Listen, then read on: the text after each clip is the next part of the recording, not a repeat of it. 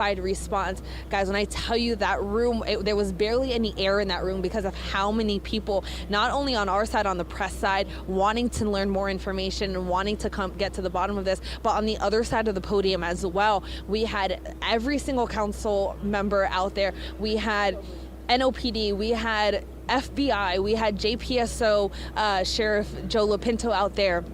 It was completely packed, and I think that shows visually just how many resources they're putting into this. Obviously, we know the FBI, and this is a federal investigation at this point, but beyond that, not only into this incident, but keeping the city safe.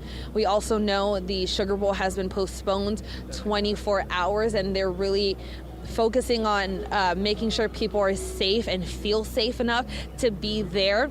I asked about Bourbon Street.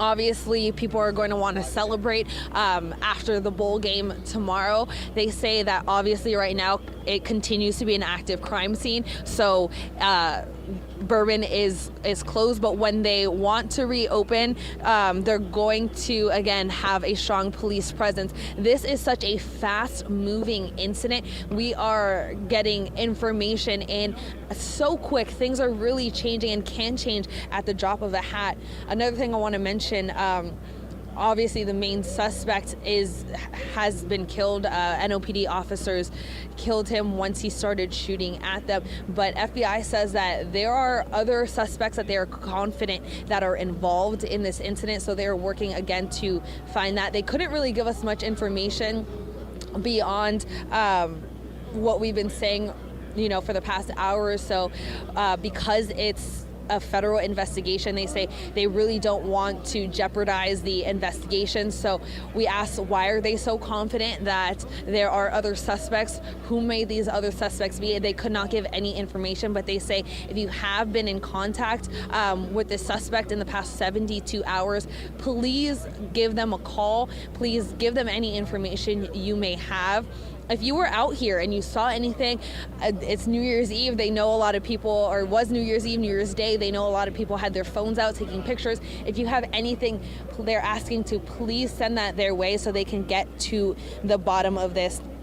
Again, everyone is very focused on getting information, getting answers to this. We spoke with Attorney General Liz Murrow. She says, obviously, with the federal investigation, anyone involved will likely be facing federal charges of terrorism, but there's also a chance that they'll be facing state charges here under a state terrorism laws. So this isn't just going to be wrapping up anytime soon once they're finished with this investigation. That alone is going to take a really long time, but moving forward in charges and anything that comes after, this is going to be a long situation, and it's going to take a lot of people, a lot of days to get to the bottom of this and to bring everyone to justice. They did not give us an updated number in terms of victims. We are still at the 10 confirmed dead and about 30, or I believe 35 injured. We asked if there was an updated number. Some people were saying there might be more, but they could not confirm that at this time. Again, I think the overall message here was this was an evil act, and I think Chief Kirkpatrick said it in such a great way. She says, "This is evil. We can run in fear or we can stand in strength." She says that's exactly what they're doing. They're standing in strength and making sure that everyone in this city right now feels safe. We're going to be out here for quite a while. There's a lot of people out here kind of business as usual, as weird as that sounds.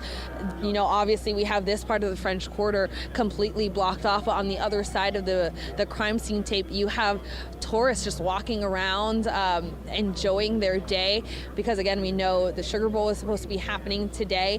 So still a lot of people out here on the other side of the barricade. We'll be out here for quite some time and continue to gather as much information as we can. But for now, I'll send it back to you guys. So, Alyssa, thank you so much. We're hearing more about victims as time goes by. Obviously, if these victims are still in the hospital, 30 plus people that are still in the hospital, and unfortunately, those 10 people that have passed away, and they say that they don't know if that number will rise. And Kirkpatrick was very adamant, or that she didn't know necessarily what was going to happen at this point because some of the injuries were critical that were in that area. But as we move on throughout the day, there are a lot of questions and a lot of fears that need to be answered right now. Sure. We do know the names of 3 of those victims who unfortunately died in this incident. One is Tiger Besh, a 27-year-old from Lafayette, Nikira Dido, who's an 18-year-old from Gulfport, Mississippi, and Reggie Hunter, who is a 37-year-old father of 2 from Baton Rouge. And those are just the 3 names. There are at least 7 that we do not know of now because they're working on contacting their next of kin.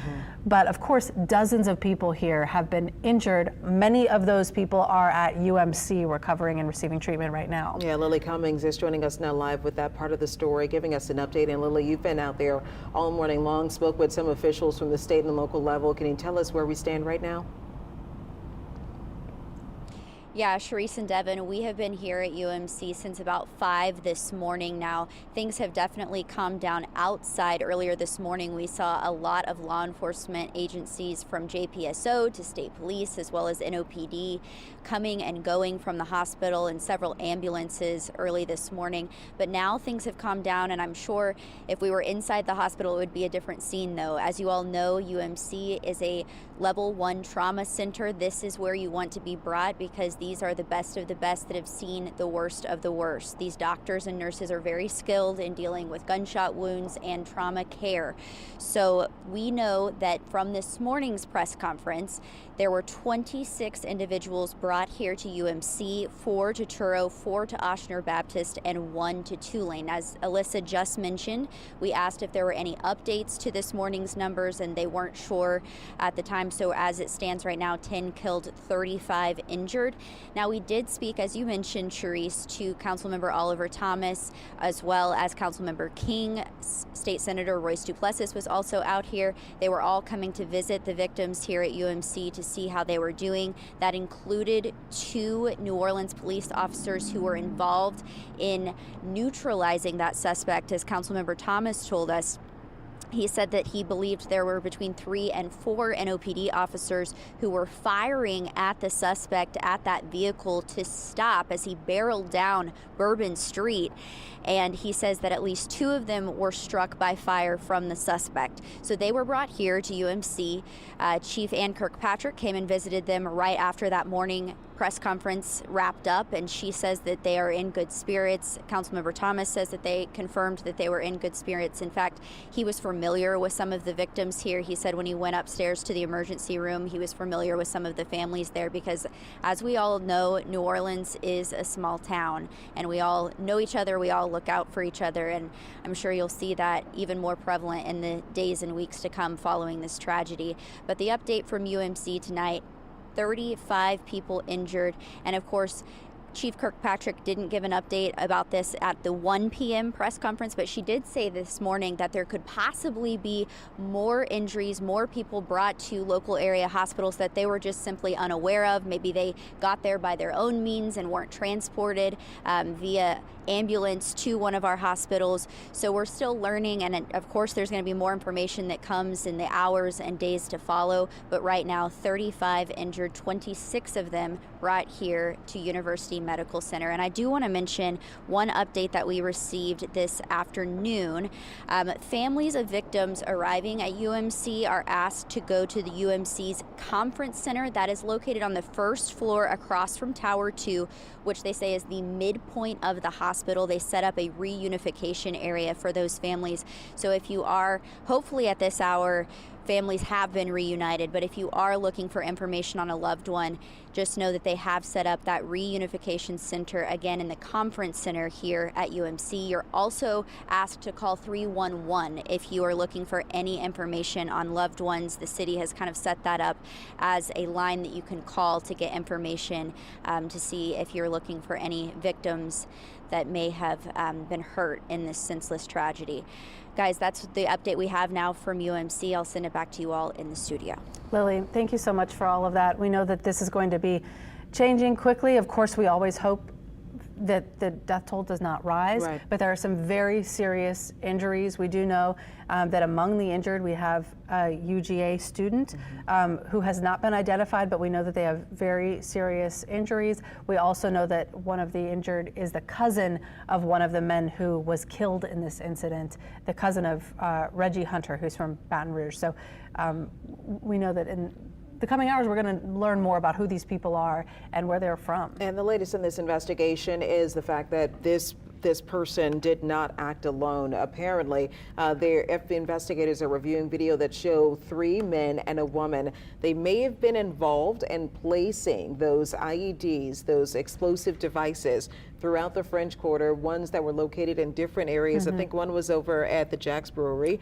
and there was another one that was located in a different area of the French Quarter, if I'm not mistaken. I'm not quite sure, because there have been so many areas of the French Quarter that have been swept, and we know that they're combing through surveillance video, which is how they found that there were these alleged accomplices involved, was because these 4 people, now 3 that are on the run, were spotted on surveillance video placing these devices in different places in the French Quarter. We do know that this is an act of terrorism that has happened right here in our beloved city of New Orleans, and during a time where people were celebrating, welcoming the new year, when people were celebrating and beginning, hopefully we're starting to begin the Sugar Bowl that unfortunately has been postponed until tomorrow. And of course, pending the investigation, we really don't know how this is moving forward. This puts a lot of things in jeopardy, and it's all in regards to safety. It is making sure that people are safe and making sure those who are responsible and anyone else who is connected to this is caught. So if they move anything or if they postpone anything, we understand the frustration that people may have, but right now it's about safety, and right now it's about finding and holding those accountable. And we know that right now the eyes of the world are on New Orleans, and not typically around this time of year, it's for all of the fun, amazing, joyful things that happen in this city. People come to New Orleans because it is a wonderful place to visit, and this city is so used to hosting huge crowds and keeping them safe. And this is such a devastating blow to not only to the culture of New Orleans, to the people of New Orleans, and to the families of these victims. It just feels like such a heavy day here. Yes, it is a really heavy day, and it's heavy in our hearts because this is home for us, and we know people, and we've reached out to people as we give you information. We started to call people in our own families, in our own circles, and friends who work in the French Quarter and who live in that area, just to make sure that they were okay and they weren't in the line of fire or in the line of where this truck was going.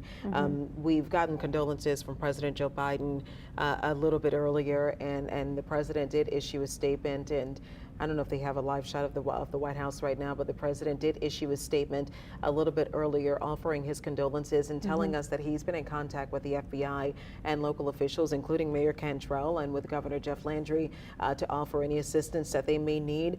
Unfortunately, it's the way that this setting the tone for the country on January 1st is not exactly what we hoped it would be. No. And unfortunately, it's connected to our community right in our own backyard at Channel 4. Yeah, the president said, quote, "My heart goes out to the victims and their families who were simply trying to celebrate the holiday. There's no justification for violence of any kind, and we will not tolerate any attack on any of our nation's communities." All right, so again, hearing from the president, Governor Jeff Landry, he ordered for 100 military police, and that is through the Louisiana National Guard, to assist, because as you've done and you've covered in your breakdowns many times, we are still very short on police officers, not near that goal where Ann Kirkpatrick wanted us to be in regards to recruitment. So we need all of the assistance that we can get.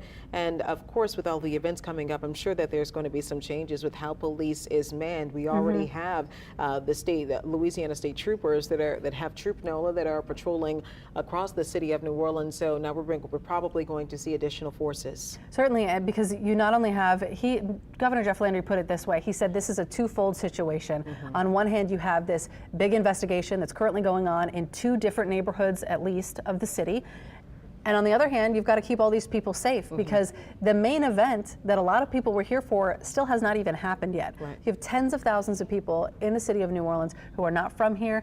They don't have homes here or families here, or really a lot of them probably don't have an easy way to get out of town if they want to leave, because they've got flights. So now you're tasked with keeping all of these people safe and preparing for all of these events that are coming very shortly. All right, so we have new coverage just coming in. We're going to be continuing to cover this. We're joined now by Maria Martin, who is joining us from our Atlanta sister station as we break down this horrific, tragic event that happened on Bourbon Street earlier today. Maria, what can you tell us? Hey, Charisse and Devin, first of all, I want to say that I'm thinking about everyone at your station and everyone in the city of New Orleans. This senseless tragedy obviously affects a lot of people, and you mentioned a lot of people coming in town for the Sugar Bowl at the Superdome, and a football game obviously pales in comparison when we're talking about what happened this morning, the senseless tragedy, as you guys are going through the details and will be in the coming days as well. I'm actually on Canal Street, and to my left is where Georgia is staying, the entire football team and their staff. It is their team hotel for this trip, the college football playoff quarterfinal, and they are to remain in place for the rest of the day. It is their effort to keep everyone in that building safe. This is just for the football players and the staff. They've decided to keep everybody inside so that they can stay accounted for and make sure everyone is good to go. They were also waiting bright and early this morning to figure out what they were going to do about the Sugar Bowl, and that conversation is actually still ongoing. We heard from officials that they are postponing the game 24 hours from when it was originally scheduled at 7:45 tonight to 7:45 tomorrow. However, I've been told that Georgia and Notre Dame both have complained about the time. They want it to be moved up a little bit, but that request has not been met yet. Those conversations are ongoing. So right now it is scheduled for 7:45 tomorrow. However, the team is hoping that it can be moved up a little bit earlier. And you talk about rescheduling your plans for New Year's Day. In my hotel, in the lobby, there are a ton of fans, both from Georgia and Notre Dame, just trying to get an extra night at the hotel. The line when I went downstairs when this was figured out that the Sugar Bowl would be postponed, a full 24 hours was literally wrapped around the lobby. I was overhearing conversations from people saying that they were just trying to get one more night, perhaps two. I even was speaking to people in passing in the elevator this morning. They said they're just going to get out of town. They're going to forget the game. It is a very heavy day, a very heavy environment when you walk around, and the players are all safe in that hotel. I was talking to Georgia's SID this morning, making sure that all the players were accounted for. You heard from President Moorhead, which is the president of the University of Georgia, that one of their students is one of the victims that is critically injured. I heard you guys talking about that earlier as well. So they are navigating that situation. There's a lot of moving pieces to this. One, of course, is the game and whether or not it's going to be played at their initial announcement time of 7:45 tomorrow, or if it's going to be moved up a little bit earlier. But as we continue to navigate this, I will also keep everyone posted in Atlanta, and my thoughts are with you guys here in New Orleans. Charisse and Devin, back to you. Maria, I have a quick question for you. You say that you've been in touch with the teams. You know that they're inside of the hotel so that they can remain safe. Are you in contact with any of the players? What's the general feeling, or what are they saying right now?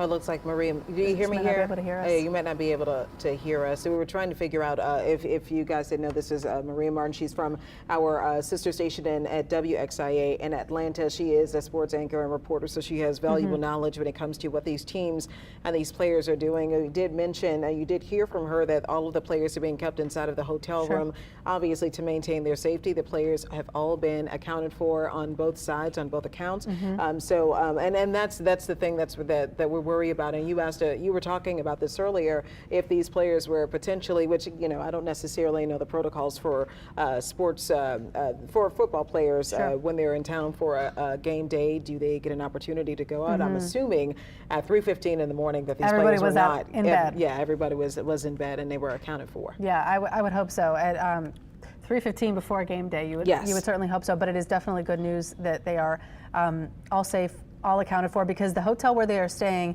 I'm looking at the map here, is just like 2.5 blocks away from where this horrible thing unfolded. So she said that they're in the hotel today, safe and sound. Everyone is accounted for and they're good. We also just heard her say that she spoke to and she's listening to some of the chatter that you hear inside of the hotel rooms for all the visitors, and some people are asking to leave the city. Here's the thing, you can expect people to want to celebrate. It's a little difficult after such a heavy event for people to want to celebrate and want to continue to attend a football game, which is completely understandable if they don't know necessarily where we stand, and capturing the other people that were involved or potentially involved in this. Also, if we don't know where we stand with security and safety and knowing what the updated plan is, and I'm sure as the time unfolds that we're going to know exactly what that plan is.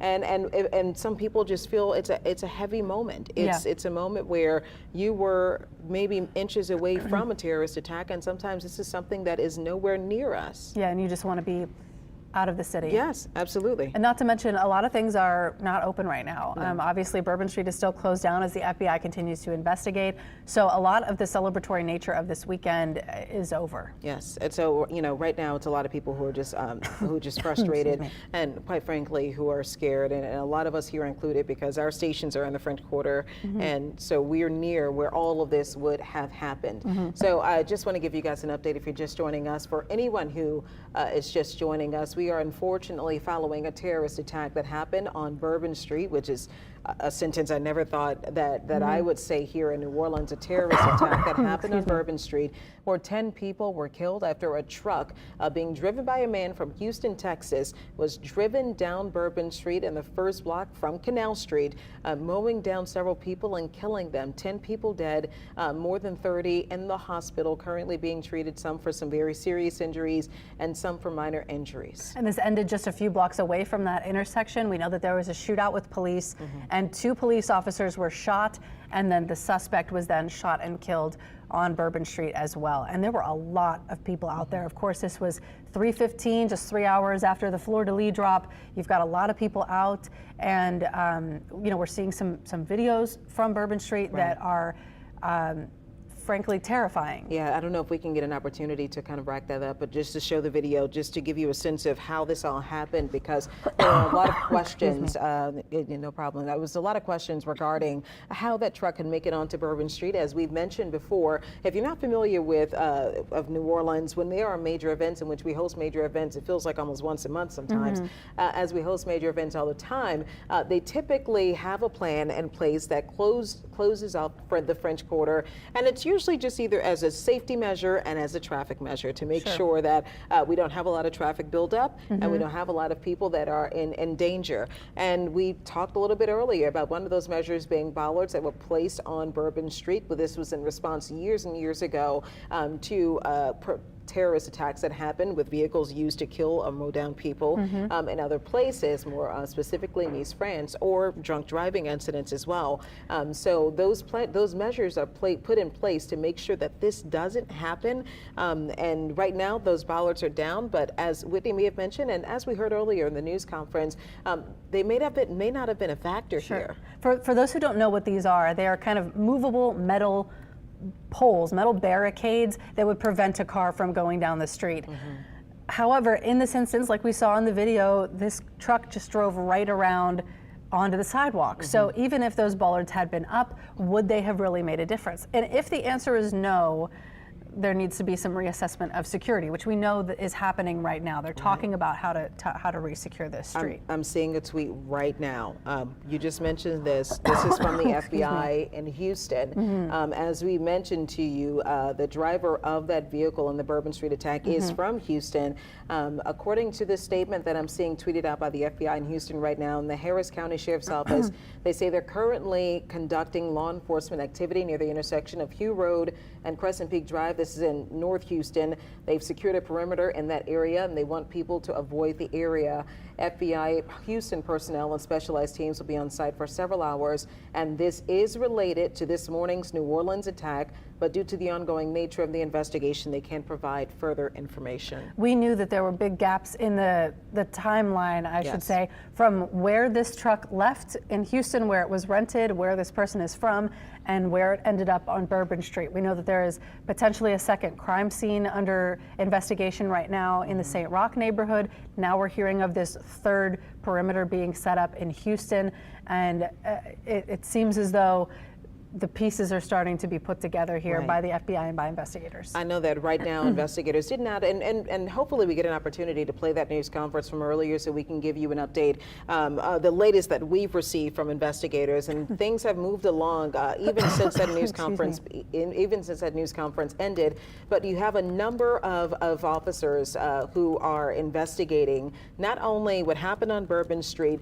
but the potential of IEDs being placed all around the French Quarter, potentially elsewhere. These are the places that they've seen they've been placed. 2 of them have been detonated so that they don't explode, and they've collected and gathered the other ones because they are possible incendiary devices. And you also think about the Mandeville Street situation. We heard from one of our Atlanta reporters earlier today who was on Mandeville Street, as well as our reporter Winston Reed, to talk about the fact that after this happened, 2 hours, maybe a little after 2 hours after the incident on Bourbon Street, there was a fire that was set on. There was a fire that was set at a home on Mandeville Street. This is in the St. Roch neighborhood, very residential community here. And that fire that was set led firefighters to put it out, and whatever they found inside of that home led them to call bomb squad. They believe that this was an Airbnb potentially rented by the suspect. And we know that it was very serious because almost right away, we know that they responded around 5:30 this morning, and by 8 a.m. they were telling neighbors within a 2-block radius that they needed to leave their homes. So there was an evacuation involved. Neighbors had to leave. We're told that they were just grabbing their pets and whatever they could and getting out of the area so that the investigation could take place, and that is still cordoned off at this hour. Yeah, I know that you have a lot of people right now who are also doing the painstaking work of attempting to locate loved ones. Yes. Finding people who, unfortunately, like one of our victims who are visiting town to celebrate the New Year's holiday with us, those who may have been visiting town to go to the Sugar Bowl that has been postponed until tomorrow, or people who are just visiting town or just celebrating what should have been a joyous occasion and gathering of people, as we always do. We are in a very celebratory period of New Orleans, and right now, when you're in that period, as you go from, we joke about this, the fact that we go from Thanksgiving to Christmas to New Year to Mardi Gras to Jazz Fest and to French Quarter Fest. It's just extremely frustrating to see this happen. Right now, we're giving you, this is, I thought this was video from earlier, this is a live look right now that you're getting from Bourbon Street. And during this live look, you'll see we had video a little bit earlier, but it shows you that Bourbon Street is still an active crime scene. It is locked down, so they're asking no one to come to the area. Really try to avoid the French Quarter if you can, but especially that area. We know that some situations are unavoidable because people have to return to work, or you have people in the neighborhood of the French Quarter who live there. These are officers who are still standing out as they investigate this tragic situation. And we had video a little bit earlier that showed officers, this was all captured on EarthCam, on the same camera that we're giving you now. They showed officers the moment that they found out. Several of them were standing along the street on Bourbon Street, and this was at 3:15 in the morning. The moment they found out what was going on, they ran down Bourbon Street to the scene of where this was happening. I spoke with one of those officers a little bit earlier, and he told me that what he found was tragic, and that it was a horrible scene. There were people who were mowed down, and the suspect was identified with having military gear on and headgear on. There was a long gun that was inside of the vehicle, and he had IED explosive devices. So again, this person came so that he could really make something happen. And there was, even though there was some speculation initially a little bit earlier, there indeed was an ISIS flag. This is confirmed by the FBI that was flying on the back of this truck.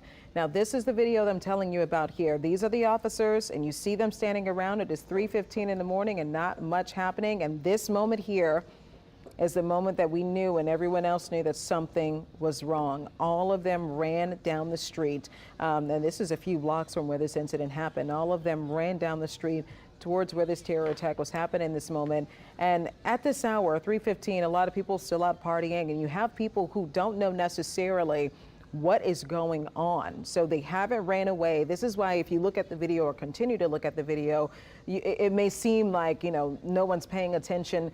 Bourbon Street is a very long street. This incident happened at really the beginnings of Bourbon Street. And look, you have state police troopers running down the street as well. But this happened to that entryway to to Bourbon Street, where you have Canal and Bourbon. And then you have further down, of course, where this earth camera is. So there is intentionality of probably getting those people at the entry level, because really a lot of people cannot drive into that area. Being joined now by Katie Moore, and you were talking with David Hammer a little bit earlier about what you guys found, all the investigators found. Yeah, we've been digging into this all day long, of course, as everyone else has. And one of the things that I recently discovered as we were talking about the FBI in Houston carrying out activity. You and Devin mentioned that statement that they issued through the Houston FBI office. Again, just to reiterate that for those who are just joining us, the FBI Houston and the Harris County Sheriff's Office are currently conducting law enforcement activity near the intersection of Hugh Road and Crescent Peak Drive in North Houston. We have secured a perimeter in that area, and we're asking people to avoid the area. FBI Houston personnel and specialized teams will be on site for several hours. The activity is related to this morning's New Orleans attack, but due to the ongoing nature of the investigation, no further information can be provided. Now, that is of note. I did a public records search on the suspect in this case, the alleged attacker, Shamsud bin Jabbar, and one of his last known addresses is on Crescent Peak Drive. So we can assume that they are securing his home, looking for any evidence that may be contained in his house in Houston. From what we know, from what we've heard from investigators so far, is that this man, again, lived in Houston, possibly on Crescent Peak Drive, according to public records, and then at some point rented that truck, drove to New Orleans, either alone or with other people, and then rented an Airbnb, we believe, according to law enforcement sources, in the St. Roch neighborhood here in New Orleans. And we saw, of course, that heavy police presence around that house earlier today. There was a fire at that house. We believe that may be related to some possible explosive devices or some sort of evidence that was found there. It's unclear how that fire started or when they put it out, but we do know that the ATF was heavily involved in that operation here in New Orleans in the St. Roch neighborhood.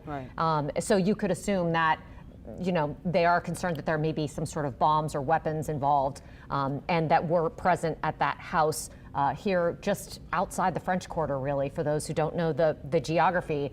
St. Roch neighborhood's right outside New Orleans. Right outside the French Quarter, rather. Yeah, so I mean, they were really close. And can you talk about the other IEDs? I know we had David Hammer in earlier, and they detonated 2 of them, but apparently, did we discover if they were actual IEDs that were found or similar to a pipe bomb or anything? I don't know what kind of, they're improvised explosive devices, so they could be anything, really.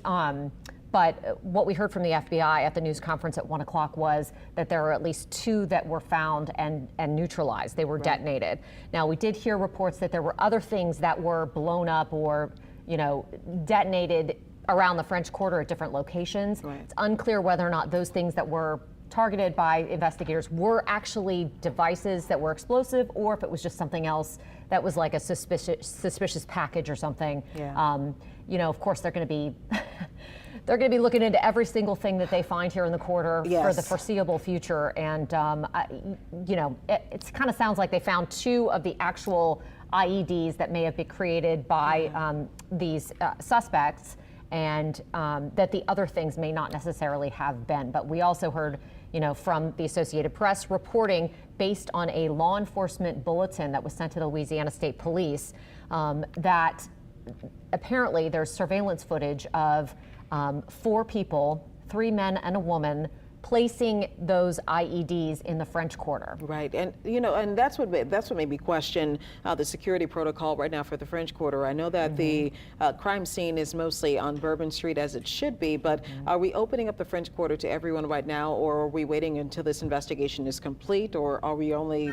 How long will people have to shelter in place before they can leave safely and go somewhere else? You know, when I came into work, you know, this morning, there were tons of people out walking around in the quarter. So there were people driving in the quarter, just not in the areas where this terrorist attack happened.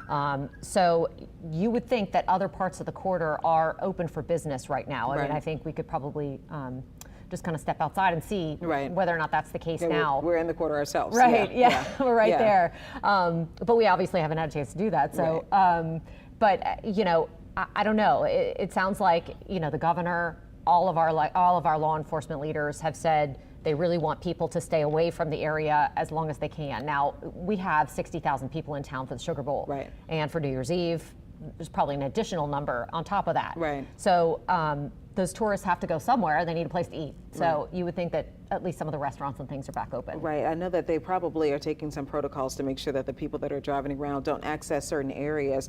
I was told that we have some video earlier. We had Meg Ferris at a blood center that was over in Metairie because they said they needed assistance. When you have that many people in the hospital with critical injuries, and obviously you hope that they have some support. According to Meg Ferris, the blood center said that there are at least 40 people in line at the Metairie location giving blood, and they reported this morning and showed video of, and I saw this when I arrived, empty refrigerators of blood, and that is because it's the holidays, and you know, right now a lot of people, and look, people, you know, that's the thing about New Orleans. They made a call that we needed the help and they needed people to donate blood, and you have people that are already standing out there ready to support and to give blood. So this is, again, the one in Metairie. They had a long line of people that were there hoping to support. Those 35 people or 30 people that are still in the hospital, and we're hoping that they get the support that they need. As we learn about these victims, though, an 18-year-old young lady who came from Gulfport just to celebrate with us, a former star athlete, rather. From Princeton and St. Thomas More over in Lafayette. I mean, you just hear these stories, they're just tragic. Everybody was just out and about, having a great time last night, early this morning, which is what we want people to do. And this suspect, Jabbar, decided that he was going to just make this a horrible start to 2025. Yeah, and this is Reggie Hunter. He was one of our victims that was killed. Tiger Besh, another victim that was identified and taken, and we have you know, more victims that are still, they're trying to reach out to families because you have people who might not necessarily know what's going on. I know I have some people who are reaching out to me in several parts of not just here. I've had people reach out from Ireland, from the UK, from Boston, from all over the place, asking what's going on and trying to figure out what's happening. But this marks the beginning of the new year in America for a lot of people, this terrorist attack that's now tied to New Orleans forever. Yeah, and you know, it's called terrorism for a reason. It's terrifying, and I think a lot of people just want to help any way they can and find some sort of peace and solace in knowing that they're trying to make the situation better.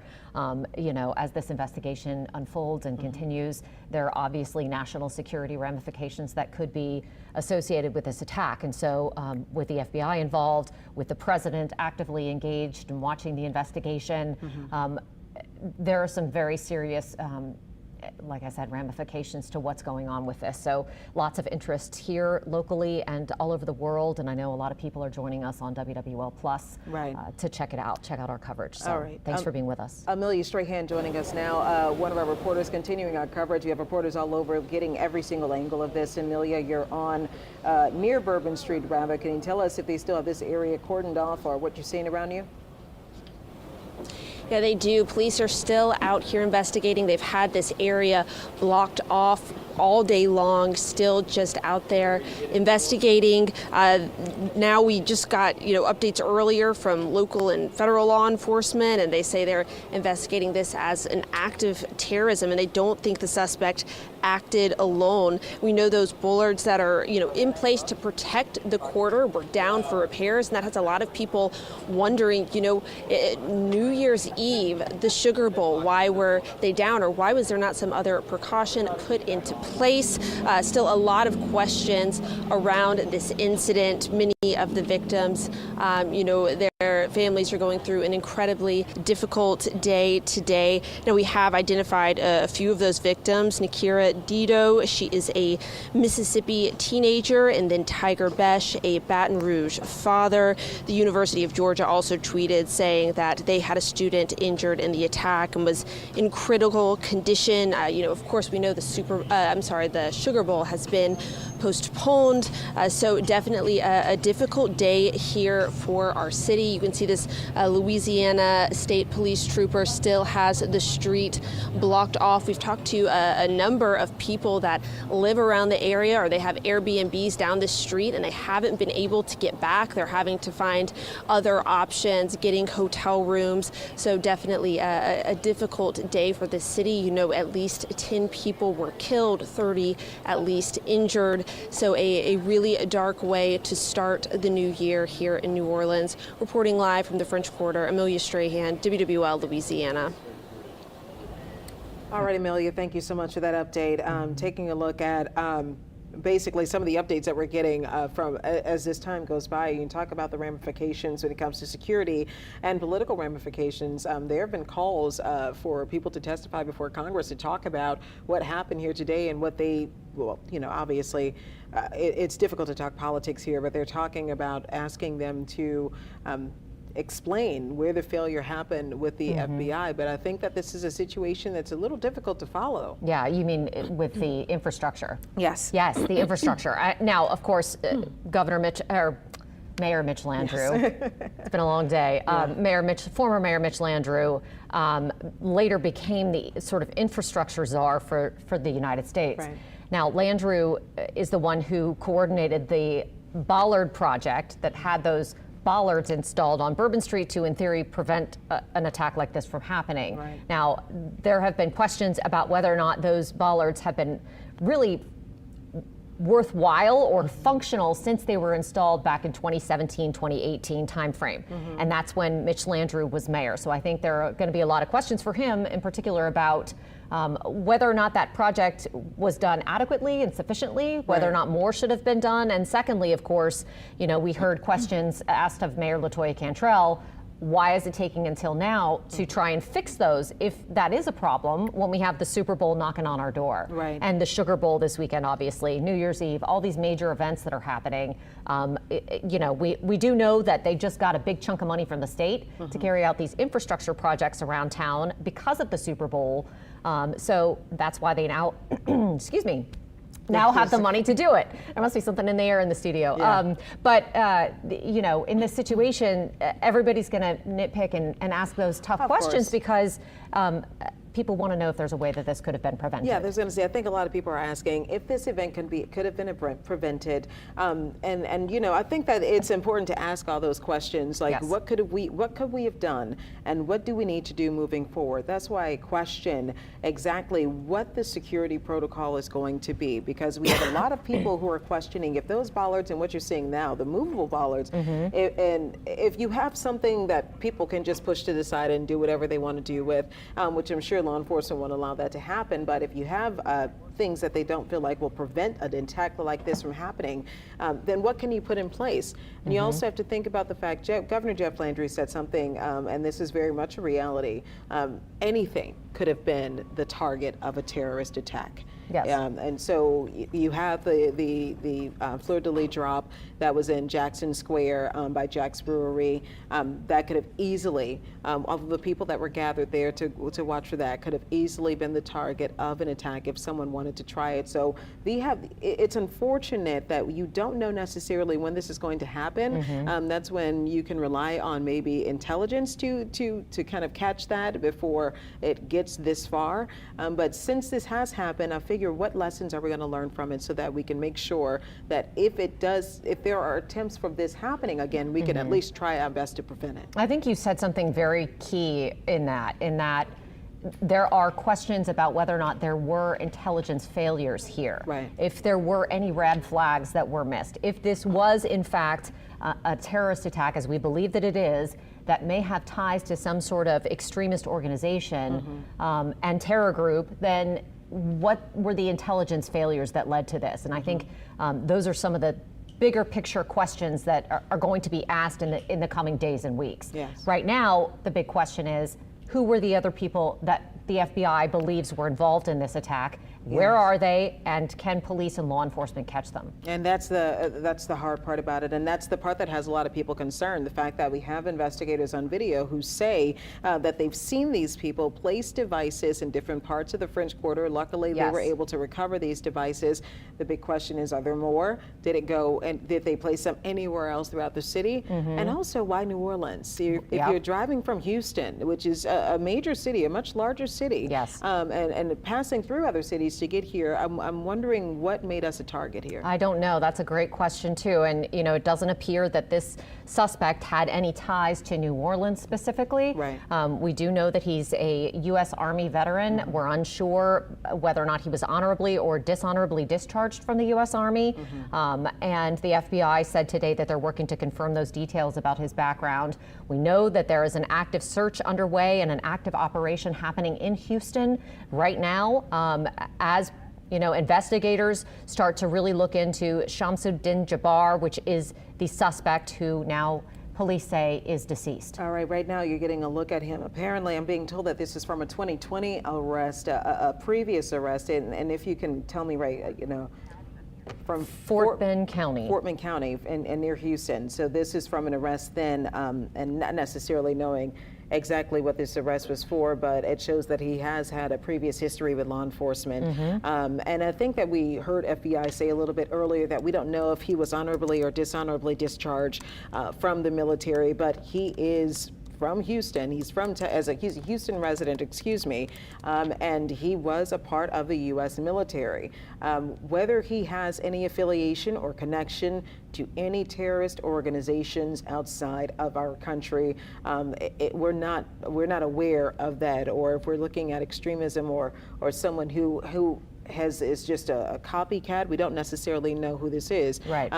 We're still waiting for more information regarding the attack that happened in Germany, which was horrific, which was a Christmas attack as well. People trying to figure out exactly who this person was and why he chose to attack this organization, attack those people there. Yeah, now the FBI did say in a statement earlier today that the flag that was on the back of the truck, it was on a PVC pipe flying in the back end of the pickup truck that was used in this attack, that it was an ISIS flag. Again, they're still trying to determine whether or not he had any direct association with that terrorist organization, or whether or not that was something that he, did on his own. Right. And now when I say did on his own, the FBI has said that they are confident that he did not act alone. Right. One of the reasons for that is what the AP, the Associated Press, has been reporting based on a Louisiana State Police law enforcement bulletin that said that law enforcement has seen at least 4 individuals placing those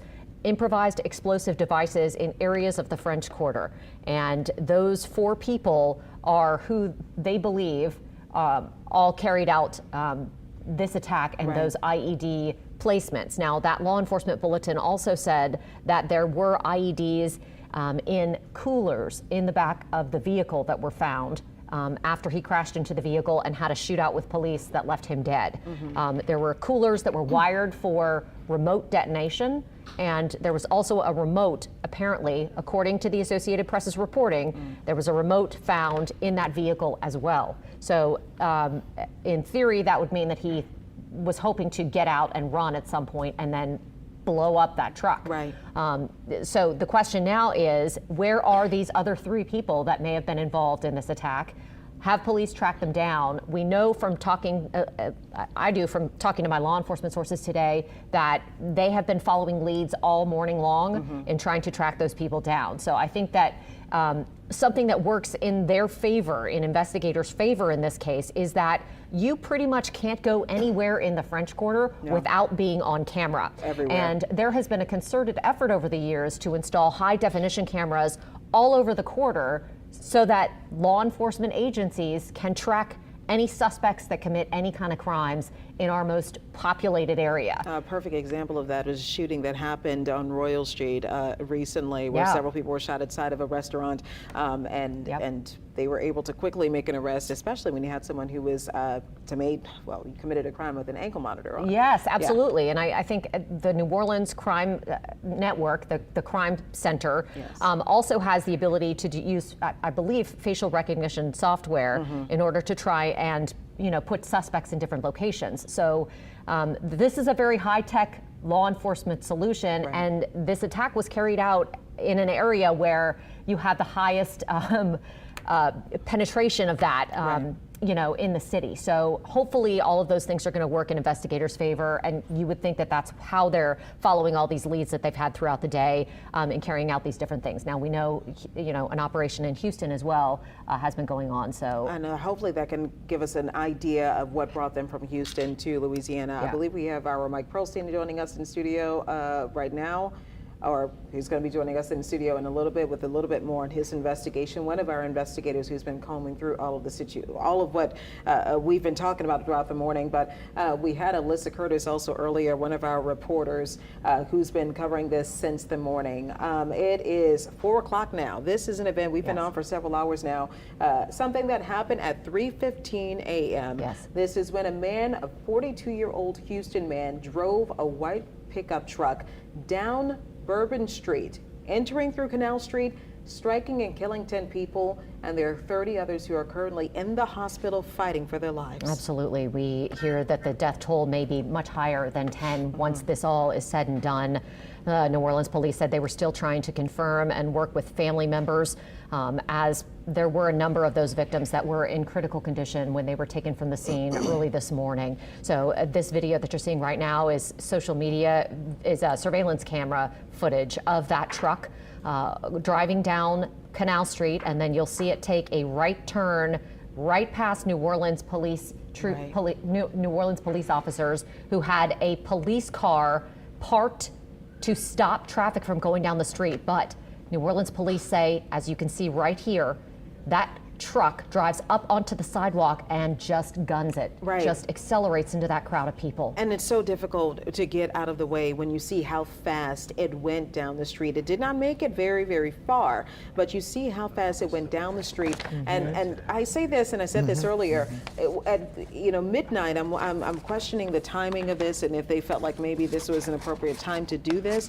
But at midnight, the French Quarter always has a lot of people. There's a lot of heavy traffic. Obviously, this is the New Year holiday, and a lot of people were celebrating for the Sugar Bowl. So you had more people. I can only imagine if we had been around that peak hour. This happened about 3 hours later, but had it been that peak hour, we may be talking about a higher death toll than we are today. Absolutely. And another fallout from this is that the Sugar Bowl has been postponed. It was supposed to be played tonight at 7:45 in the Superdome.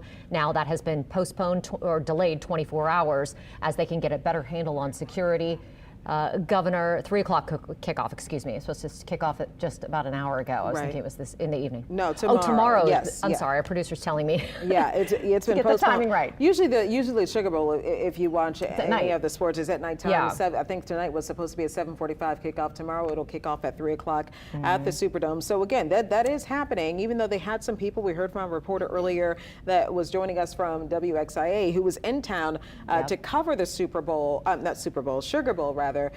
Tell us that some people decided to skip town, and some of the players are being kept inside of their hotel rooms for their safety and their protection. And I want to go to Alyssa Curtis now, who I believe is on Canal Street, where some of those players are likely being held. I think their hotel rooms are right there on Canal Street and not far from where this incident happened, Alyssa.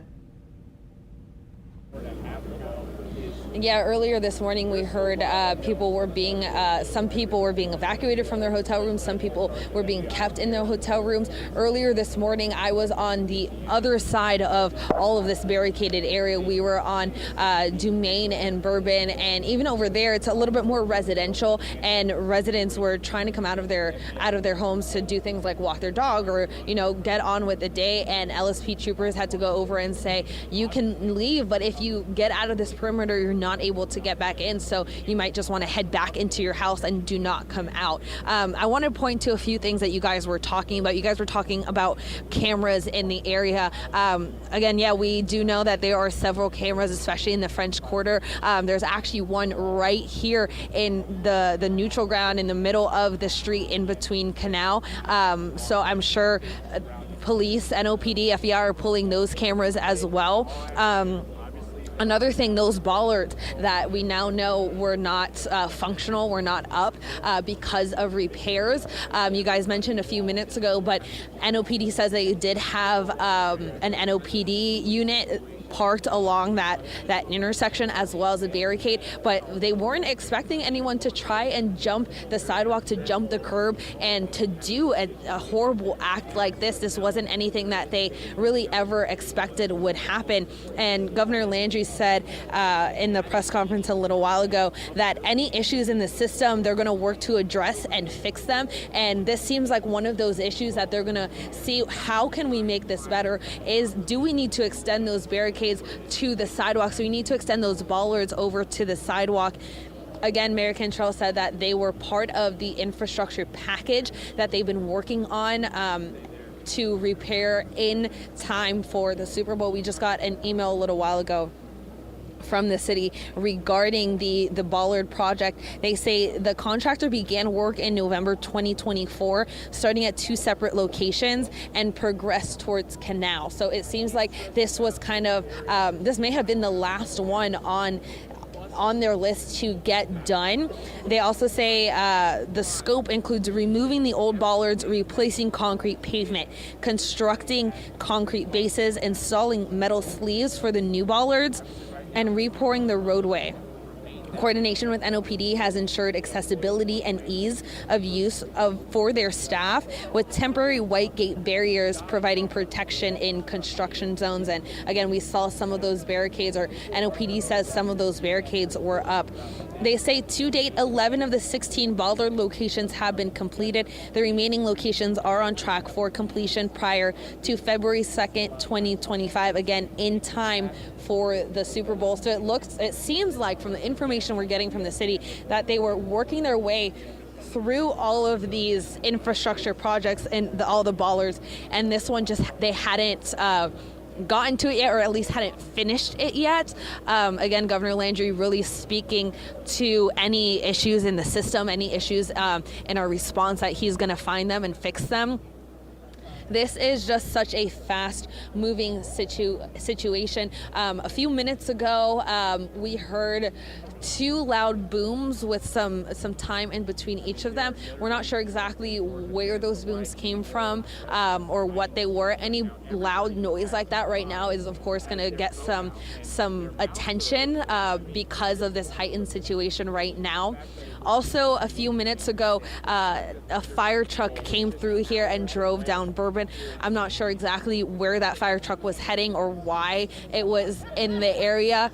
But again, a lot of things happening, a fast-moving situation. Information is coming in. It looks now like the NOPD has brought some pizza boxes in for the crews. They have been out here all day since this first happened.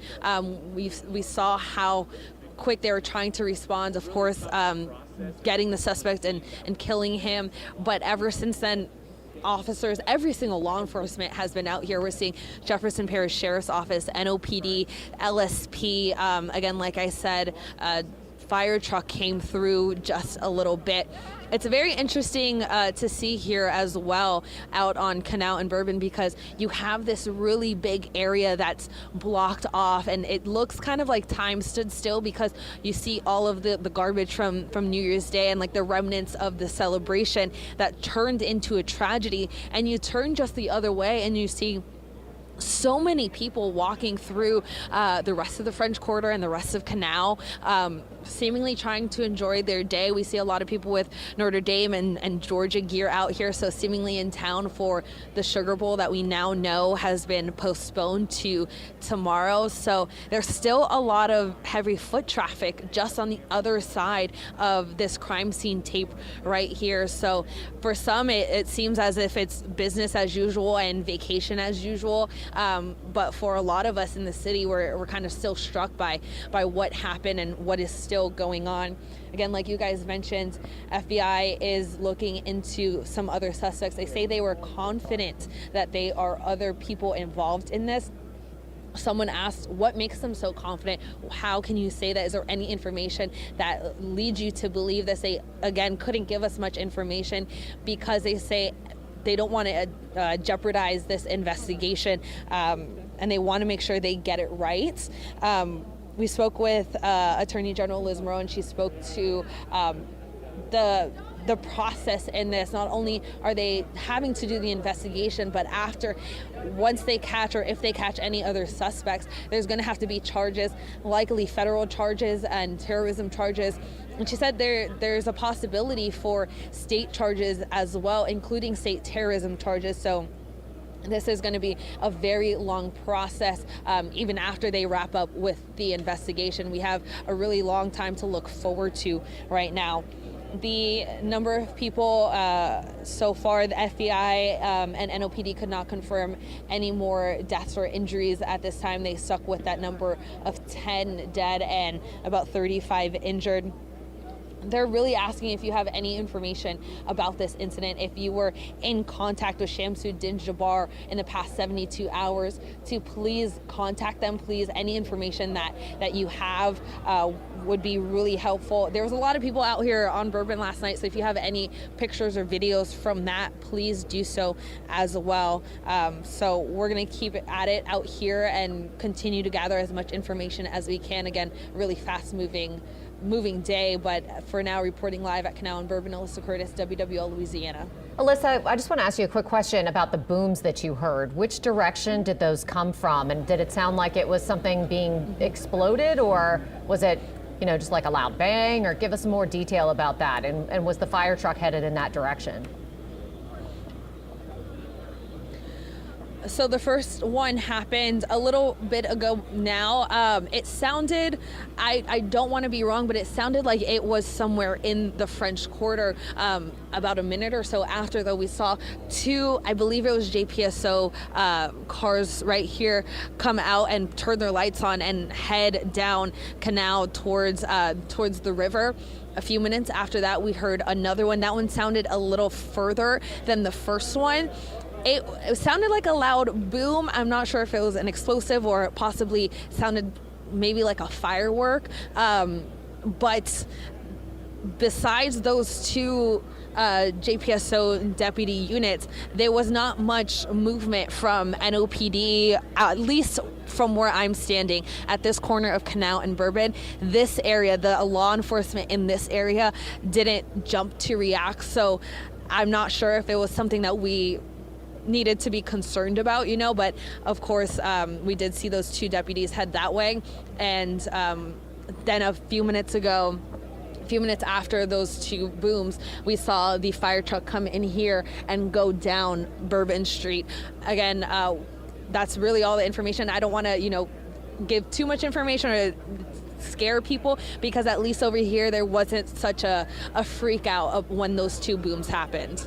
Yeah, I mean, anything that you see out there or experience is definitely relevant, even as we try to kind of confirm exactly what happened. Yeah. But it could have been fireworks, like you said. It could have been them detonating other possible devices that they found. So definitely relevant, and we just want to make sure that we put that into perspective and give the context on that. But thank you, Alyssa. We really appreciate that reporting. And Therese, this morning, this really was a horrific scene that police and firefighters responded to. I mean, you see video on social media, people who were at the scene walking around, bodies all over Bourbon Street and all over that whole section where the truck just plowed through. And for the first responders who ran toward what was happening, I can't imagine what they're going through tonight, right, and how difficult that was for them. And really applaud them for the difficult work that they've been doing today. There were so many first responders and law enforcement officials that were on the scene already because they were at full force with the amount of crowds that we had in the French Quarter and just in downtown New Orleans in general. Right now, I just want to go over to Mike Pearlstein because there are more questions that we have here regarding who was involved with this, who's responsible for this. We know that one suspect is dead, but apparently, Mike, there are others. Right, and I just got a briefing from several sources, including inside law enforcement, that they are actively searching for 4 people who are what they are describing as linked to the suspect. They're not yet using the term suspect. To be a suspect, you have to be connected to a crime, but they're obviously linked. And what they are going through right now, as we speak, the whole cadre of law enforcement from the FBI, local law enforcement, and other federal agencies are poring over video. This is one of the highest concentrations of surveillance video, security video, both the NOLA city crime cameras.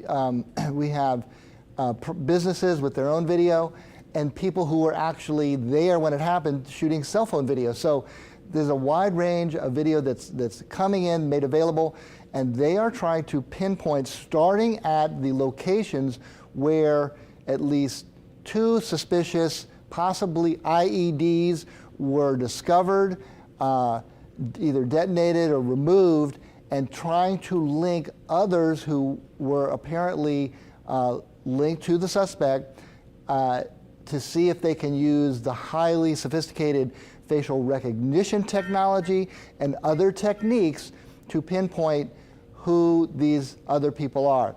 The search is quite active, and as you mentioned, this went from the first 4 blocks of Bourbon Street to a massive and expanding investigation. We know that in the St. Roch neighborhood, there on Mandeville Street, the apparent location Airbnb where the suspect stayed, raided, served with a warrant, an explosion there. Fire department had to respond to that. Now we are hearing that in Houston, where the suspect was from, there's a location there where the FBI has raided a location. So the threads of this are wide-ranging, expanding, and quite active. We very well, I know we're not scheduled for another law enforcement briefing, but I will say that if there are clear images of other potential suspects, the people that they are searching for, linked to the deceased suspect, we very well may get the public enlisted for its help in any additional sightings, video.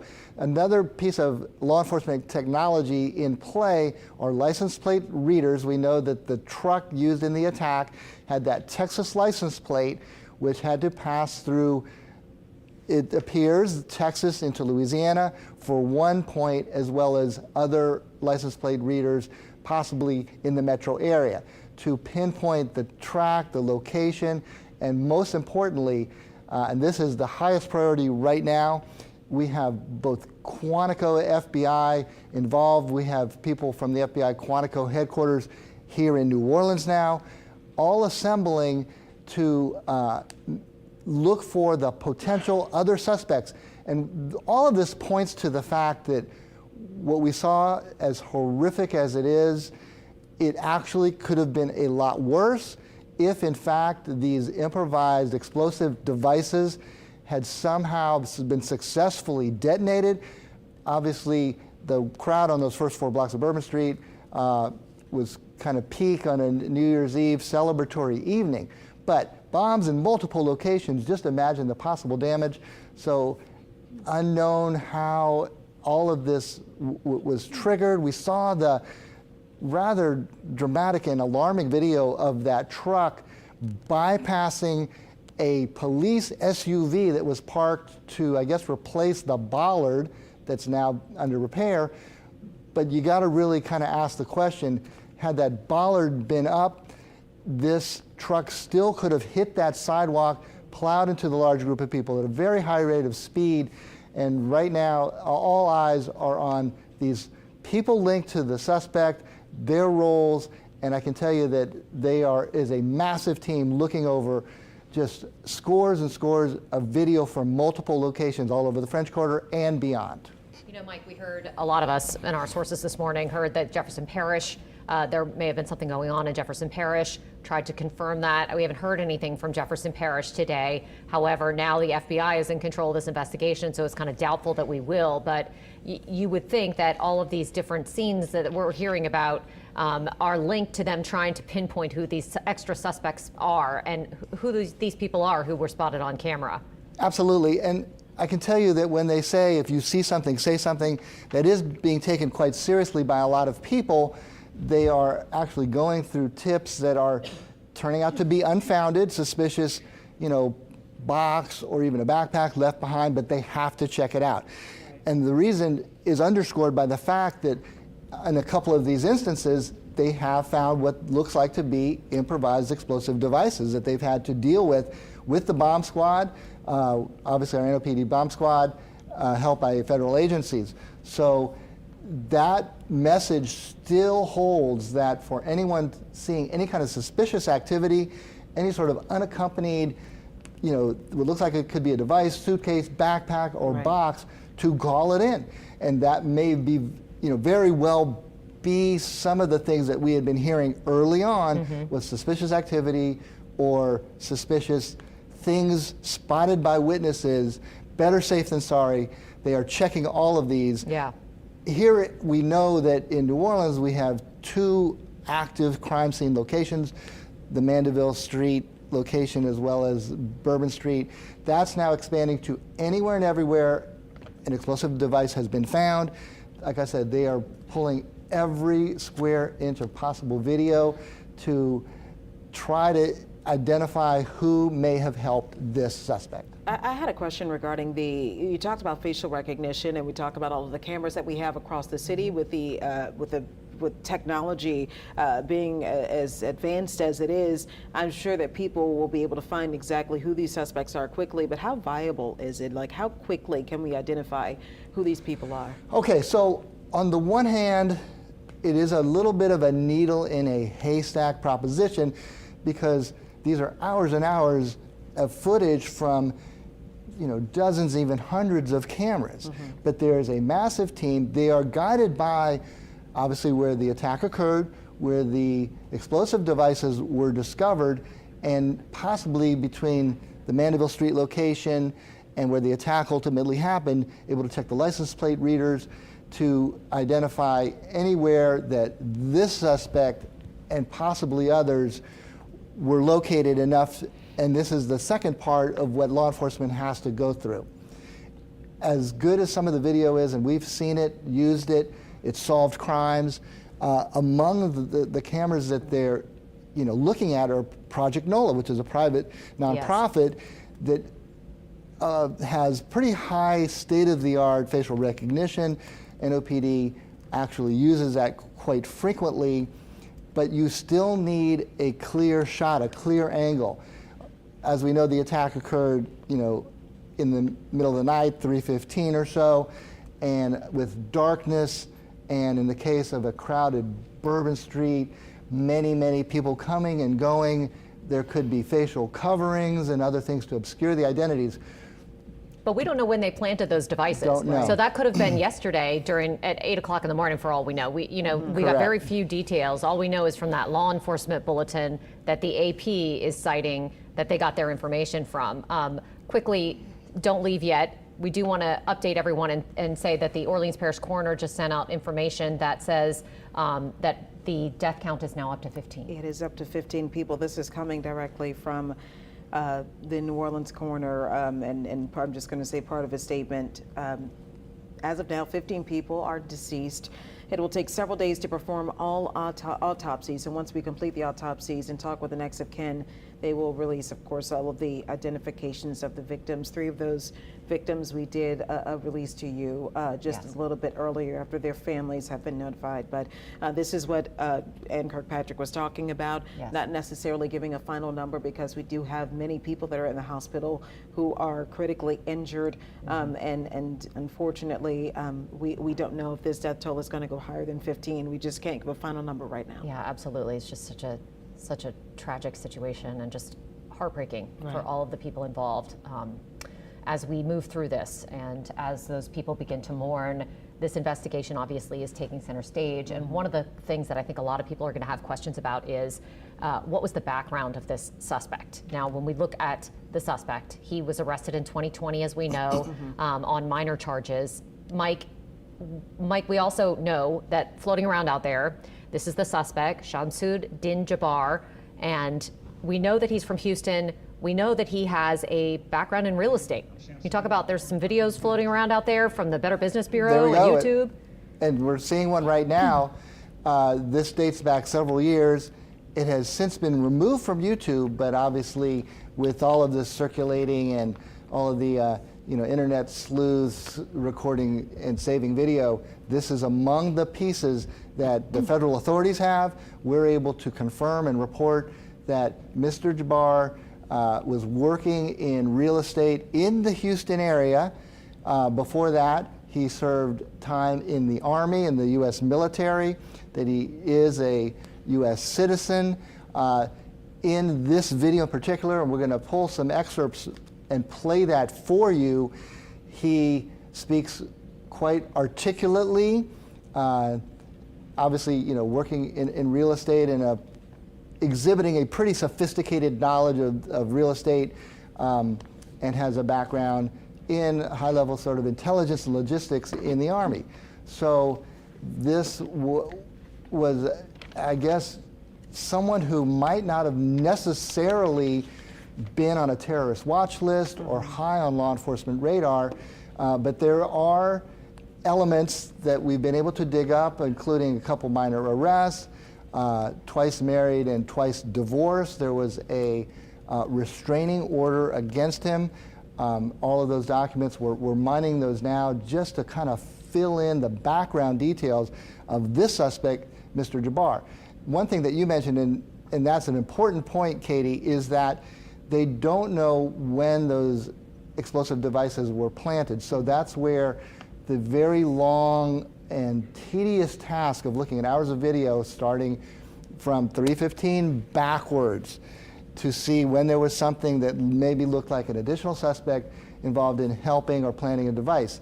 And the license plate readers can help fill in the pieces of that puzzle, the location of that truck, maybe when it actually arrived in the New Orleans metro area, and they can sort of start a timeline and maybe narrow down where they're looking and the time frame to look through these endless hours of video. That is what was described to me was a massive team of dividing into separate sub-teams to look at different videos from different locations. That seems to be where the focus of the investigation is right now. Hopefully, and I know everyone, but especially law enforcement, making it their highest possible priority. If there are others involved in a terrorist attack, which is now, as we know, making headlines not just nationally, but worldwide, is the fact that there are potential other terrorist suspects that are now increasingly on law enforcement radar. And obviously, we hope that some of that yields the evidence necessary and we get updates of anyone else who might have been involved. But once again, can't emphasize enough that all federal authorities and local authorities are urging people who have seen anything at all. No little instance or tidbit is too small to just call in and add it to the pile of evidence that they're now going through. Yeah, Mike, it's just really interesting what you're reporting, especially given this man's background. And he appears to be a college grad, well educated, someone who was, practicing real estate and, served in the U.S. Army. It just makes you wonder what his motives were. And somewhat well-traveled. It looks like part of his educational background was in Georgia, at Georgia State, time in North Carolina. We were able to pull addresses where he lived in Beaumont, Texas, as well as Houston, Texas, his most recent address, and where the FBI right now is conducting a raid and search there in Houston. So once again, not, as we've seen in some of the early reporting, someone who just crossed, say, the border. This was an American citizen who served in the United States military, educated, worked in real estate, and there is a lengthy paper trail when you obviously end up in divorce proceedings. That's a lot of paperwork and a lot of information, including the restraining order from one of those previous wives. So the law enforcement team on this has a lot of evidence and pieces. It's just a matter of putting that all together to develop the profile of Mr. Jabbar, and even more importantly, what I am told is their absolute highest priority, because we have a Sugar Bowl to play now scheduled for tomorrow.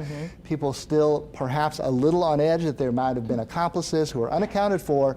That's their highest priority, and we hope to hear of some sort of breakthrough, even though we don't yet have another time for a briefing from law enforcement. I would imagine that if there's a major breakthrough or subsequent arrest, that we're likely to hear more. Yeah, it's interesting just to, hear all of those background pieces that are getting put together. Yeah, and Mike, just before we get to our next reporter, I just had a quick question. We talked about someone who had a fairly educated, fairly traveled, lived a pretty decent life on paper, at least by all accounts. When do you get to the point where you're on that sort of watch list where people are paying attention to certain things you're saying? How does it get to that point? Well, let me tell you, it is interesting because there was an increased alert given some very high-profile, events and celebrations, and just whatever the, intelligence services were picking up as leading to a potential terrorist attack. New Orleans was not specifically, from what I'm told, was not specifically included. However, a suspect like this would perhaps not have been on any kind of terrorist watch list radar, given his background, serving in the military, educated, married. You can see, and we're going to show you some excerpts of this video, very articulate, clearly educated and very knowledgeable about real estate.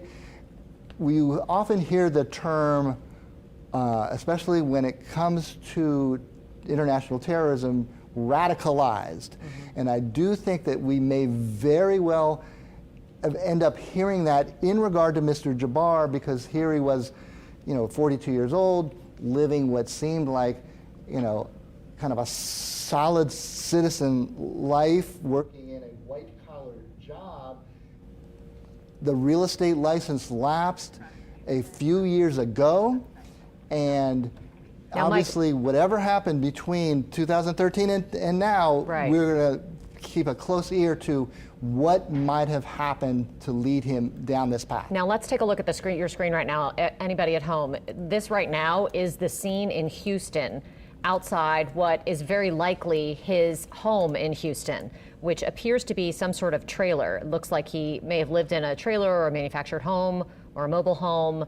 They have a whole section of that neighborhood cordoned off in Houston, Texas at this hour, and a very sophisticated operation there. You can see military-style vehicles that the Harris County Sheriff's Office is using as a part of that investigation. This is something that we've been talking about for the last few hours, but this is really our first look at what's happening there in Houston. As you mentioned, this man appeared to be living, not on anyone's radar. As a real estate entrepreneur, somebody who was in business before that, may have done some IT work, college, Georgia State educated person, well-spoken, somebody who did not appear to be, again, at least on paper, any sort of threat to the security of the United States. And now we know that, that may not be the case. And really interesting that we're getting in real time just what we've been talking about. This is real-time video, live shots of the scene in Houston, Texas, many miles from here, just to give you the expanse of this investigation, now branching out into other cities and our neighboring state of Texas. All right, Mike, thank you. You might want to stick around here, but I do want to say that we have Meg Ferris that is standing by for us. Meg, the latest update, we have 15 people dead, according to the New Orleans coroner, and you're over at UMC Medical Center, where many of the victims who were inside of the medical center are still being treated for their injuries. But again, 15 people now dead. Many of them may have died there. Yes, and Charisse, here's the situation. We have called UMC to get updated numbers. Those numbers early this morning were 26 who were brought here to UMC, 4 to Truro, 4 to Oxnard Baptist, that's uptown, and then 1 to Tulane, making a total of 35 injured. We know that they had originally said 10 dead. We're assuming that the extra 5 now that have lost their lives were part of the 26 brought here. And here's why we can possibly conclude that. Because here at UMC is a level 1 trauma center. That is different than people who go to an ER or an ED at another hospital. The level 1 trauma center has every possible doctor, physician in their expertise right there, activated within minutes, from brain surgeon to bone surgeon, to every possible thing that could be wrong with a patient. And they are trained here to stop the bleed immediately. They get people into surgery, they stop the bleeding, save their lives, then they come back and do the other type of surgery to fix a broken bone or a collapsed lung or that type of thing. So that is why it's not proximity to the French Quarter where this incident happened. It's because the critical people are brought here. So that is likely that those 5 people are part of the 26 who were brought here this morning, which is absolutely tragic. Now, we're told that people who are looking for their loved ones who are brought to the hospital could come here to UMC and they could go to the Family Reunification Center, which here is on the conference room, the conference center on the first floor around Tower 2. That's about midpoint in the hospital. So that is what, that right now we have not gotten those new numbers officially, because UMC tells us that all numbers are having to be run through the city. I asked them if we could talk to a doctor about how many surgeries they've had to do to save lives, and I was told that possibly tomorrow they're going to make a medical director available to update us on just how busy they've been with these activations. Now, the other thing that happens at a level 1 trauma center is that they have a blood supply available immediately, and they don't have to go to the blood center to get it. They have their own blood center where the blood is stored right here in the level 1 trauma center, and that was activated.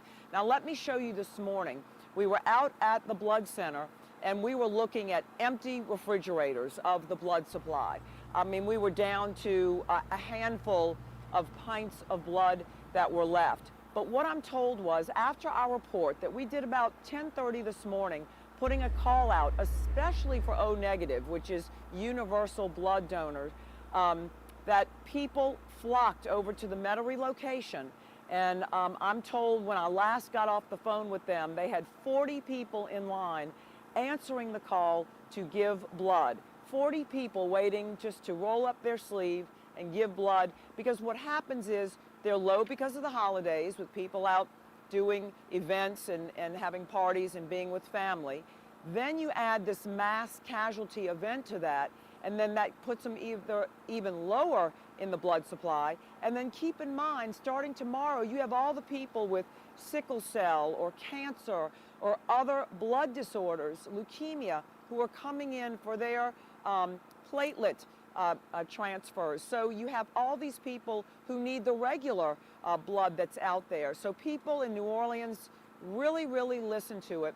And the blood center extended their hours. They extended their hours tonight until 7. We have all that on our website, wwltv.com, where you can go to several locations to give blood. And then tomorrow, there are several locations where you can go give blood, because blood only lasts so many days on the shelf. So they will need us in this community to continuously, for the next several days, to constantly go and donate blood. But I just thought that was remarkable, that how many people saw that one report and went out to help people. Now, as you know, earlier, there were 2 policemen who were shot. We don't have any information on where they were shot, excuse me, where they were shot, but we do know that the superintendent did go visit those officers earlier today, and that they are going to survive. They were going to be okay. So that was good to hear. We don't know if the people who died and who are injured were caught in the crossfire of the bullet exchange between the perpetrator and the officers, or if they were run over by the actual truck that broke through or went up on the sidewalk and went down Bourbon Street. We are not sure about that. Now, I wanted to show you some video that we just got a little while ago, which you don't usually see in New Orleans. There were 3 officers walking with a canine. And we thought, okay, maybe they're going up the ramp to go visit the fellow officers who are in the hospital. We did not talk to them, but they did not go up the ramp. It looked more like they were in some sort of patrolling mode, just having a presence in the city with officers walking in their uniform and with a canine, just because of the current situation, and we know with the Sugar Bowl being tomorrow night. So that's what we have right now. I will tell you that we've been by the coroner's office because at some point the bodies will be removed from Bourbon Street and brought to the coroner, and then people have the task of, officers have the task of getting IDs, if they had IDs on them, notifying next of kin, and then next of kin having to go to the coroner's office and identify their loved ones. Just unimaginable. But we did not see any activity there. But I'm told by some in the law enforcement division that it can take a very, very long time to process this scene on Bourbon Street. Many, many, many hours. And that at the time I made the phone call an hour or so ago, their bodies were still there and had not yet been brought to the coroner's office. That's how detailed they have to be with this crime scene and all the pictures they have to take and gathering all sorts of evidence.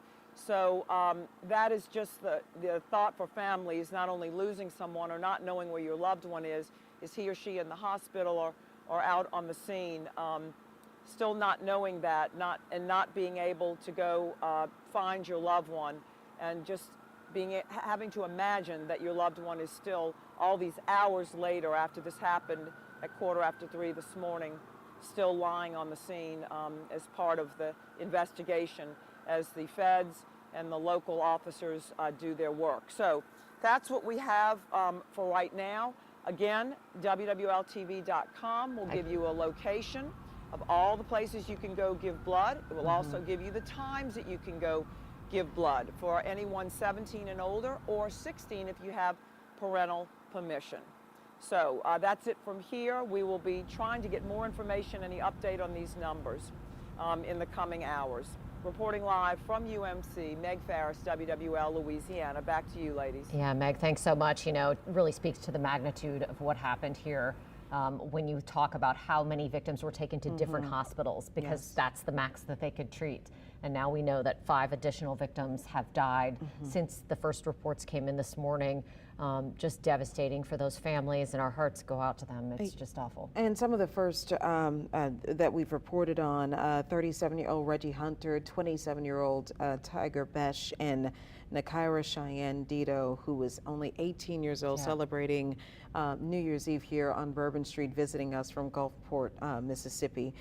We've been talking and getting more information as our reporters have been giving us information from where they are, but we heard from the city of New Orleans, and we're hearing more information regarding the people that they're looking for. We're trying to confirm exactly where the FBI stands in this investigation, and hopefully they give us another official report. We haven't heard back on if they plan to update us again or update the media again later on today, but we do know that right now they're currently at the suspect's home in Houston, Texas. Yes, that's one of many scenes. Apparently, CBS is also reporting that there may be a second scene in Houston as well, where the suspect's ex-wife and new husband live on the other side of Houston. That's coming in from CBS into our newsroom just a little while ago. Now, this is the live picture at the Harris County location in Texas, where the suspect is believed to have lived. Now, we also know that there is a similar scene at the Airbnb that was allegedly being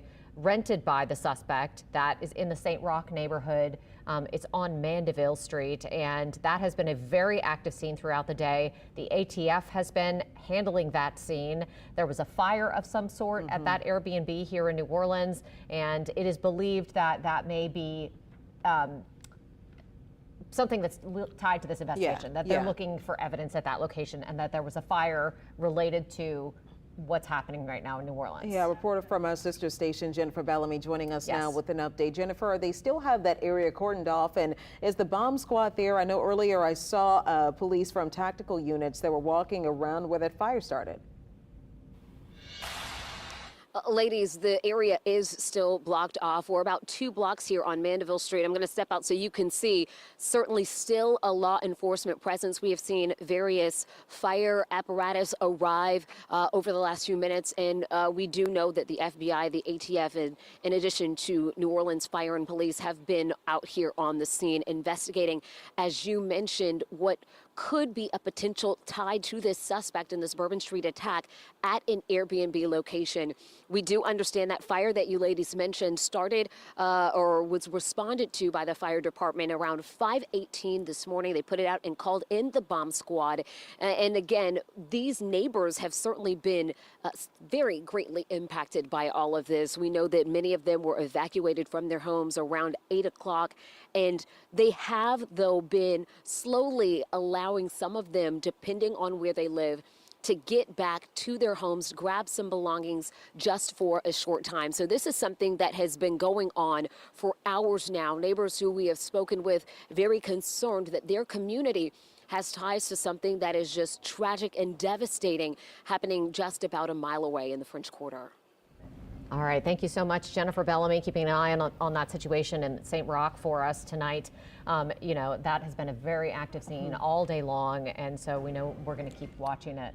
The police have said flat out that the French Quarter areas and all the investigation sites are going to be investigation sites for a good 48 hours.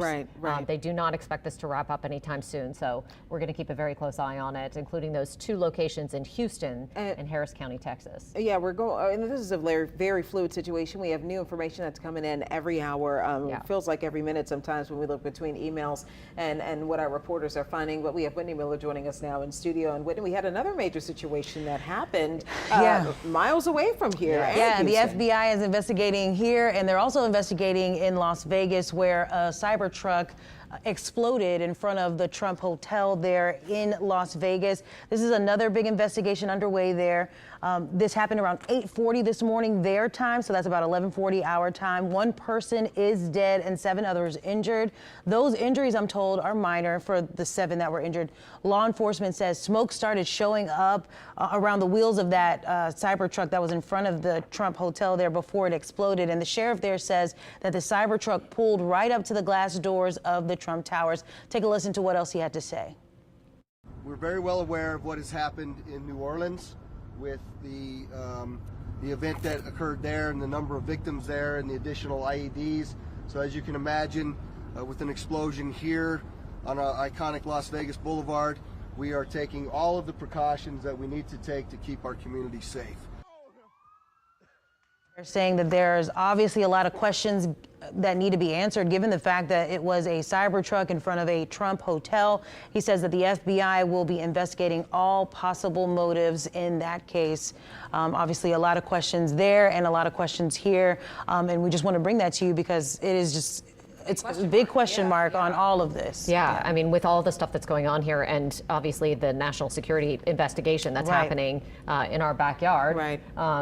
You know, resources all across the country at this point. Yeah. Oh, well, I mean, you don't want to impede on their investigation, obviously, so they can't give you everything, but a lot of people are concerned. There are a lot of questions on just the timing of all of these events and if they could potentially be connected to one another. Right, and Elon Musk and the Cybertruck and his support of Trump, and it's outside of Trump Tower. You know, I know that the FBI has to be taking that seriously. And that's what he was alluding to in his statement today. He went on further to say more, you know, he's like, I know it's what it sounds like. So he's like, those are the questions that they definitely want answers to. I know those within cybersecurity are probably at high alert, as they always are, but at high alert as to what possible activity could be happening throughout the country. And I know that we were on high alert. The Department of Homeland Security also issued something for us to discuss potentially a crime like this happening. Of course, this happened after the Germany incident. The Christmas market. Yes, the Christmas market occurred. We were listing off some of the things that they found to be that would make a city a target. And I got to tell you, half of that list that they found, people that have parades, open street markets, people who have large crowds, we were on the list for all of those things. Checked all the boxes. We certainly did. We checked all of those boxes. So they just issued that warning maybe 2 days before Christmas happened. Wow. And so just a few days later, we have an attack happen, which makes me wonder, was there something or any intelligence that was going around that they possibly were hearing of, a coordinated attack that could have been happening not only here in New Orleans, but across the country? Yeah, and we talked about this. This is obviously a major investigation underway by the feds and the FBI. Department of Homeland Security, I'm assuming, is involved. We have seen the TSA at certain scenes in New Orleans today. Just about every sort of law enforcement agency was present at that press conference this afternoon at 1 o'clock, where we got the most information that we've received about what's going on. And with such a major national security investigation, you know that they have to be trying to connect all of those dots. Right. And it also is going to beg the question, was there an intelligence failure here? Did we miss signs that this may have been coming? And those questions, I'm sure, are going to be asked by members of Congress, et cetera, as we move through the coming days and weeks. But I think right now they want to just get the other suspects that they believe are out there in custody, find out whether or not this was tied to any sort of international terrorist organization, and make sure that we are secure and safe here in New Orleans, especially as we do have that Sugar Bowl game kicking off tomorrow afternoon. Yeah, that's supposed to kick off at 3 o'clock, and as we go into the Sugar Bowl, into Mardi Gras, into the Super Bowl, we have a number of events that are happening right now, some events that are happening at the Superdome. I know that the Superdome had been swept by FBI officials and those in security throughout the city. They're sweeping all of the areas, apparently, that could be connected to this attack, or that could be targeted in this attack, rather, because when you think about where this attack happened, and hopefully we can get a map up just to show you kind of how close we're talking. The St. Roch neighborhood, right behind the French Quarter, not too far from us, and so it looks like it's within a certain radius that this person was attacking. Now, we still don't know, and we just heard from Jennifer, how this home could have possibly been connected to this attacker, or what was inside of this home, rather, that would have led to that fire, and if it was something obviously that firefighters found that prompted them to call the bomb squad. Yeah, absolutely. You know, you never know. This, from what we hear from this law enforcement bulletin that the Associated Press is citing in their reporting, it appears that there were remote detonated, wired, improvised explosive devices that were placed in 2 locations around the French Quarter. There were pipe bombs and weapons found inside the actual truck, along with a remote found in the truck. Again, that's according to the Associated Press's reporting.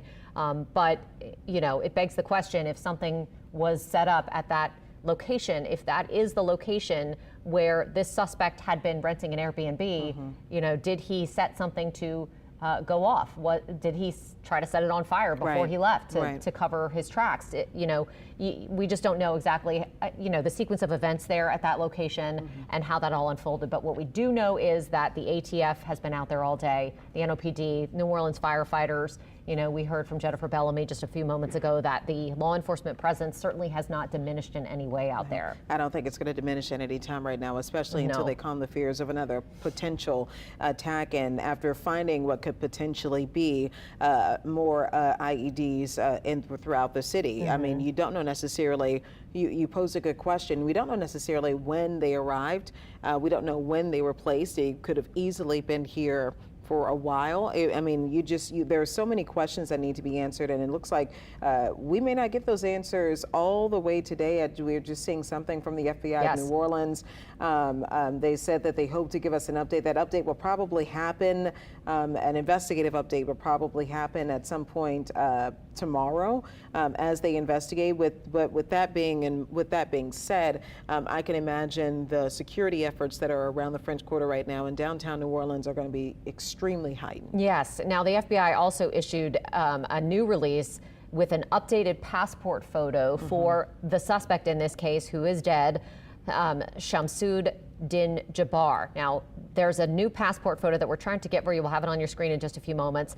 But the FBI is really asking for the public to send them tips. They need to know who's had contact with this man, who knows this man, who has more information that can really help them, untangle this investigation and untangle this plot, which they have said is terrorism right in our backyard. Yeah, if you're just joining us with a terrorist attack on Bourbon Street, that death toll now updated to 15 people dead and more than 30 that are in the hospital right now that are still being treated for their injuries. Police and law enforcement, they have been working to secure the French Quarter, to secure downtown area, and searching for potential suspects that may be in the area that assisted with this attack. This is due to the FBI saying that they believe that this was a possibly coordinated attack, but we can say that they are leading this investigation, and they found improvised explosive devices throughout the French Quarter, and 2 of them that were found were set off and detonated so that they didn't explode anywhere else. He also had, as you just mentioned, a remote that could potentially set them off. Yes. Now, here is the most recent photo that we have. This is the updated passport. No, this is not the updated passport photo. We do have an updated passport photo that we're still trying to get in there for you. There we go. This is the updated passport photo that we just received from the FBI, and that is the tip line that you can call. You can also submit a tip online through tips.fbi.gov. Now, if you want to call them, the number is 1-800-CALL-FBI. This is the man that they believe was responsible for driving that truck up Bourbon Street and then getting into a shootout with New Orleans police officers. Shamsud bin Jabbar, this is his latest passport photo, and they're trying to get an updated picture for him as well to match his exact appearance to date. They haven't gotten that yet, so that's what they're working on right now. And as soon as they bring it, give it to us, we'll of course get it up so that anybody who has encountered this man here in New Orleans, over the last few days as he's been staying allegedly at an Airbnb here, anyone who's had contact with him, they want to make sure that you reach out to the FBI and send those tips. The truck appeared to be rented, and we're just putting through some bullet points of what we know in the investigation on your screen right now. Yeah, it's rented through an app called Turo, and people who have used this app, you basically borrow other people's vehicles to use to travel either within the city you're in or possibly travel somewhere elsewhere. And instead of going through a rental service or a different, more corporate rental service, but this is the app that he used to rent that truck. And the driver, according to our sister station in Dallas, basically said he had no idea of what was going on. He simply rented the truck. It's an app that you use. I don't know necessarily if you have interaction with that person in person, but it's an app that you use to get the truck. And he drove that. Again, the big question, why New Orleans? Why drive this down to New Orleans? And is this a coordinated effort? And it is concerning, not saying we don't have all of the information yet, but it is very concerning to hear about something potentially happening in Las Vegas as well today. So I'm sure that this raises security alerts for a lot of people and throughout America right now, especially after we've already seen efforts being done in Germany, and this is potentially impacting a lot of people across the country. I think something that we posted on the screen just a little bit ago, one of our bullet points is that the FBI confirmed that there was an ISIS flag on the back of this truck. And the FBI has not confirmed whether or not he had real ties to that terrorist organization. And so I think that's one of the things that they're working to confirm, and anyone with information, is really urged to call the FBI to let them know so that not only can they catch the other people who they believe were assisting in this terror plot, but that they can find out more about this suspect and why he did it, and what the national security ramifications of this might be. And I'm sure there will be some ramifications for sure. Amelia Strahan joining us now. She's been live for us throughout the morning and giving us an update from Bourbon and Dauphine. Obviously that area cordoned off by police as they continue this investigation. Amelia, what do you have? Yeah, so things are, still a heavy police presence. Things have looked pretty much the same all day. They are investigating the scene. And, there are a lot of hotels and Airbnbs back here, people that were evacuated, and they can't get back in. So many of them had nowhere to go. You could see them walking around with their suitcases and just looking for somewhere to go. Some of them I even saw were in their pajamas still. So definitely a difficult day for people here in the quarter, both locals and visitors. And I'm here with Joe, and he owns Lafitte Hotel, and he was telling me that, because it was such a difficult day and there was so much unknown, he decided not to open today. But then, Joe, you said something changed your mind, right? Yes, we had, when I pulled up to make sure everything was all right around the hotel and everything, because people was leaving and going back home. They was checking out. And when I walked across the street by my place, Lafitte's Blacksmith Shop, the people was all standing outside with luggage in it, and they asked me if I could open up to let them sit down and everything, because they had all the luggage. And so I called my employees up to try to help them out, because I know everybody's going through a lot. So I opened the place up, and even they were so happy for me letting them go up in there. They helped me take the furniture and move the furniture out and set up everything. So I had my employees open up, and it's a difficult time right now. And whatever we could do for the tourists to come down here, and it's a tough deal. And so I opened up for them, and they appreciate it, and whatever I could do, because we got Super Bowl, we want to keep this is the heart of Louisiana, and we want to keep it nice. And it's heartbreaking for what we're going through, and everybody's going through right now. So I did that for them. And you were telling me, this wasn't about business. You were just letting people free of charge come and have somewhere to stay and sit. Exactly, and that's I want them to have. No, we're not shutting them out. We want to do something for them. So I let them come inside the place, and I had my bartenders come in, and they over there right now, and people sitting down. It's a tough time for everybody right now, and is anything I could do for them to try to make them feel all right, and I'm gonna try to do that. And I'm sorry. That's what it's all about. And you and I talked about, you're a local from St. Bernard Parish, Yes, correct? And if there's one thing about New Orleanians, people here in Louisiana, whenever there is some kind of crisis or tragedy, the community comes together. And we were talking about this is just an example of that. Yes. Well, when we had closed, we never was going. It was going. We was open while it was going on, and they called me from the 8th District, and they asked me if I can call our sheriff, Jimmy Pullman, to get some of his people, and I did. And I called the sheriff up, and I asked him if he can come down. And sure enough, he got in his car and got his rank. He come down here and helped out what the situation was going on. Thank you so And, much. yeah, I thank really you. appreciate what you've done here for some of the people that don't have anywhere to go. Like we said, it's just a perfect example of a New Orleanian. All right. Thank you. All right, guys. Well, we will keep you updated as we have more information. Reporting live from the French Quarter, Amelia Strahan, WWL, Louisiana. All right, Amelia, thank you so much.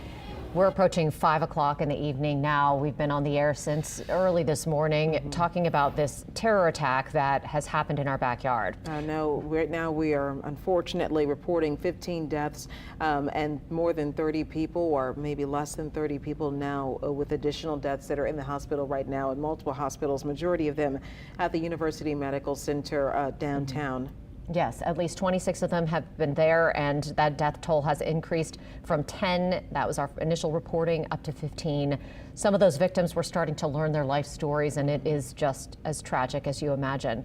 Nikaira Dido, she is one of the victims. She's from Gulfport, Mississippi, and she was killed 18 years old here on Bourbon Street this morning as she was out celebrating the new year.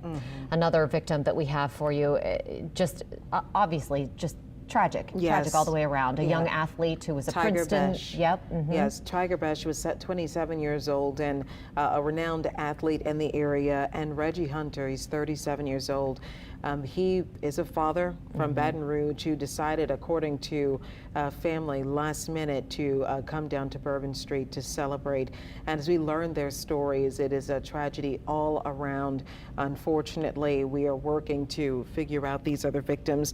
The coroner told us that they do plan to announce the other victims at a later date. And unfortunately, with so many autopsies, and so much that they have to do with the coroner's office. They don't anticipate all of these names coming out today. But as we always do in New Orleans, whenever something happens, whether it has national implications or just local implications, we offer help. Yeah, absolutely. The United Way of Southeast Louisiana is partnering with organizations that need help in this situation, responding to this terror attack, accepting donations for the victims of today's attack.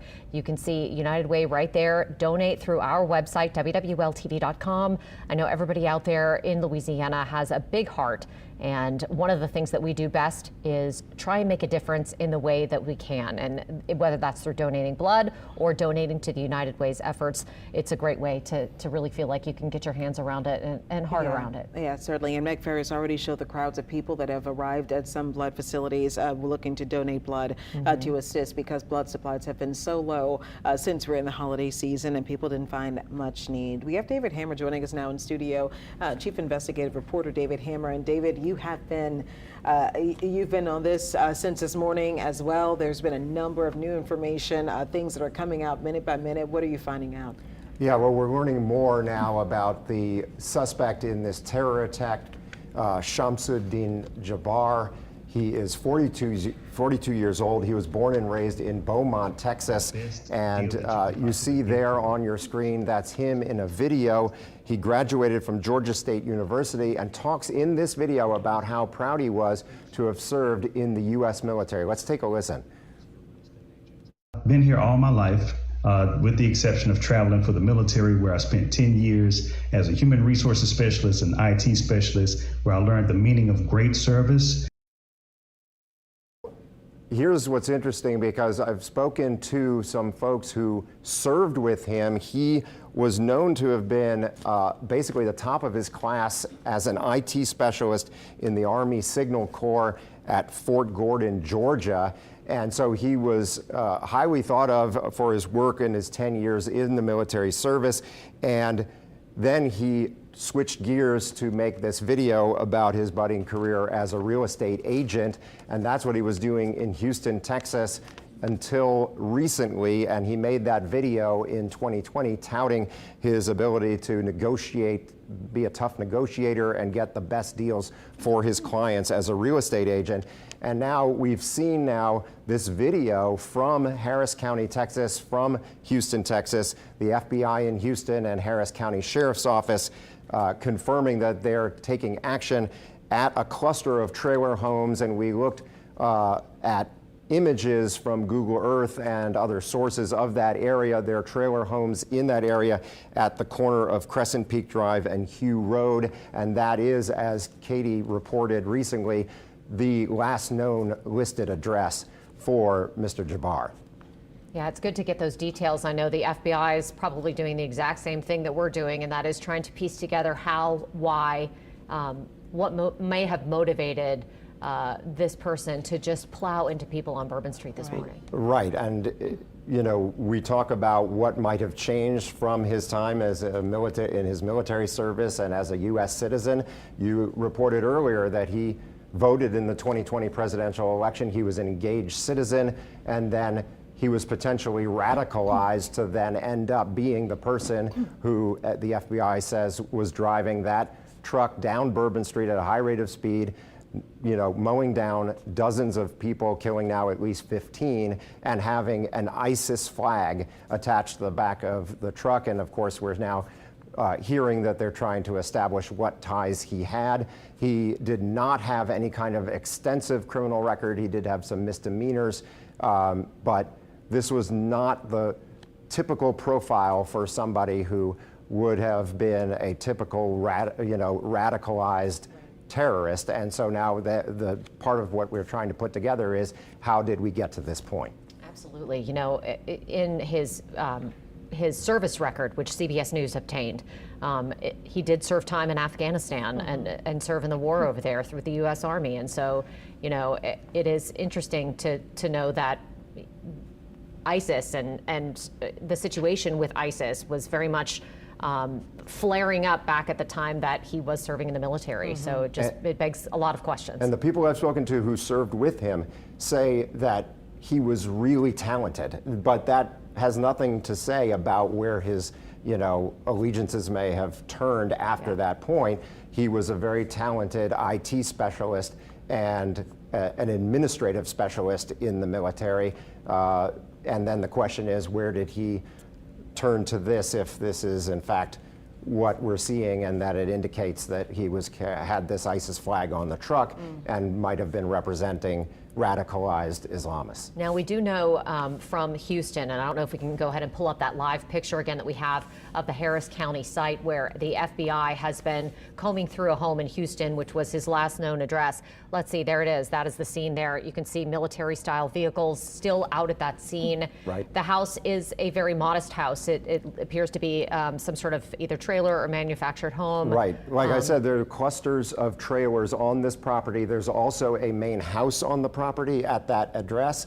So what the relationship was, whether he had, what his arrangement was to have had that listed as his residence is interesting, given that he had this, apparently some kind of a career as a real estate agent where he touted his ability to get good deals and things like that. So we don't know if this was his main residence or how this all played out in terms of ownership at this point. Yes, and you could also, it also begs the question, obviously the ATF has been involved. We know that there were pipe bombs and weapons found inside the vehicle. We do know that there were 2 improvised explosive devices found in coolers, at least according to the AP's reporting, that were placed in locations in the French Quarter.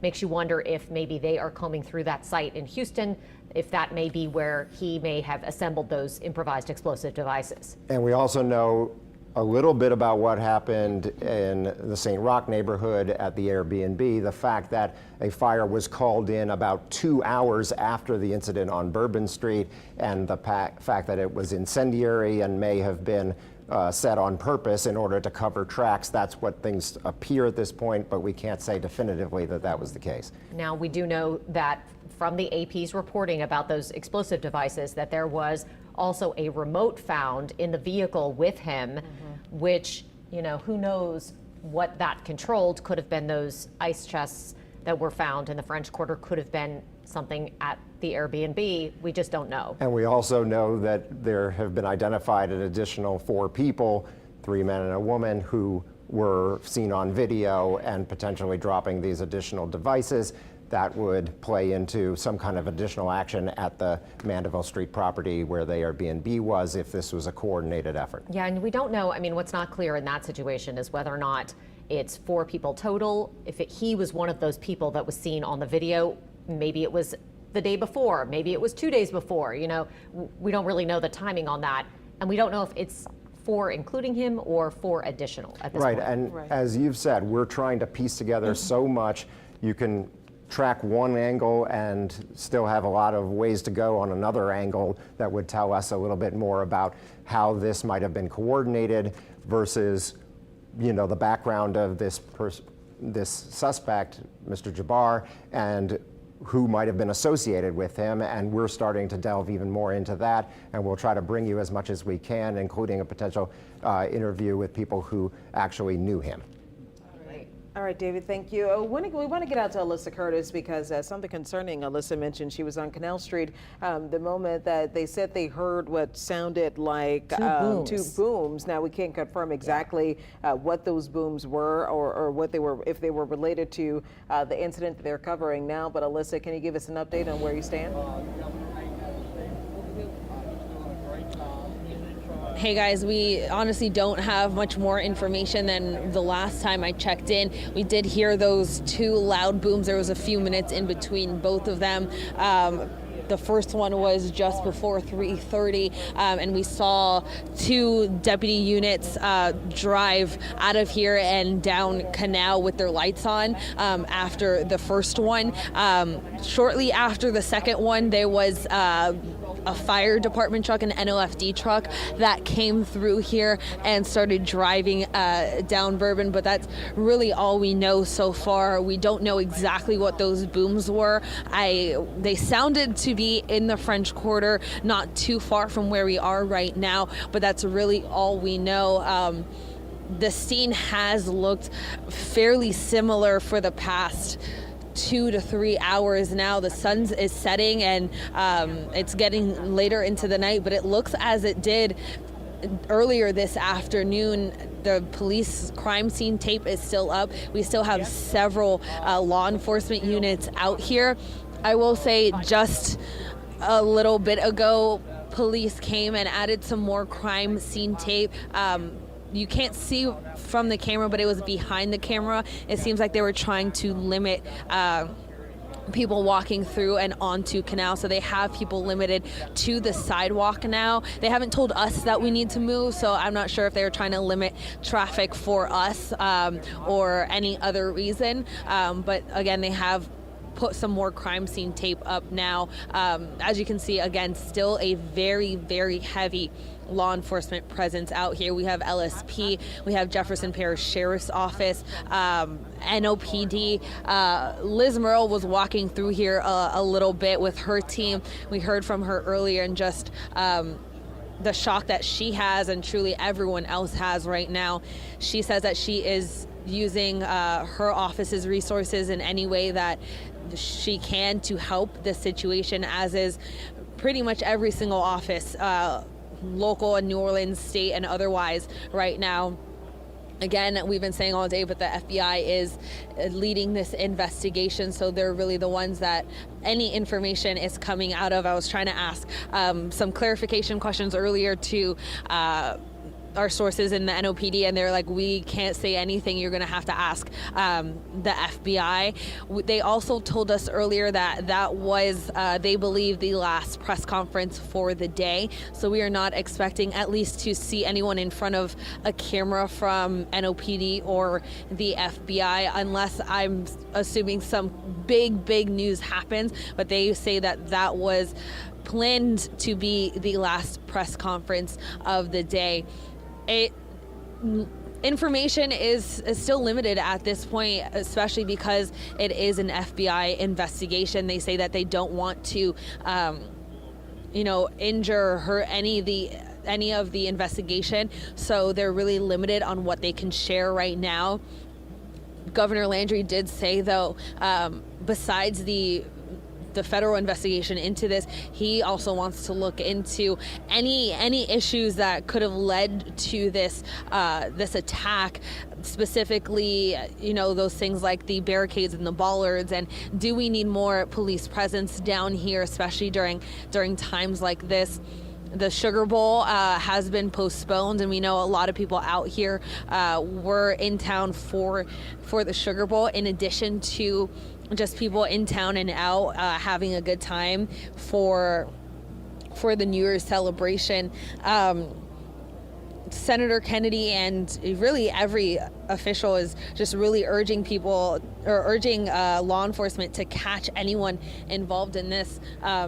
Like you guys were just saying with David, that they're looking into additional possible suspects, and anyone that may have helped him. The FBI earlier this afternoon said they do believe and are confident that there are other people involved in this, and they're looking at any possible suspect. They were asked, why are they so confident? And that question was shut down. They said, we cannot answer that right now, but just know that they are working every single angle they have. We also know there's FBI presence down in Texas, like you guys just mentioned.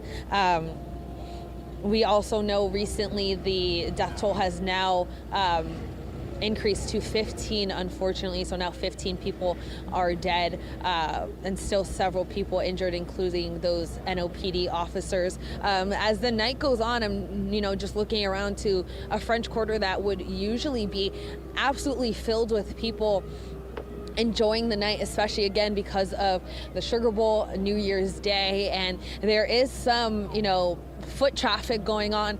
They are limited now to the sidewalk, at least in this stretch of Canal. Police again did extend that crime scene tape to try and get people off the street and onto the sidewalk, but there are groups of people out here, but it's nowhere near what I would imagine it would have been like had this tragedy not taken place this morning. If this never happened and everyone was safe and that man did not decide to do what he did, this French Quarter, especially right here, canal right in front of Bourbon, would have been absolutely packed with people as whether they're celebrating the Sugar Bowl, the win, or the loss, and celebrating New Year's Day. This would have just been absolutely packed, and unfortunately, this is the situation we're left with kind of a still moment in time past this crime scene tape of the celebration of New Year's Day and what, you know, that those last moments before they had to get everyone out of the way. And off of Bourbon Street, you're seeing the remnants of a New Year's Day celebration that was supposed to be a joyous time in the city. And we're looking just at crime scene tape. You're looking at all the garbage from, again, the celebration, with just a harrowing view of just so many law enforcement officials out here. Still a lot of people I see, you know, along the crime scene tape, kind of like some people still in shock. I think we all are still in shock. We heard earlier from Sheriff Susan Hudson, and she was saying how not only are they working to help in that unified command, but she's also working to make sure that her team is okay and her team is safe mentally and emotionally. And with every first responder, this is really shocking. It's shocking to us, you know, when you see those videos and hear what happened. But she's saying, you know, just imagine how they feel when they're responding to it and they're out there active. So there's a lot of moving parts in this, a lot of people involved, trying to digest what happened, but also, you know, trying to get to the bottom of this. We're going to stay out here for a little bit longer as the night goes on and see not only, you know, how the crowd is, but also where this investigation is going tonight. And at least if we can see if they plan on opening Bourbon Street anytime soon. I doubt they will, but yeah, it's still shocking out here, and we're going to be out here for a little bit longer. All right, Alyssa, thanks so much for that update. Of course, she mentioned at the top that she heard a couple of booms in the French Quarter. We know that the investigators have been working their way through the quarter, trying to ferret out any sort of suspicious packages or items that may have been put there by people suspected in this terror attack. And just know this, information could change. That information we could get more, or they could retract some things. But we're working basically, as you saw earlier in our press conference, around 1 o'clock that the FBI gave us and other state officials gave us. They're giving us very limited information in regards to exactly who exactly they're looking for. If you're looking for someone else, I think they're doing a possible sweep right now. And I'm sure that we'll get more information, especially from the FBI investigation in Houston. And again, another thing that happened earlier with in Las Vegas, and we don't know if it's all connected, with a cyber truck exploding in front of Trump Towers. Yes, killing the driver of that cyber truck. Almost seems like a suicide bombing, and that's not confirmed. No one has called it that, but that's what it looks like when you watch a lot of the videos of what happened there on social media that are floating around out there. But, you know, FBI investigating that as well. It just makes you wonder if this is it. Yes. If this is it that we're going to find out about in this investigation. Right. You know, clearly investigators are not finished finding people who may have been associated with this particular attack here in New Orleans.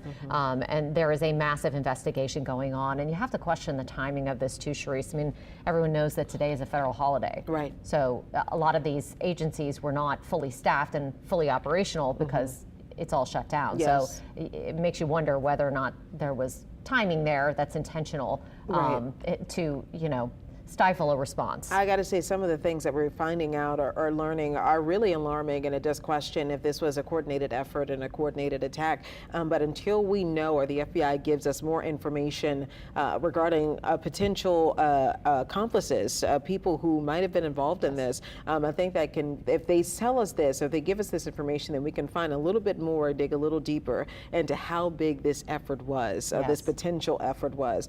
We do know that the efforts here unfortunately, thankfully, the NOPD did take down the suspect, but before they took down that suspect, he was able to take 15 lives and able to injure 30 people as well.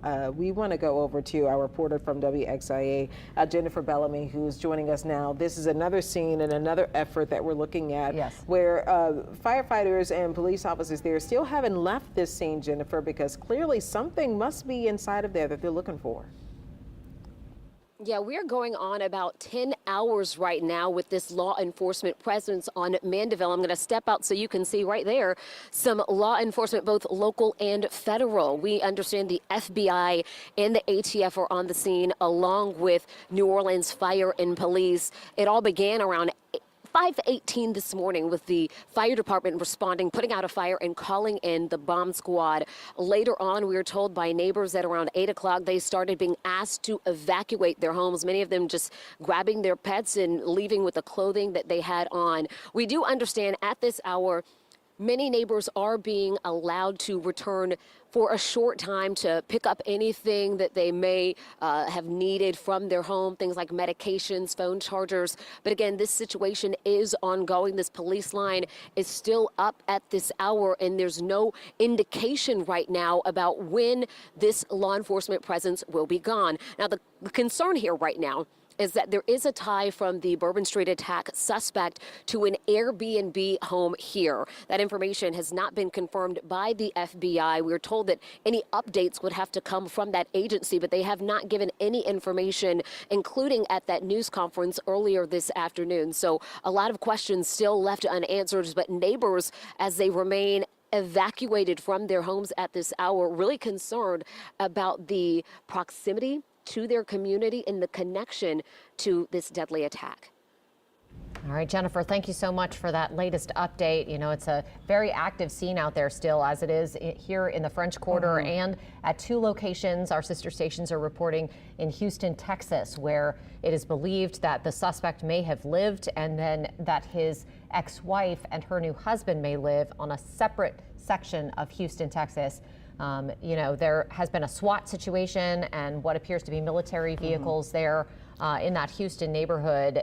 Public records search that I did earlier revealed that that was the area where he had his last known address. I was going to say, based on the research that you all did and finding out more about his background and finding out from the U.S. military about his background, he seemed like he lived a normal life at one point, and some people said that he actually was doing very well. And we showed videos where you listen to him speak, and he's talking about real estate, I guess maybe real estate investment here, but he was talking. So when you listen to him and you think, at what point, you know, we talk about people being radicalized. At what point did this potentially happen? And is this a person who was truly radicalized, or is this someone who is just using, I guess they're trying to confirm the affiliation to the ISIS terrorist organization? Yes, we don't know yet. And the FBI earlier today at around 1 o'clock, they may have been able to confirm this by now, but as of 1 o'clock this afternoon, the FBI had not confirmed whether or not he had any direct ties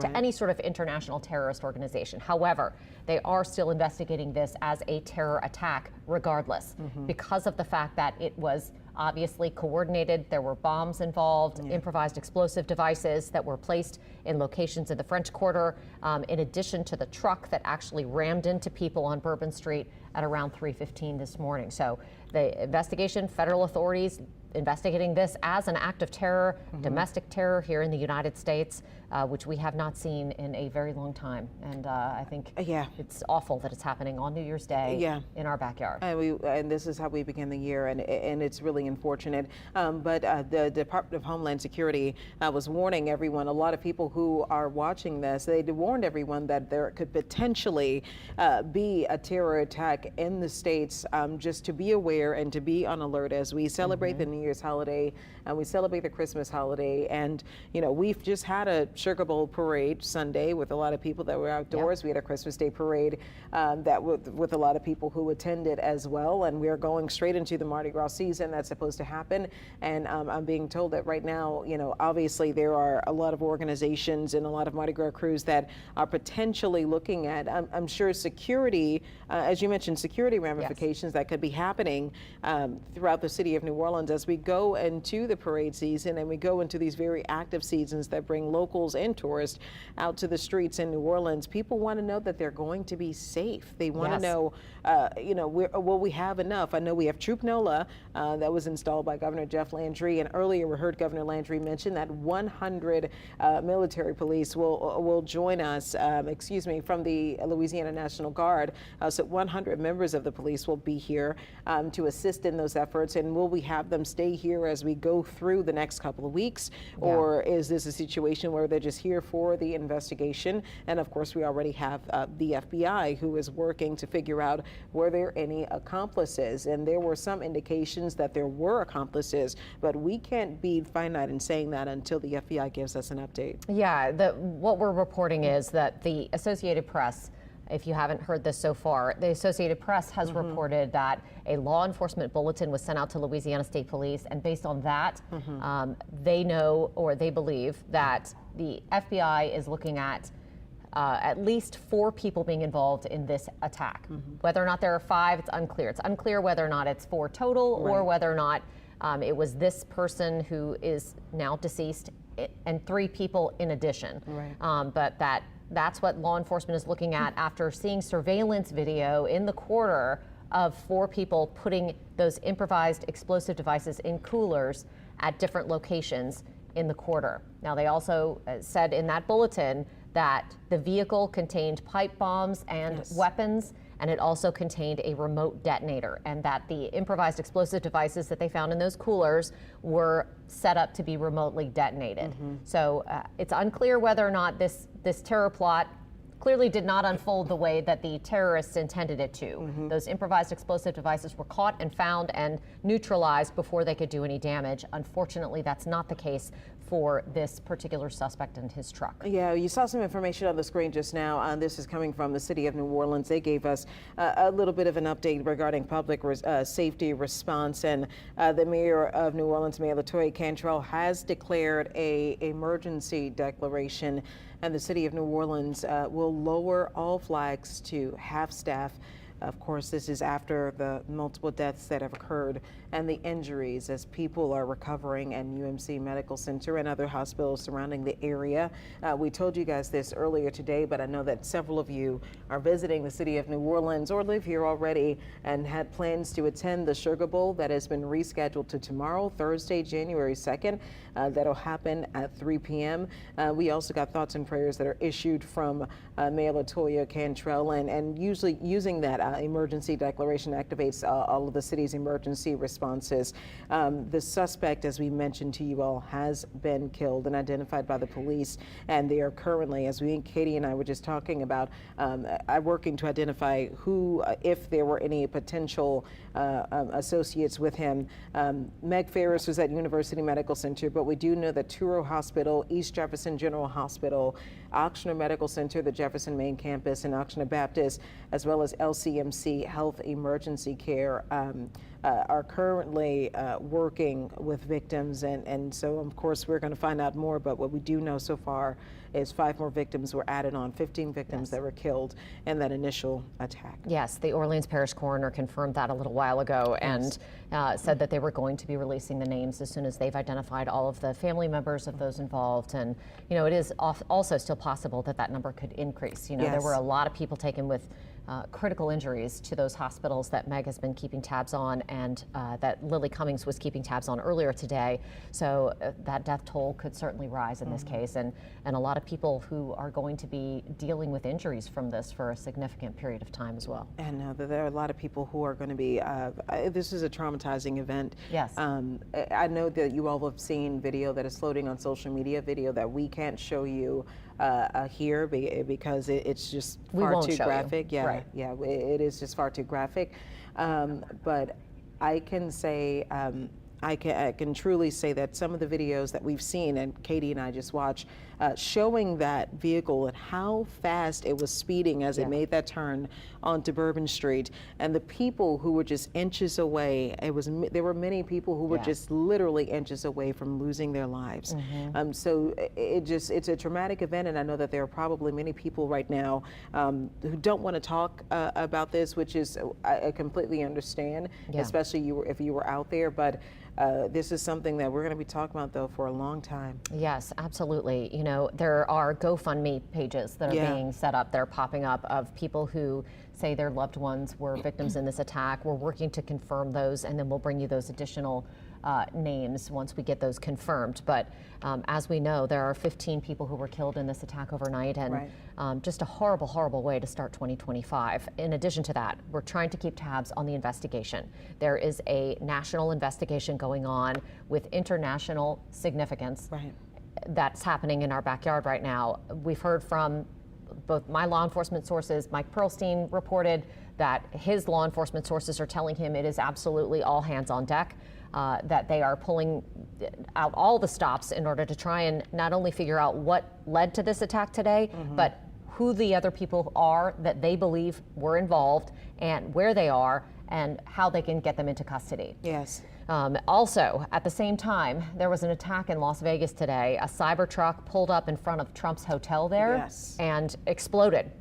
And so that's also under investigation by the FBI. So it makes you wonder if there may be any connection there. The sheriff there mentioned today's events in New Orleans in his news conference. They have not connected the two. However, we're telling you about it because it is something that's happening also that, you know, raises questions. All right, we want to go to Meg Ferris right now. Again, adding on to our coverage right now, told us a little bit earlier about some of the victims.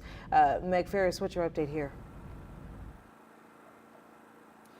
Katie and Sharice, one of the things I'm trying to get confirmation on, and I haven't yet, is of the 26 people who we were told were brought here to UMC after the incident happened, just after 3 in the morning. And now we know, unfortunately, sadly, that 5 more have been added to the deceased, bringing it from 10, as we were told earlier, to 15. I'm trying to get confirmation. Does that bring down now the people who are injured here at UMC down from 26 to 21? But I am told that the city has very tight control of all numbers. It's not coming from the hospital and hospital sources. And I'm efforting from the city to find out if the 5 people who were added to the deceased list were here at UMC. It's noisy because a helicopter is landing right behind us. But there were also 4 to Toro, 4 to Oxnard Baptist, and 1 to Tulane. But presumably, it is the most critical who are brought here to UMC because of their level 1 trauma center, which other hospitals don't have. They have level 2 or they have emergency departments, but not the staff that can immediately go in and stop people from bleeding, save their lives immediately, with the incredible amount of staff that is within 10 minutes away, the extra blood that they have here, and that type of thing. So we're waiting to hear about that. Now, if there are people who are looking for their loved ones, there's a family reunification conference room here at UMC. I'm told it's around mid-hospital on the first floor around Tower 2. So that is one thing.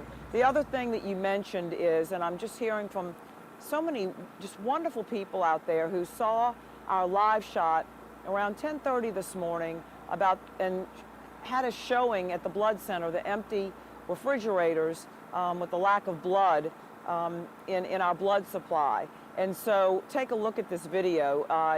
We were down to just a few pints here and there, and some of the areas, some of the types of blood, O negative, the big one that can give to anyone in the world, that was completely empty. So we put out a call, and one of our photographers went to the Metairie location today and told us there was a line of 40 people. We confirmed that, and we got video showing all the people who heard about this shortage, not only from the holidays when there's usually a shortage, but also from this mass casualty event. And people turned out to give video. Now, We do have on our website, WWLTV.com, a list of all the places that are going to be open through tonight and tomorrow and Friday, where you can go donate. Anyone 17 and older, anyone 16 with parental permission, and you have to be a certain weight and be in good health to give blood. But they can still use that because along with the people who are fighting for their lives and going through surgery, you have all the regular surgeries, you have all the regular cancer patients, leukemia patients, people who need platelets, other people who are sick who get their regular blood donations. So we're asking for a call out to that. Now, when I got off the last live shot, when we last talked, I did get a text from a source that the bodies that were still on the scene, where the feds and the state and local law enforcement were doing their investigation, had finally been moved. So the course of what happens is that those bodies, they look for ID on those bodies, and they notify the next of kin. Those bodies will go to the coroner, assuming that when they reach people next of kin getting this horrible news, they will then go to the coroner's office over on Earhart and have to positively identify loved ones. So I am told that all these hours later, the bodies have finally been loaded onto the coroner's trucks and wagons and brought to the coroner's office. I'm told this by a source. I have not confirmed that officially with the coroner's office, but I was told that the investigation would take a long time out on the scene because of how big the scene is, how much evidence they had to gather, the pictures, the graphs that had to be drawn of what they were investigating. Now, we did hear earlier that 2 officers received gunfire in that exchange that took the life of the perpetrator, and that the chief, the superintendent, did go visit them, and they had non-life-threatening injuries. We are still not being told where they were shot or how many times each of these officers were shot who were in that gunfire exchange with the perpetrator. So still having a hard time getting new and updated information. It's mostly coming from sources, not officials, as the city is very tight-lipped on some of this new information. But I am told by UMC officials that tomorrow, one of the doctors who leads one of the medical directors here at UMC will be giving us updated information. I will tell you that it was all hands on deck.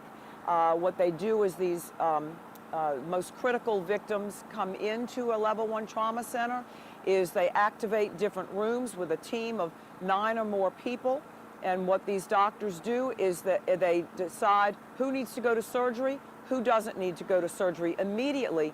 Not surgery necessarily to fix the broken bone or the organ that's lacerated, but it is to stop the bleeding and save their lives immediately, and then come back once they get them stabilized and go more into detail with treating the wounds that they have. So I can imagine in that level 1 trauma center where I've spent the night with a cameraman for a few nights where we watched these doctors, nurses, surgeons, people who bring the blood in, people who do the x-rays. We watch them in action. It is an amazing coordinated effort that they go through to save lives. And here in New Orleans, our level 1 trauma center, sadly, has the highest number of penetrating wounds per capita.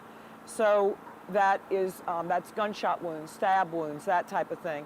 But what that means is that our people who are behind me in that building are highly, highly trained to save lives when they can. So that is what the scene looks like in there. And I can tell you from watching them in action, it's not chaotic. It is very orchestrated, organized, and every single person stepping up to do his or her job. And I can't imagine what they've been going through for the last dozen and more hours in there. But we're efforting more information for you. Reporting live from UMC, Meg Farris, WWL, Louisiana. Yeah, Meg, some of the injuries are just horrific in the footage that I'm sure many of us have seen online. Horrific footage. So you're absolutely right. I can't imagine what they've been going through in the last half a day, since early this morning. Yeah, so I mean, we've been talking about this earlier, but if you're just joining us, 15 people now dead in a terror attack. What the FBI is investigating as a terror attack on Bourbon Street, which is a very highly popular street, a street that some would say doesn't close and always has a nice, decent crowd that's on it. And you have a lot of people that are in town right now for the Sugar Bowl and for New Year's Eve celebrations. And unfortunately, those celebrations marred by this attack by a man from Texas who drove from Houston, Texas to New Orleans to commit these acts. Yes, absolutely. And, we've been seeing this investigation unfold throughout the day because you have numerous law enforcement agencies involved on the state, local, and federal level. This is being watched closely even by the White House because of the fact that this has been dubbed a terror attack. It is unclear whether or not the suspect in this case, the person who drove that truck down Bourbon Street, killing all of those people, whether or not he had actual ties to an international terrorist organization, or whether or not he was loosely affiliated with it, just claiming that he was associated with it, using that as cover. All of those are very important questions that our law enforcement intelligence agencies are going to be trying to answer in the next several hours and days. Yeah, and the suspect that we're talking about is 42-year-old Shamsud Jabbar. He is a Houston native, Houston, Texas resident, and also a former member of the U.S. military. And also, there were a lot of questions, and that's why we say you have to be careful with these situations as more information starts to go out about his nationality, about where he came from. But he is an American citizen. Yes. And he lives in Houston, still has a residency there in Houston. And we had live shots over in Houston, Texas, where apparently officials are investigating a home, his last known address of where he lived. Yes, let's pull that up. Can we pull that live shot up? Do we still have that in Houston where there was a SWAT situation going on and there was a military armored vehicle? You can see it there. It's getting dark outside now, which makes it a little bit harder to see, but there's been a SWAT standoff happening at that location over the last several hours. Now, we hear from our Houston sister station as well that there is an additional, and CBS News rather, we hear from CBS News that there's an additional scene in another part of Houston where his ex-wife and her new husband apparently live. And so, that's two different scenes in Houston tied to this terror attack here in New Orleans. Begs the question what they're looking for, who the people are who may be inside there, and whether or not anyone has come out of that property. As we heard from David Hammer earlier, it appears there's a main house on that property, and then there's a sort of a grouping of trailers also on the property. How those are all linked to the main house and how those are all linked to Mr. Jabbar, we don't know. We still have a lot of unanswered questions about that. Another thing that we don't know right now, there's another scene that is still active that is on Mandeville Street. We've had reporters out there all morning long and going into the evening hours. But this scene on Mandeville Street is where a home exploded maybe 2 hours after this attack happened. We don't know if how this home exploded. We haven't gotten those answers yet. But apparently this home is an Airbnb that was allegedly rented to the suspect, Mr. Jabbar. And we don't know if he was there alone, if somebody was there as an accomplice. FBI is still open and investigating this incident, and as we get more information in, we're starting to piece some things together. It's unfortunate that this is happening, but we're starting to piece some things together. And there's another rather strange, different incident that happened that killed one person in Las Vegas. Now, if we can draw the connection, we don't really know, but I have to say the timing of this situation has been odd. Absolutely. It was a Cybertruck that pulled up outside of Trump's hotel in Las Vegas and exploded. Now, there was a person inside. That person was killed. I believe 7 others were hurt in that attack, minor injuries. But it was something that happened on the same day that this terror attack happened here in New Orleans. The political ramifications of a Cybertruck, obviously Elon Musk associated with Cybertrucks, and he's an ally and has been of President Trump. And Cybertruck blown up in front of Trump Tower. It just, obviously the FBI is investigating that situation as well. No one has connected those two. or said that those two things are connected, but it obviously raises some questions, and we wanted to let everyone know that that's also going on in California. Yeah, so right now, or Las Vegas, rather. Yeah, right now we're hearing that President Biden may give a statement. Earlier, he did issue a statement. We're wondering if he's going to give remarks right now because President Biden has been made aware of this, including President-elect Donald Trump, and we're hearing from multiple officials on every single level you can think of, giving their update and saying that they're working in tandem with FBI to find out what led up to this attack, who give us a little bit more information about the suspect, and any accomplices that may be out there. That's what they're still investigating. I think the question that we have and look into the background of the attack is what led him, Mr. Jabbar, to this position, what led him to the city in particular, and how the Houston home and wherever they are now, where they're doing the investigation, how they're all connected. Yes, absolutely. Those are still some very big questions that investigators are trying to answer, and that we are also trying to figure out is how all of this is tied together. And again, whether or not this is related to some sort of international terrorist organization. The FBI confirmed that the flag that was on the back of the truck was in fact an ISIS flag. It was flying as that attacker drove onto Bourbon Street at 3:15 this morning. Now again, they're still trying to figure out whether or not that he actually has ties to that organization. We just don't know the answer to that right now. And that is a big question mark that has national security implications. And that's why the FBI is asking anyone if they have any information to give them any assistance that they can, because something that you may consider to be very small or something that you may have seen, and we've seen people say that they've noticed that truck and they've seen the truck driving through the French Quarter earlier, all of those tips can help the FBI in investigating this and gets them a little bit closer. Another thing that helps us, we talked a little bit earlier to Michael Pearlstein about the fact that they do have, excuse me, it's been a long facial day. recognition facial software. recognition, yes, facial recognition software and cameras that are all over the city that can assist with finding and giving us sort of a timeline as to when this person got here, when they rented that Airbnb, when those IEDs were placed either around the city or what plans he had. It helps to tell a better story. Yeah, absolutely. I think those are going to be key in this investigation.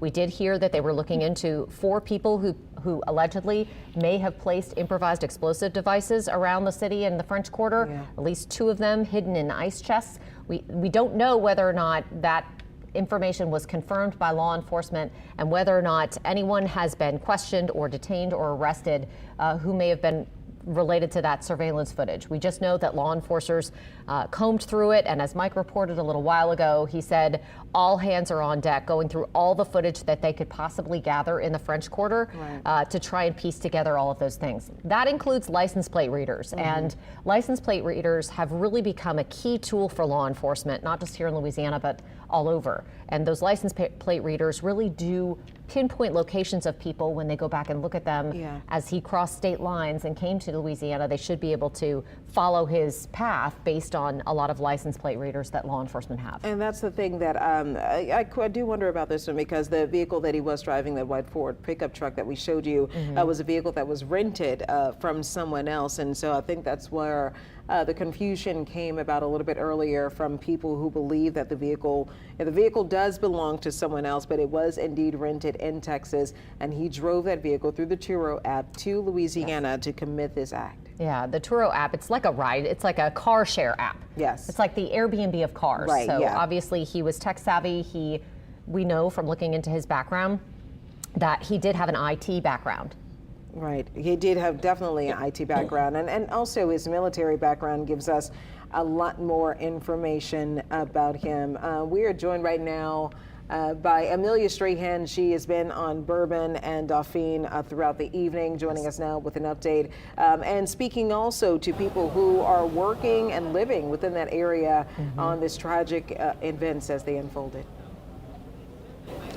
Yeah, definitely a very difficult day for the people here in the quarter, especially the ones that live here. You know, this is kind of their backyard, so very emotional for the people that live here, and also the business owners. I've talked to some of them as well. They debated this morning, do we open, do we stay closed? And it's just, like I said, been an incredibly difficult day. You can see there's still a heavy police presence. They're still investigating the scene. There's still that black car kind of concealing what's going on over in the crime scene, but there have been officers down here all day long blocking off the streets. Now, I heard some areas they're letting people into their apartments and Airbnbs to get medication, to get some essentials. That is not what we have seen here. Here it's been blocked off. We have not seen any foot traffic back to apartments, not any that I've noticed, and I have been out here for the majority of the day.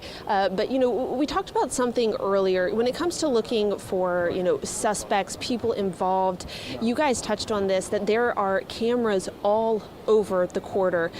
So hopefully, anyone that is involved, we get some answers soon. I know a lot of the businesses down here are cooperating, and just everyone's kind of coming together in this area as we deal with this difficult time. We know that, the death toll is up to 15, and we know there are still plenty of others in the hospital injured. So we're going to keep you updated as we know more. But like I mentioned, this side of town, it's kind of looked the same all day. It doesn't look like these officers will be leaving anytime soon until they get some more answers. I know Meg Ferris has mentioned there are people giving blood to those in need. So it is very nice to see the community coming together. I talked to some business owners that have opened their doors just to let people come sit down free of charge, even if they aren't, buying anything. People that were staying in these Airbnbs, staying in these hotels that don't have anywhere to go. So still a lot of questions around this incident. We've been in touch with one victim. We're waiting to hear back from them to share a little bit of their experience. But as I mentioned, I will keep you updated as I know more, or if this scene begins to change. Reporting live from the French Quarter, Amelia Strahan, WWL, Louisiana. Yeah, thank you so much. So many new details are coming into our newsroom hour by hour, minute by minute, and so that's some great information, Amelia. And one thing that we haven't really heard are personal witness accounts of what happened out there. And we caught up with someone who was there this morning as this horrific scene unfolded. So let's take a listen to what they had to say. Like around 3:15, everybody just chilling, we having a good time, music playing and all that. A truck, I didn't know it was a Ford F-150, I thought it was like a Yukon or something. A truck hits the corner and comes barreling through people, throwing people like a movie scene, like real life, throwing people into the air, they falling under the car, all that. And a good friend of mine actually passed away from getting hit by it. And the little divots in the wall just like this? So this is what a lot of people jumped into to get away from the truck. But yeah, so after it gets past us, the guy, I didn't know it was a terrorist, but the guy ends up getting out and shooting people. Like he had ARs and bombs and all that, man. But the aftermath was really what got me. Like bodies all up and down the street, everybody screaming and hollering. You look down, you see somebody doing CPR, you look around, people crying on the floor, like brains matter all over the ground. And yeah, it really hurt me to see like one of my closest friends like that. So we ran one way, so like about 5 feet away from the curb, and we ran into the bar to be protected by the little divot. And I'm supposing I could have sworn she was behind me, but now that I'm doing the math, it's seeming like she ran a different direction. But I was assuming she was behind me. So when I ran into there, her cousin was also with me, her best friend was also with me. So I saw her And then I'm moving people out of the way to try and find her because she's quite small. So I'm moving people out of the way to try to find her. I'm saying, nah, like, where is she? And I turn my head, and it's her in the street, just leaking blood. And I knew. She looked peaceful though. I'm glad she went peacefully. You know. Oh, she was about to go to college actually in about 2 weeks.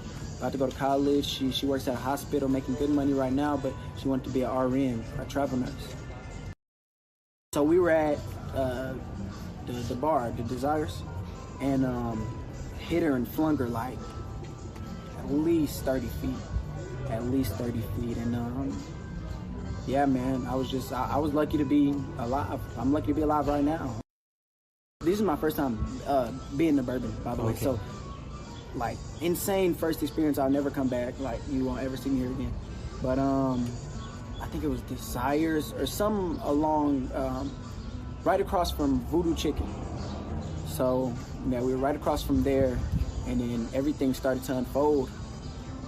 It was insane, man. Like, real closest thing to a war zone I've ever seen, truly. Just hearing those stories from people are just absolutely horrific. When we hear him describe just seeing one of his best friends just run over, absolutely run over on the street. And if you look at the video, you saw that there were a number of people that the suspect did miss. Unfortunately, they share that trauma. They share all of those unfortunate memories.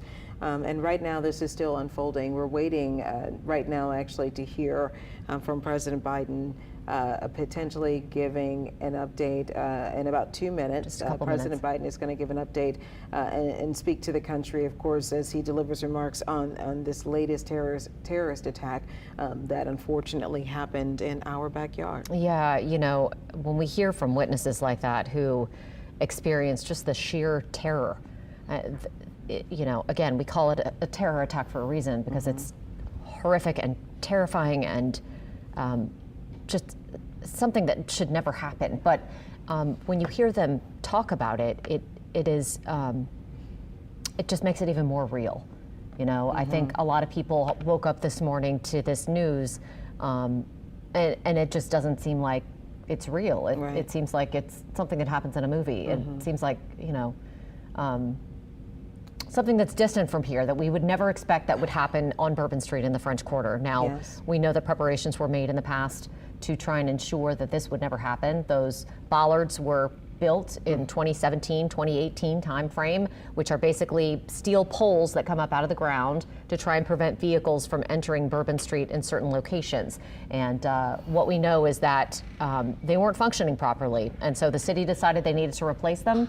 And so they took them down in order to do that work, and that work is expected to be finished in the next month or so before the Super Bowl. But right now, there's nothing there. And so the NOPD supplemented that by putting a police unit at the base of Canal Street, right there where it meets Bourbon, and the suspect drove around the car onto the sidewalk and just started plowing people down and hit the gas and going at a high rate of speed. As soon as he made that turn, he turned right onto Bourbon Street and just started hitting people. And the video we showed you is certainly tragic, and it shows you how quickly and how little time people had to get out of the way. Yes. We're waiting right now. This is Camp Davis. President Biden is expected to deliver remarks in about 2 minutes from Camp Davis as this latest terrorist attack on Bourbon Street happened, and of course, looking into the background of the suspect of this terror attack, and President Biden is Camp David right now.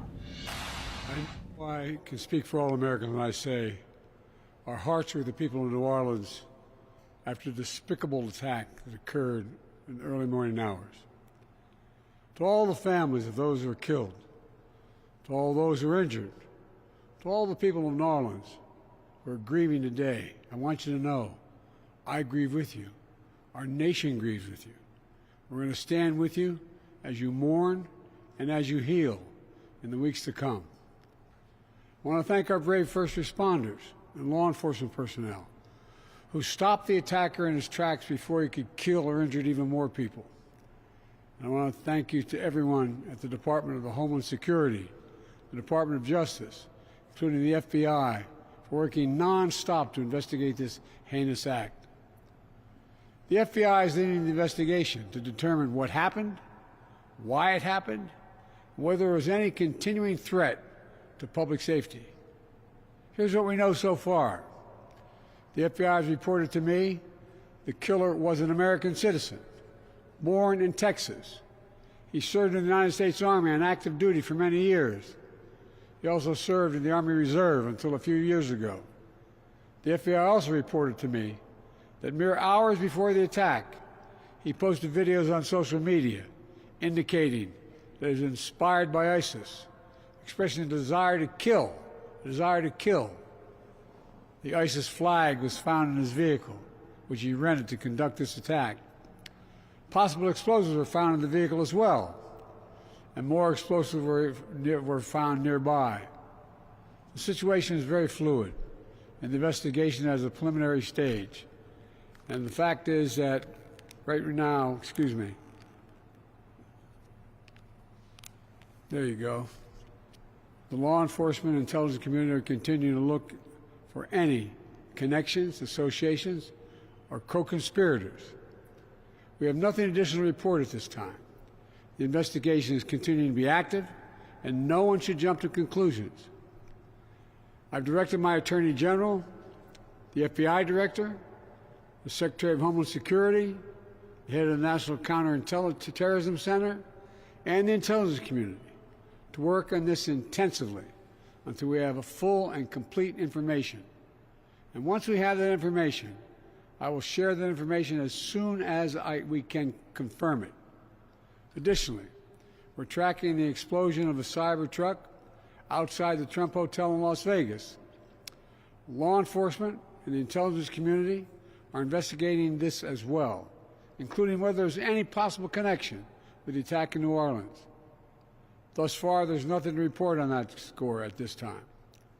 I've directed my team to make sure every resource is made available to federal, state, and local law enforcement to complete the investigation in New Orleans quickly and to make sure there's no remaining threat to the American people. And we'll support the people of New Orleans as they begin the hard work of healing. New Orleans is a place unlike any other place in the world. It's a city full of charm and joy. So many people around the world love New Orleans because of its history, its culture, and above all, its people. So I know, while this person committed a terrible assault on the city, the spirit of our New Orleans will never, never, never be defeated. It always will shine forth. We've seen that time and time again throughout its history, and I know we'll see it again in the days and weeks ahead. May God bless the people of New Orleans. May God bless our police and our first responders. May God protect our troops, and we'll keep you fully contemporaneously informed. Thank you. Have you spoken to President Trump? Are you concerned about more attacks? Have you spoken to President Trump? Investigated as a terror attack? Stay clear from Bourbon Street. And he was very prepared to inflict horrific pain. Bourbon Street will be shut down. He was hell-bent on creating the carnage and the damage that he did. These folks right here are going to make sure that justice is served. You are tuning in at 6:03 p.m. to our live coverage of the Bourbon Street terror attack. I'm Katie Moore. And I'm Devin Bartolotta. We have been on air since about 4 o'clock this morning covering this horrific tragedy in our city. We know now that there are 15 people who died from this incident and more than 30 who are injured and in the hospital tonight. That includes 2 police officers who were shot by that suspect. Yes, those 2 police officers are expected to be okay. That's the word from the New Orleans Police Department. That is good news tonight. However, 30-plus people still are suffering in the hospital or with their injuries at home. That death toll could certainly rise as many of those those victims were taken to the hospital in critical condition, and that is what we have seen throughout the day today. That number has gone from 10 to 15 this evening. Now, the FBI is leading the investigation into this, and we just heard President Joe Biden from Camp David make an address to the nation about what happened here in New Orleans. The president said that hours before this attack in New Orleans, the FBI told him that the suspect, Shamsuddin Jabbar, 42-year-old man from Texas, that he posted a video sympathetic to ISIS on social media. Now, this suspect is a 42-year-old man. He is a U.S. citizen from Texas, and this is his passport photo, which CBS News has obtained here. If you have any information about this suspect, anything that you think could help investigators, you should call that phone number on your screen, 1-800-CALL-FBI, or you can go to the website there, tips.fbi.gov. And the FBI put this photo out because they wanted people to use it to give them information about things, interactions that they've had with this man over the last few days, anything that they could possibly know about him and his possible ties to any sort of international terrorist groups. At this point, we do not know much about his timeline in New Orleans, when he arrived, how long he was here, or who he may have been meeting with. We do know that the FBI at this time is searching for 3 suspects, 2 men and 1 woman, who are believed to have been seen on surveillance video hiding some incendiary devices, possible incendiary devices around the city. Yeah, that is word coming from the Associated Press, from a law enforcement bulletin that was issued. They have been reporting that throughout the day, that is one of the things and leads that the federal investigators, local investigators, state investigators are looking into. Now, he did have an ISIS flag attached to the truck when he made his way up Bourbon Street. The truck did appear to be rented from a car sharing app out of Texas, which we know is also where they have another active scene, an active investigation going on tonight. There are now at least 3 scenes that the FBI is taking a look at. The first is that scene on Bourbon Street where all of this happened. The second is a home in the St. Roch neighborhood, a little less than 2 miles away from the scene on Bourbon Street. And the third is that home in Houston. That's the address where he was previously living. There are actually 2 different scenes in Houston as well. The second scene in Houston is where apparently his ex-wife lives and with her new husband. So that's 4 separate scenes. This is earlier video of that initial Harris County location where public record searches reveal that is a place that he considered a home, where he has lived at some point. And so you see there on your screen what was happening with a SWAT standoff there. What it is a main house, according to investigator David Hammer and his reporting. There's a main house there, and then there's a series of trailers that are also on that same site. So what the makeup of that home is, who lives there, why the FBI have surrounded it, you would assume it's because they're curious whether or not there's any more evidence in that house. A lot of improvised explosive devices used here, a lot of pipe bombs and homemade weaponry. So you would think that they would be looking to see where those things were put together. And in addition, if there's any evidence at those homes of who these other 3 accomplices, alleged accomplices, might be as they search for those other suspects in this case. Absolutely. So much unfolding hour by hour, minute by minute, and we've been keeping you posted live throughout the day here on WWL TV, and for those of you joining us around the world on WWL Plus. So we appreciate you tuning in and getting the latest information here as we get it from investigators. President Biden just wrapping up his comments just a few minutes ago, and it was really short and sweet.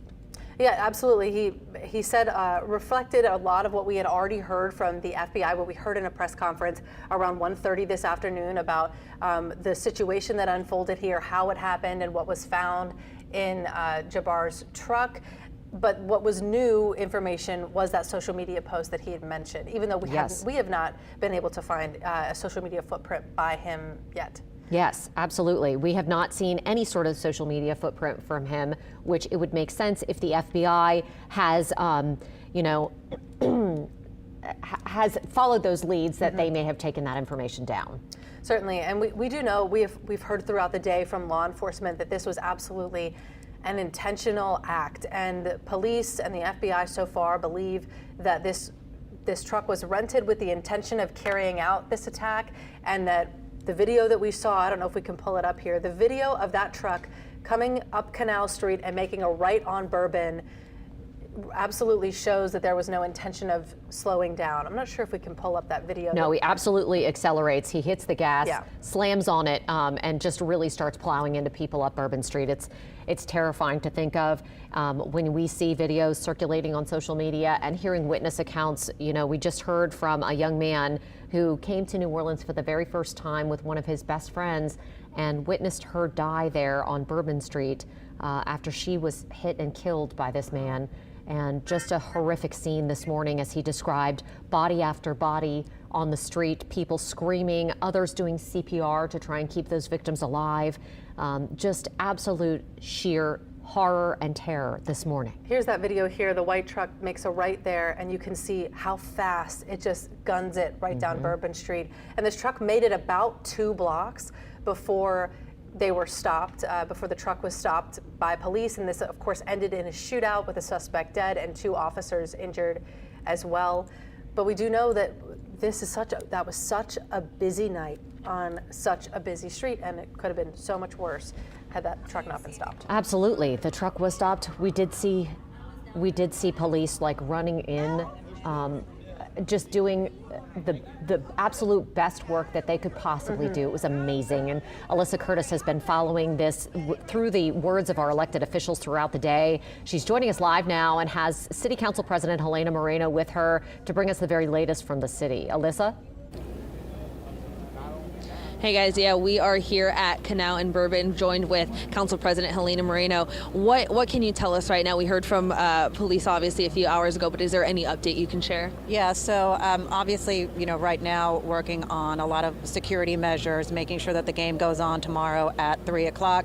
I'm very confident in the security measures that are being brought in place. You've heard about the water barriers that are becoming and building different perimeters around Superdome, around obviously areas in the French Quarter as well. Thank you to, of course, state and our federal partners who really have leaned in with additional resources. And so that's really what we're focusing on right now. I initially was not going to go to the game yesterday. I didn't have a ticket, but now after obviously everything that we've seen, and I want people to have the confidence to understand that it will be safe tomorrow. I now have bought a ticket to the game, and I will be at the game tomorrow, even myself. You mentioned a little bit of the extra hands and resources that are coming in. What does that look like? I imagine things have changed of what they would have been had this not happened. Yeah, no doubt. Well, I think, Alyssa, you're already seeing it right here behind you with state police. You see the Jefferson Parish Sheriff's Office Mobile Command Center. It is not just federal and state partners who are here with us now. It is also different jurisdictions, multi-parish initiative happening as well, with law enforcement coming in from all across the state. As you're also aware, we do have the National Guardsmen who are coming in also. And then not to mention, it's just an overall relook, re-review, what can be done to enhance the plan, what can be done to do things better, what can be done to do things safer. That's all happening right now. Yeah, it's a very fluid situation. We've been talking a lot, and not just us, but everyone you saw at the press conference talking about those bollards and those barricades. Can you talk to that a little bit? I know they were kind of making their way through the French Quarter and repairing those, but it seems like that may not have helped had they even been there. Yeah, well, as you probably are already aware, the bollards don't cover the sidewalk area to begin with, but not to mention, and other security experts have mentioned this to me, is like, Helena, take a look at, Canal Street, other potential areas where there were a lot of people. Look, bottom line though, it is time to look at what happened here, right? You have to look at, was anything missed? Could anything have been done better? And I'm not just saying, on the local level, but let's go all the way state and federal. Let's look at the intelligence side. Was something missed on the intelligence side? This man is from Texas. He's an American citizen. He was in the military. What was he doing in Texas? Apparently he traveled to other parts of the world. What was he doing there? Like, was there some type of red flag there missed? All of these things need to be analyzed, because let us remember, this is not just an attack on us, New Orleans. This is an attack on our country. And what we're seeing now potentially also happening in Vegas, this is an attack on our country. This is an attack on all of us as American people. So what is the federal government also doing? Leaning in to take a look at how to make us safer as Americans. It's about New Orleans for now, but how do we prevent this from ever happening again in New Orleans and in another city? Is there anything you guys are looking at city council level, at the more local level, that things need to maybe be changed, or laws or ordinances that need to be enacted to try and prevent anything like this from happening again? Yeah, I mean, more than anything on the city council side, we're going to lean in and listen to the experts, okay? I am not a security expert, okay? But if the security experts tell me that the city of New Orleans needs to fund a particular initiative to make the people safer, then that is what the city council should do. And that is what the mayor should do, is listen to the experts. And so that's what I plan on doing. And Alyssa, I just want to mention one more thing, because this is like a key piece. Thank you to the officers, the 3 officers who were able to take this individual down, because those 3 officers very bravely ran toward this perpetrator and took him out. Because they were able to do this so quickly, as horrible as this is, it could have been even more horrific and tragic. And to the families who are dealing with such tremendous pain and loss, just tremendous, sorrowful condolences from the leadership in New Orleans and from the people of New Orleans. I was with some of the families earlier today as they couldn't find their loved ones in any one of the hospitals, and yet their phones were still pinging as being on Bourbon Street. And so unfortunately, some of them did receive some very terrible news this afternoon. So let us keep them in our thoughts and in our prayers as we move forward through this weekend. One last question for you. What do you want to say to residents and tourists alike who are here in the city who are still shaken up? I feel like a lot of people are still like in shock that this happened. What message do you want to send to people? Shaken up, no doubt about it. That is a logical response to what has happened. But at the same time, I want residents to be reassured that federal, state, local, this truly is an all-hands-on-deck approach like I've never seen. The resources being brought in by the federal government, the outreach that has happened, the investigation that will take place here behind us with the FBI leading. Like I said, the level of resources that we are now receiving does make me feel very sure that we will have a safe and secure Sugar Bowl.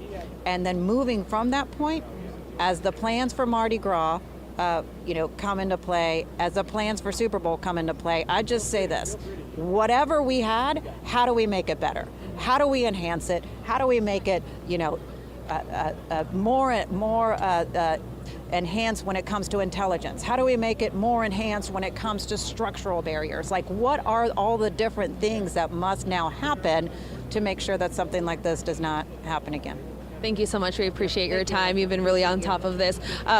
You just heard enacting more resources for Sugar Bowl tomorrow and making sure that everyone is safe and feels safe. I want to talk again about the bollards. This has been a really big topic of conversation today. Those bollards that are usually at this intersection here at Bourbon and Canal. We heard earlier during the press conference with every official, but we heard specifically from Mayor Cantrell about how those bollards have not been working. So they were in the infrastructure package that was to be addressed in preparation for the Super Bowl. And we got some more information from the city earlier via email, and they said that they were working through the French Quarter and through Bourbon Street to fix all of those bollards and to get them ready for Super Bowl. These bollards are essentially to help prevent things like this from happening.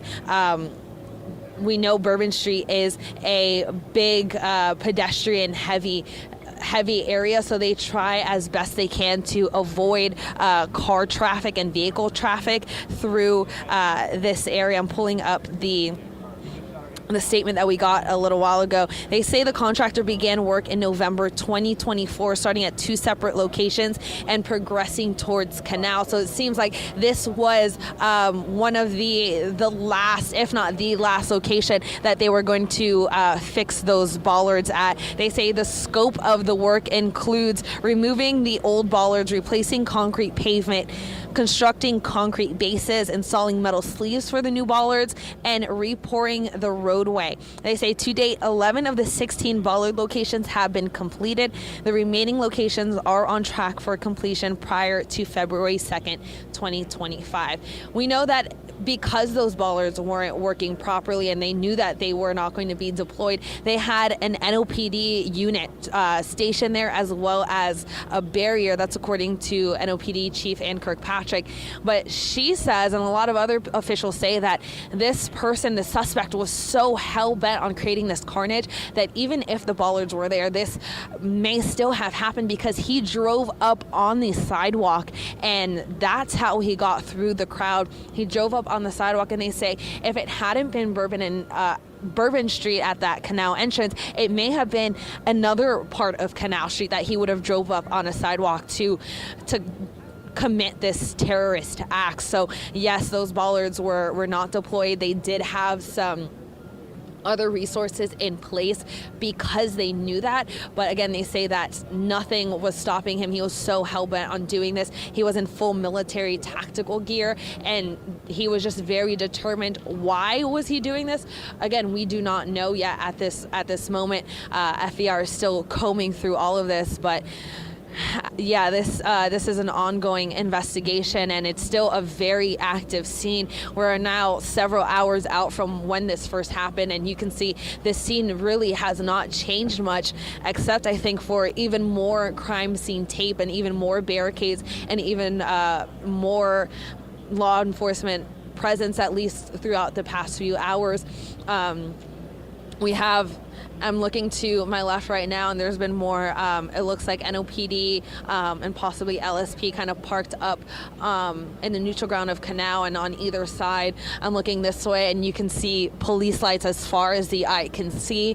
Again, we have LSP, Jefferson Parish Sheriff's Office, NOPD. So yeah, this is still a really active scene. Earlier I asked what the status of Bourbon Street will be going into, of course, Sugar Bowl. I know a lot of people are likely to want to celebrate after that game. They say they'll make a decision on when they want to open Bourbon, when it is not only safe, but when they know that they've combed through the scene and gotten as much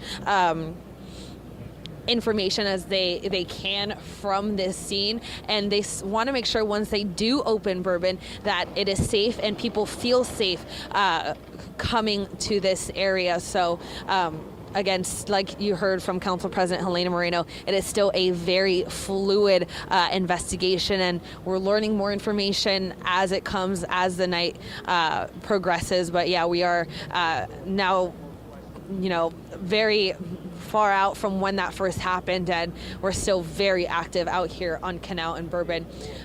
Again, we'll be out here for the foreseeable future and try and get any more information we can, but for now I'll pass it back to you guys in the studio.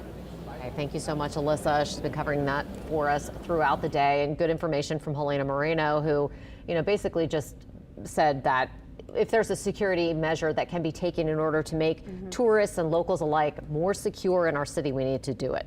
And the bollards are a big question mark right now. Why were they not in place at this time? We know that they were under construction and that they are trying to be fixed before the Super Bowl, but there have been questions asked about why that hasn't been done prior to now. Now, the city did get a big chunk of money in order to do infrastructure projects to try and get the city Super Bowl ready, and that's one of the things that they put on their priority list. So you got to give them props for that.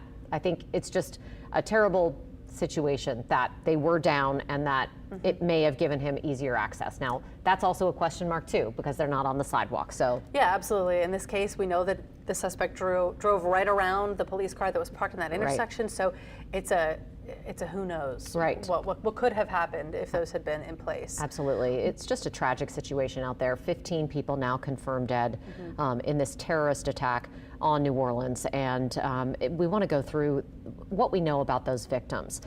They're starting to be identified one by one, both through family members and friends, and these are the 4 who we know were killed. Now, Nicole Perez's name has not been mentioned before. We believe she is the student out of University of Georgia who was in New Orleans. Yeah, this is the first time that we're hearing her name as someone who was identified, and we did know that earlier today, UGA did put out a statement saying that one of their students had been critically injured in this case. So as of right now, these are the only 4 victims whose names we know. out of the 15 who have now passed away. We know that it could be several days until we know all of their names because police and law enforcement have to contact all of their families before they release the names. Absolutely. You know, we just heard Helena Moreno talk about how family members of the people who passed away were trying to desperately find their loved ones today, and it was just a difficult situation because they were pinging their phones and they were still on Bourbon Street when, you know, it had been several hours. So that's an indicator that their phones and they never made it off the street. Yeah. Horrible. Yes, horrible. But one of the victims that we've been talking about today is a young woman. She's 18 years old. You see her on her screen right there. She's from Gulfport, Nikaira Dido. She apparently was studying nursing, had a really bright future, just a great girl by all accounts. 18 years old. She was visiting New Orleans with her cousin and her friend, and understandably her mother is just absolutely devastated by this. We also know another young person who passed was Tiger Besh. He was a football player. We know that he played football at Princeton, and he's originally from Lafayette. He was 27 years old. This is video here. St. Thomas More, football star, and then you know, this is when he was playing for Princeton. Just a star athlete, and he was in New Orleans. Apparently, he's working as a Wall Street trader now. He's since graduated college, and you know, was in New Orleans just you know, celebrating 2025 coming in, and it's just tragic. If we could bring back up the screen of all 4 victims, there was one more that we got a little bit more information about earlier today. That was Reggie Hunter. He is 37 years old. He was from Baton Rouge. We know that he is a father of 2, and we're told that his cousin is actually among the injured. So unfortunately, Reggie did not survive, and his cousin is currently hospitalized and recovering. Just tragic. That is absolutely tragic. At this whole situation, it's just, you know, awful. But apparently, we want to correct something really quick. Apparently, Nicole Perez was not a Georgia student. She's not, in fact, a Georgia student. She had just been promoted to manager, according to our partners in Ella.com, at the deli where she worked. She was obviously hit and killed on Bourbon Street, and not the student at Georgia, but we do know that a University of Georgia student was killed in this attack. Was critically injured in this attack. Critically injured, yes. okay. That, as far as we know, this afternoon, the university had put out a statement saying someone was critically injured. So we apologize for that confusion there. Yes. Yes, Nicole Perez. This is the statement from the University of Georgia, from the president, Moorhead there, saying that one of their students was critically hurt in this incident, and extending sincere condolences to the victims and everyone else affected. Now, we heard earlier today that there were 10 people killed. That number has since increased to 15. We heard from law enforcement leaders and elected officials that many of those who were taken to the hospital were in fact critically injured, like the University of Georgia student. And so it's just a difficult situation. The death toll continues to climb in this case. There were 2 police officers injured in this incident as well. Those 2 were shot in a shootout with the suspect. But we did have Councilman Oliver Thomas here in the studio earlier today. He told us he was able to speak with those officers earlier.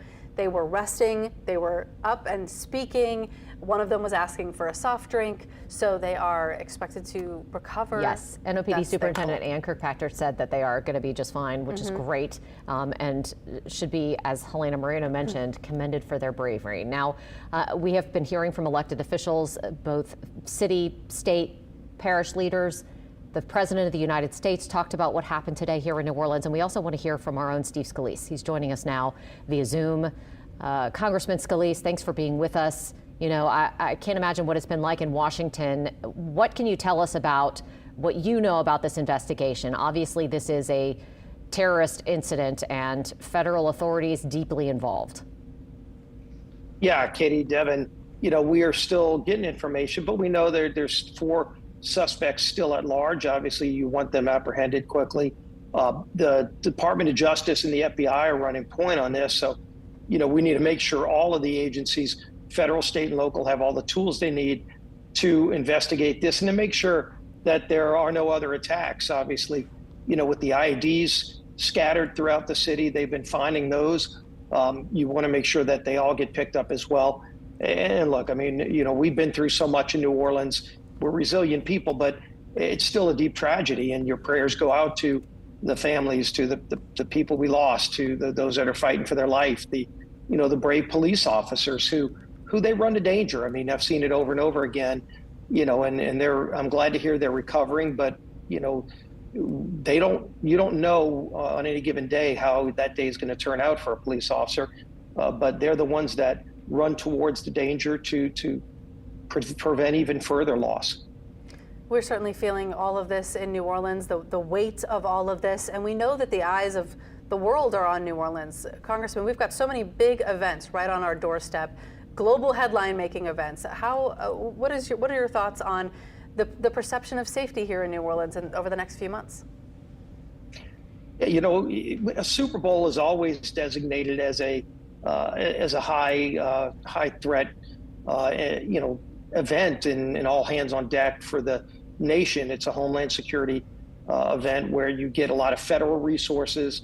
Mardi Gras, we always know, you're bringing over 1 million people into the city, and nobody manages those large crowds better than New Orleans. But now you have this added element of terrorism, and it just means you've got to be on an even higher level of alert. And that also means for citizens, if you see something suspicious, to be quick to alert authorities if you do see something. And hopefully this is the end of it, but you've got to expect that there could be other attacks, and just always be on alert. Congressman, have you heard from the FBI or any other law enforcement about whether or not they've confirmed if this suspect had real ties to ISIS? No, and initially the FBI said it was not a terror attack, which is a little alarming considering it turned out it was, and he's got an ISIS flag in the truck. I just hope that let's get facts out there. Let's be candid with the public and get the facts out as quickly as they're known. And so do you know if they've confirmed that yet, or is there anything that you can tell us about that? And what are the national security implications for that? Yeah. Well, it appears that way. I mean, you look at what just happened over in Las Vegas in front of the Trump Hotel. There's reports that both the truck in New Orleans and the Tesla Cybertruck were both rented from the same app. So, were those related? It's possible they were. And, are there other events being planned? This is why you've got to always have a strong vigilance at the federal level. The Department of Homeland Security, their focus really, I thought, veered a little bit away from what their main mission should be. They need to get back on that of protecting the homeland of the people. Are you going to be asking those questions? Were there intelligence failures here? Clearly. I mean, there's some serious questions that have to be answered. We've been raising a lot of these for over a year. We've been saying, with an open southern border, and not that we don't necessarily know that this was directly tied. The truck supposedly came across the southern border, but you've got people on the terrorist watch list that have come over in droves into our country, and it's it just appears it's only a matter of time before you do have attacks carried out. And so that level of vigilance needs to be high and continued. And what are you hoping happens with federal investigators at this point? Like, do you think that there is enough urgency in what they're doing right now? Well, we're going to be seeing in the days ahead. I sure am going to be asking a lot of tough questions. I'm sure a lot of people will be. The chairman of the House Homeland Security Committee, Mark Green's coming into town tomorrow. He wants to see some things on the ground. We're going to be, looking at possibly doing an investigation in Congress on this. So, there's still a lot of questions that need to be answered. And again, making sure that these agencies at the federal level especially have their focus on the ball. A lot of us think that they've lost their main focus in these last few years, and it's got to change. I believe the city got federal funding to install these bollards when they were first put in.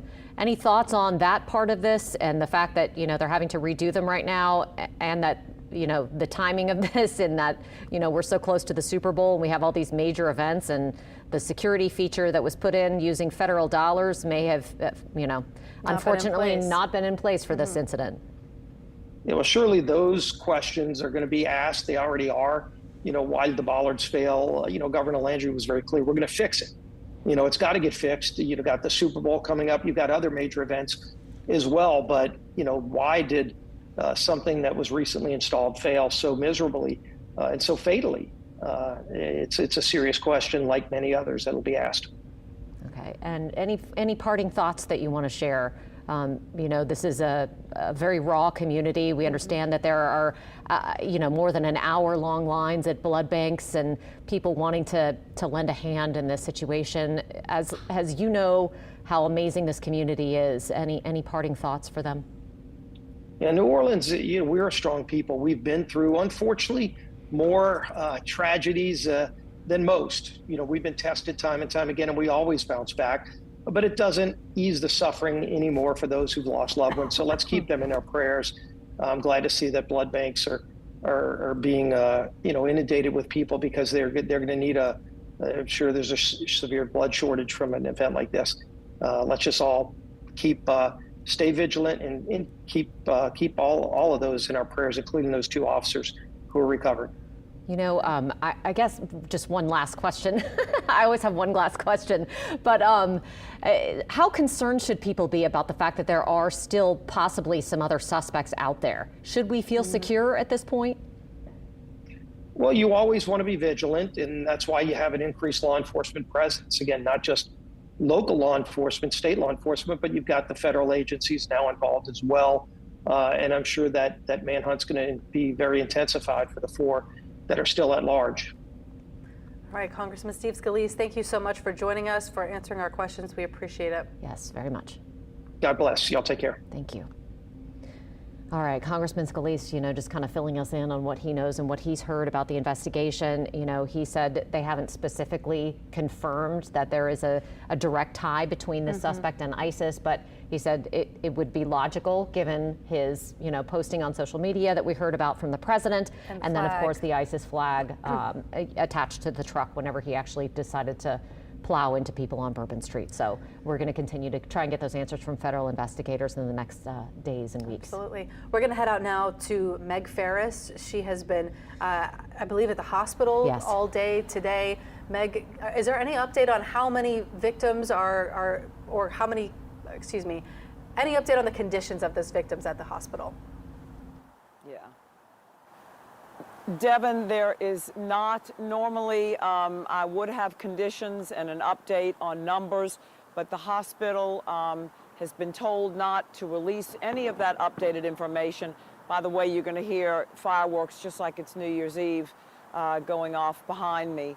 But we have not been given any of that because we are told that in this situation, the city wants to have control over that.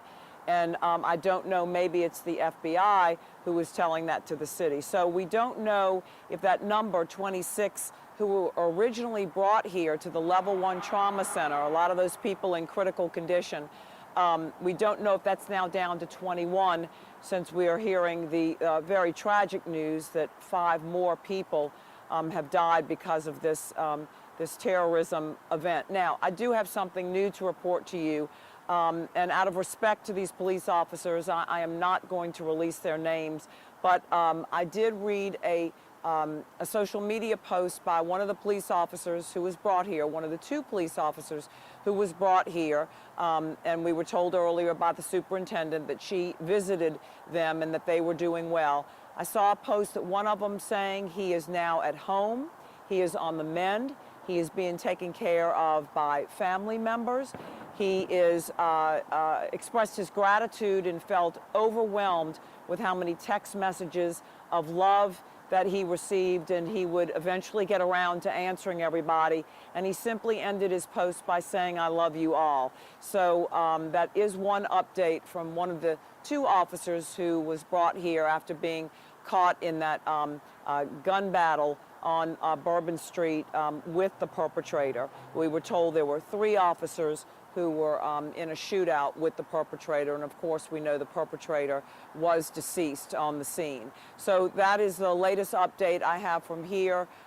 Still no word on, as I said earlier, any conditions, the numbers, how many had to go into surgery to have the life-saving surgery. We just don't know at this time. And again, the UMC has told us that they will give us one of the doctors tomorrow, one of the medical directors, to update us on all the information about this incredible last, 12, 13, 14 hours that they've had here, with surely all teams activated.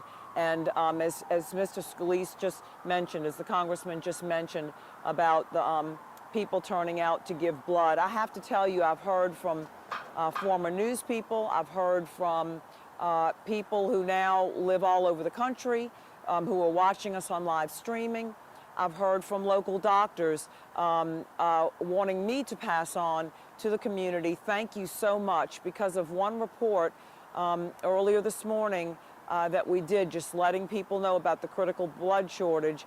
The people who don't even know the victims, who just opened their hearts and literally opened their blood vessels to share a pint of blood to help this critically low blood supply in our area. So people are just overwhelmed with gratitude, and doctors saying thank you, because it makes their work, their job different going forward with this. So that's the latest update we have from UMC here. Reporting live from UMC, Meg Farris, WWL Louisiana. Back to you, Devin and Katie. Oh man, our heart is with all the people in UMC and all the different hospitals all over the city of New Orleans right now who are still trying to recover from their injuries, and of course the families of those who will not be recovering and did not make it out. Sure, and the families of people who are in the hospital who maybe are not from New Orleans, don't have a support system here, are staying in hotels at this time. I know it's a really difficult day for many, many people. Yes, now we just got word that City Hall will be closed tomorrow if anybody has business with the city of New Orleans. Normally it would open back up. Today, of course, a federal and city and state holiday because it is New Year's Day, and so it makes you wonder if that timing is intentional on the part of this suspect, because it creates a delayed law enforcement response. You don't have as many people fully staffed and agencies fully operational as they usually are. So, you know, it just makes you wonder if the timing was intentional. That could be. I mean, there were also so many people gathered outside last night. Of course, a very big few days in the city of New Orleans.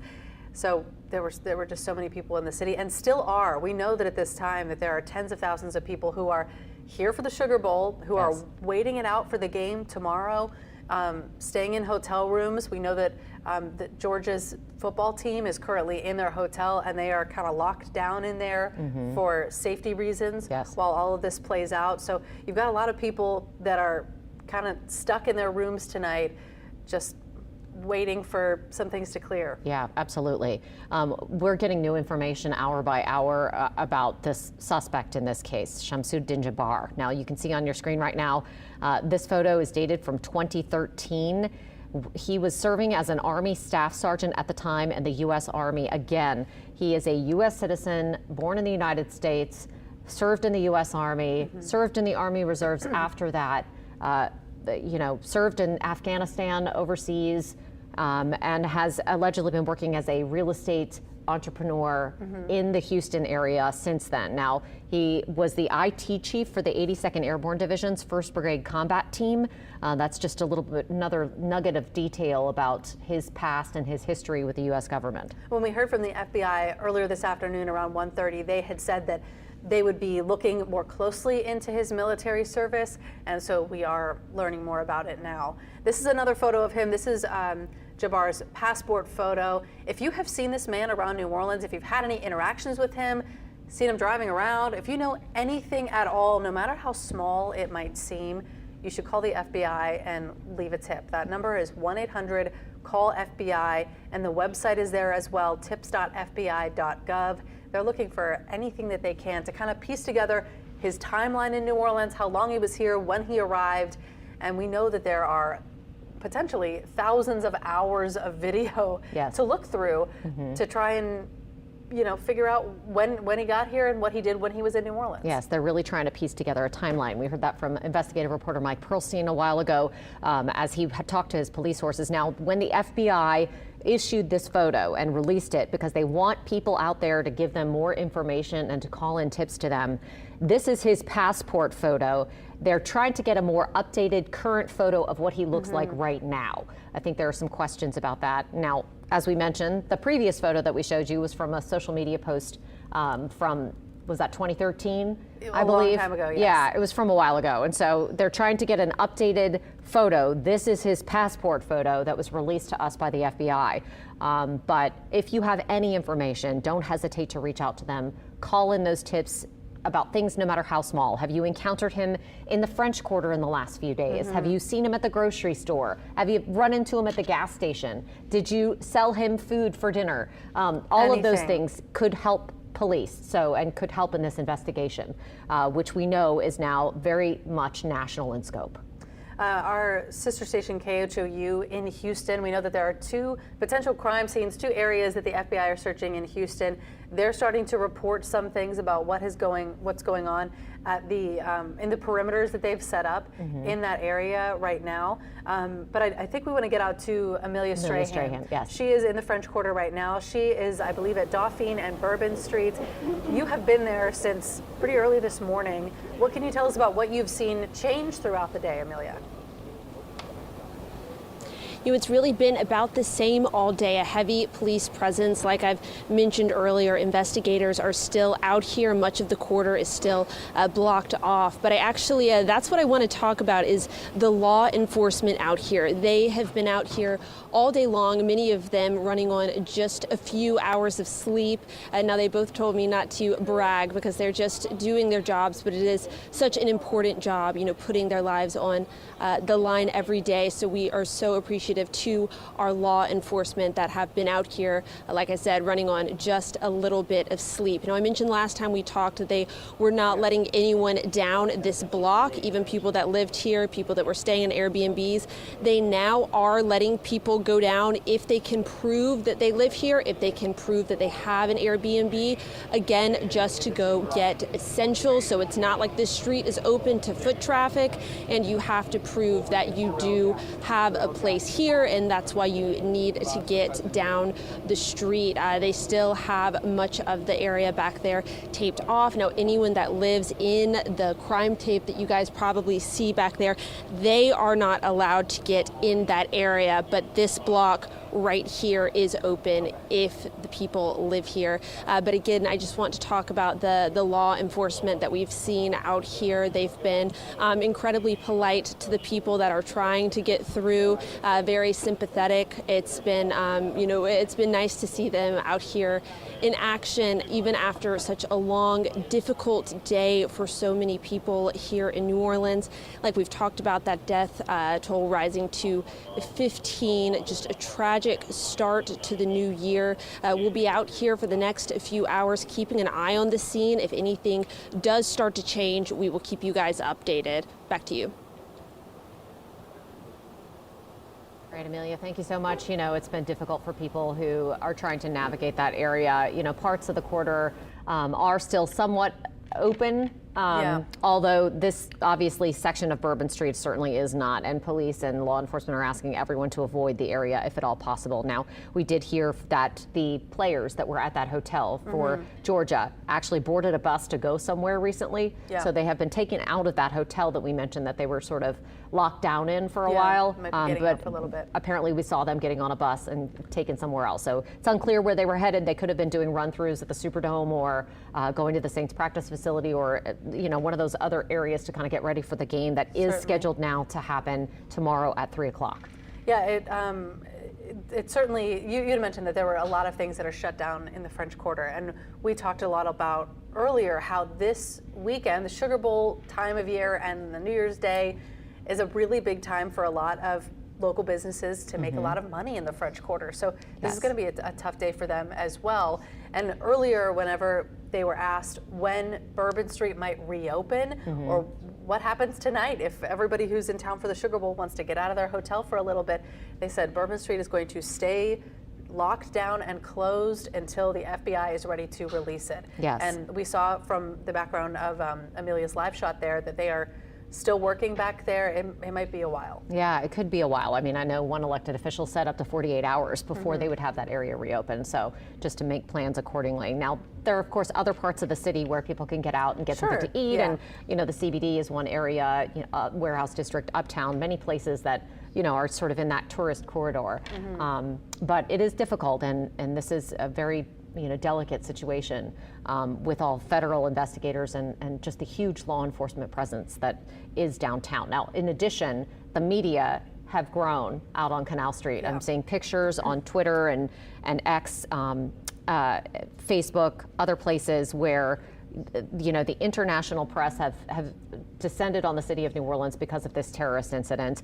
And so the interest in it is just going to continue to grow. We have been getting emails all day long from all around the world, yes. from media outlets, from everywhere, yes. asking us for information or for interviews, things like that. Yep. And I think part of the interest is that we just saw something very similar to this happen on December 20th in Germany with the Christmas market, where there were 5 people killed and many, many injured. So this is, it was of interest, I think, to a lot of our friends in Europe who are looking at us and seeing us yes. with a similar heartache. Well, I think, yes, absolutely. And I think there are also national security implications here. You have, absolutely. A situation where ISIS has been flaring again in Syria. There have been the toppling of a dictator there. There are definitely world events that could really be affected by what happens yes. related to this situation. So, we heard Congressman Steve Scalise touching on that just a little bit, talking about how, all eyes are on what happens here. Yeah, absolutely. And what happens next as well. That's a big part of this too. Yes, President Joe Biden making remarks from Camp David a little while ago, basically just, kind of laying out what federal authorities know. He did say that this suspect allegedly posted on social media in the hours before this attack was carried out his sympathy for ISIS. And we, of course, also know from the FBI that there was an ISIS flag on the back of that truck whenever he made his way into Bourbon Street. And as the FBI and other law enforcement officials have been searching for a more clear motive of what happened here, they've also been searching Jabbar's house. I don't know if we could bring up the video of the search from his home in Houston from earlier, but our sister station KHOU in Houston is starting to push out some reporting about what is happening there. They had crews on the scene at the home, they said, before investigators, and throughout the afternoon they saw FBI agents, Harris County Sheriff's Office SWAT vehicles, and multiple Sheriff's Office investigators at the home. They had secured the perimeter. They were asking people to avoid the area, and excuse me, were they're talking to some neighbors. Absolutely, talking to some neighbors out there. And then we also heard that there may be a second scene in Houston at his ex-wife's house with her new husband. So you would think that they were scouring it for any information. It was a SWAT situation, which tells you that it's some sort of standoff with people inside. So whether or not some of those people have been brought out of that property or not, we don't know. We haven't been able to confirm that through our station in Houston at this point. Yeah, we're working to find out some more from them. They also have talked a little bit about more in Houston about his personal life. They know that in January of 2022, excuse me, that Jabbar was behind on house payments. He wanted to quickly finalize a divorce. So there were some personal issues there. His business was Blue Meadow Properties LLC, so he was in real estate, which we know. So there's a lot of reporting happening in Houston as well. Yes, and well, we do know now that the house in the 1300 block of Mandeville that was raided by police, that is the Airbnb that he was staying in. We've confirmed that through sources, and we've been reporting that, but it was raided it is the suspected rental that was used by Jabbar. Authorities have confiscated some things there, suspected explosives and bomb-making material. That makes sense given that we've seen such a huge ATF presence there. In addition to that, there was a fire at that location. See, there's an ATF PIO at the scene. Who was there earlier today. Huge numbers of federal investigators out at that scene, many of them obviously wearing vests and protective gear. But there was a fire at that Airbnb that started about 2 hours after the initial terrorist incident. They started to see smoke, and investigators went in to see what happened. Now, we don't know if that was an intentionally set fire or what the nature of that situation was at that house on Mandeville Street. But this is in the St. Roch neighborhood, and for those who don't know the geography of New Orleans, who maybe are watching us on WWL Plus or on digital, that St. Roch neighborhood is just right on the other side of the French Quarter. It is very close to where this attack was carried out. So yeah, I mapped it out, and driving wise, it's about 1.7 miles from the scene of the horrible crime to where this home is, which is pretty close, all things considered, and there are a lot of cameras on that route. Absolutely. So yeah, absolutely. There is very likely to be a lot of video of this truck making its way from St. Roch to Canal Street. Yes. Now, we do know that investigators have been combing through that video. We've heard from our law enforcement sources throughout the day that is a key piece of this investigation, that there may be a situation where they saw some people putting coolers in different locations in the French Quarter that may have had remote detonated capable improvised explosive devices in them. We heard from a law enforcement bulletin and the Associated Press reporting on that law enforcement bulletin that was issued to Louisiana State Police that those ice chests were what were placed in different parts of the French Quarter. We know from the FBI that there were 2 improvised explosive devices found and neutralized before they were able to explode. In addition, we believe that there were pipe bombs and other weapons found on the actual truck itself. So lots of explosives and involvement in our federal agencies here. Of course, also wondering if, that's the situation in Houston as well, that they're looking for explosives. Yes. We're going to head out now to Alyssa Curtis. She has been on Canal Street since early this morning, and she has District Attorney Jason Williams with her tonight. Alyssa, what are you seeing? What can you tell us? Yeah, again, I think we're pretty much in the same situation here, just a heavy police presence that continues to be out here blocking off Bourbon Street at the canal entrance. I am joined here now with District Attorney Jason Williams. General reaction to just the last 24 hours or so? I think anybody who would tell you that they are able to process this and have processed this is lying to themselves. We woke up to terror at our door. This is not unique to the world, but it is unique to American cities, and it's certainly unique to New Orleans. There have been hundreds of these ISIS or Al-Qaeda attacks throughout Europe since 2015, Belgium, France, Germany. In fact, it was an attack at a Christmas market in Germany several years ago, which prompted us to put these bollards up in the first place because we're a soft target. What have you seen from just the response and stuff? Obviously, you're in those closed door meetings that we can't obviously get to, but what does that look like, and what does that unified response really look like? I'll tell you, that is the hope that you can have. That's the faith that you can have. The level of federal, state, and local collaboration and strategic engagement to make decisions like postponing the game for 24 hours to regroup and put new security protocols into place with regards to parking, with regards to how people are getting around. I can't say enough about the men and women of the New Orleans Police Department, though. This attack was meant to cause a lot more carnage. This man used his truck in a vicious, odious way to mow down as many people as he could. And after he could not use a truck anymore, he pulled out a firearm, started firing indiscriminately. And he was also armed with explosives to take out even more, and probably our first responders, right? So the NOPD that responded quickly and strategically to neutralize him and take him out, they saved lives. They saved countless lives. They're heroes. And I can't say enough about the New Orleans Police Department. Earlier, we heard from Superintendent Kirkpatrick when she was talking about how 2 years ago we were the murder capital, and that has drastically dropped over the 2 years, and it's nowhere near what it was. We see sometimes a national kind of reaction to the crime in New Orleans. Talk to that and how this wasn't part of that. This was an outsider coming in. Can you talk to that? Sure. This is there's no other city in this country or no other parish in the state that has had the drastic decrease in crime and violent crime and all categories of crime, frankly, since the pandemic than the city of New Orleans, starting in 2023 and then continuing to go down in 2024. Augmenting our police department with the state police, with Troop NOLA, it's been a huge success. This is different. This is an outlier. This is a terrorist attack to strike at how Americans live their lives.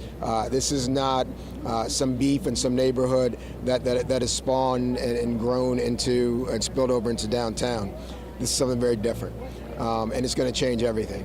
After 9/11, we all realized we're going to have to change some things in order to travel safely. And you're going to see a lot of things probably change in the city of New Orleans, in the French Quarter, and downtown, in terms of surveillance, in terms of bollards, and it should.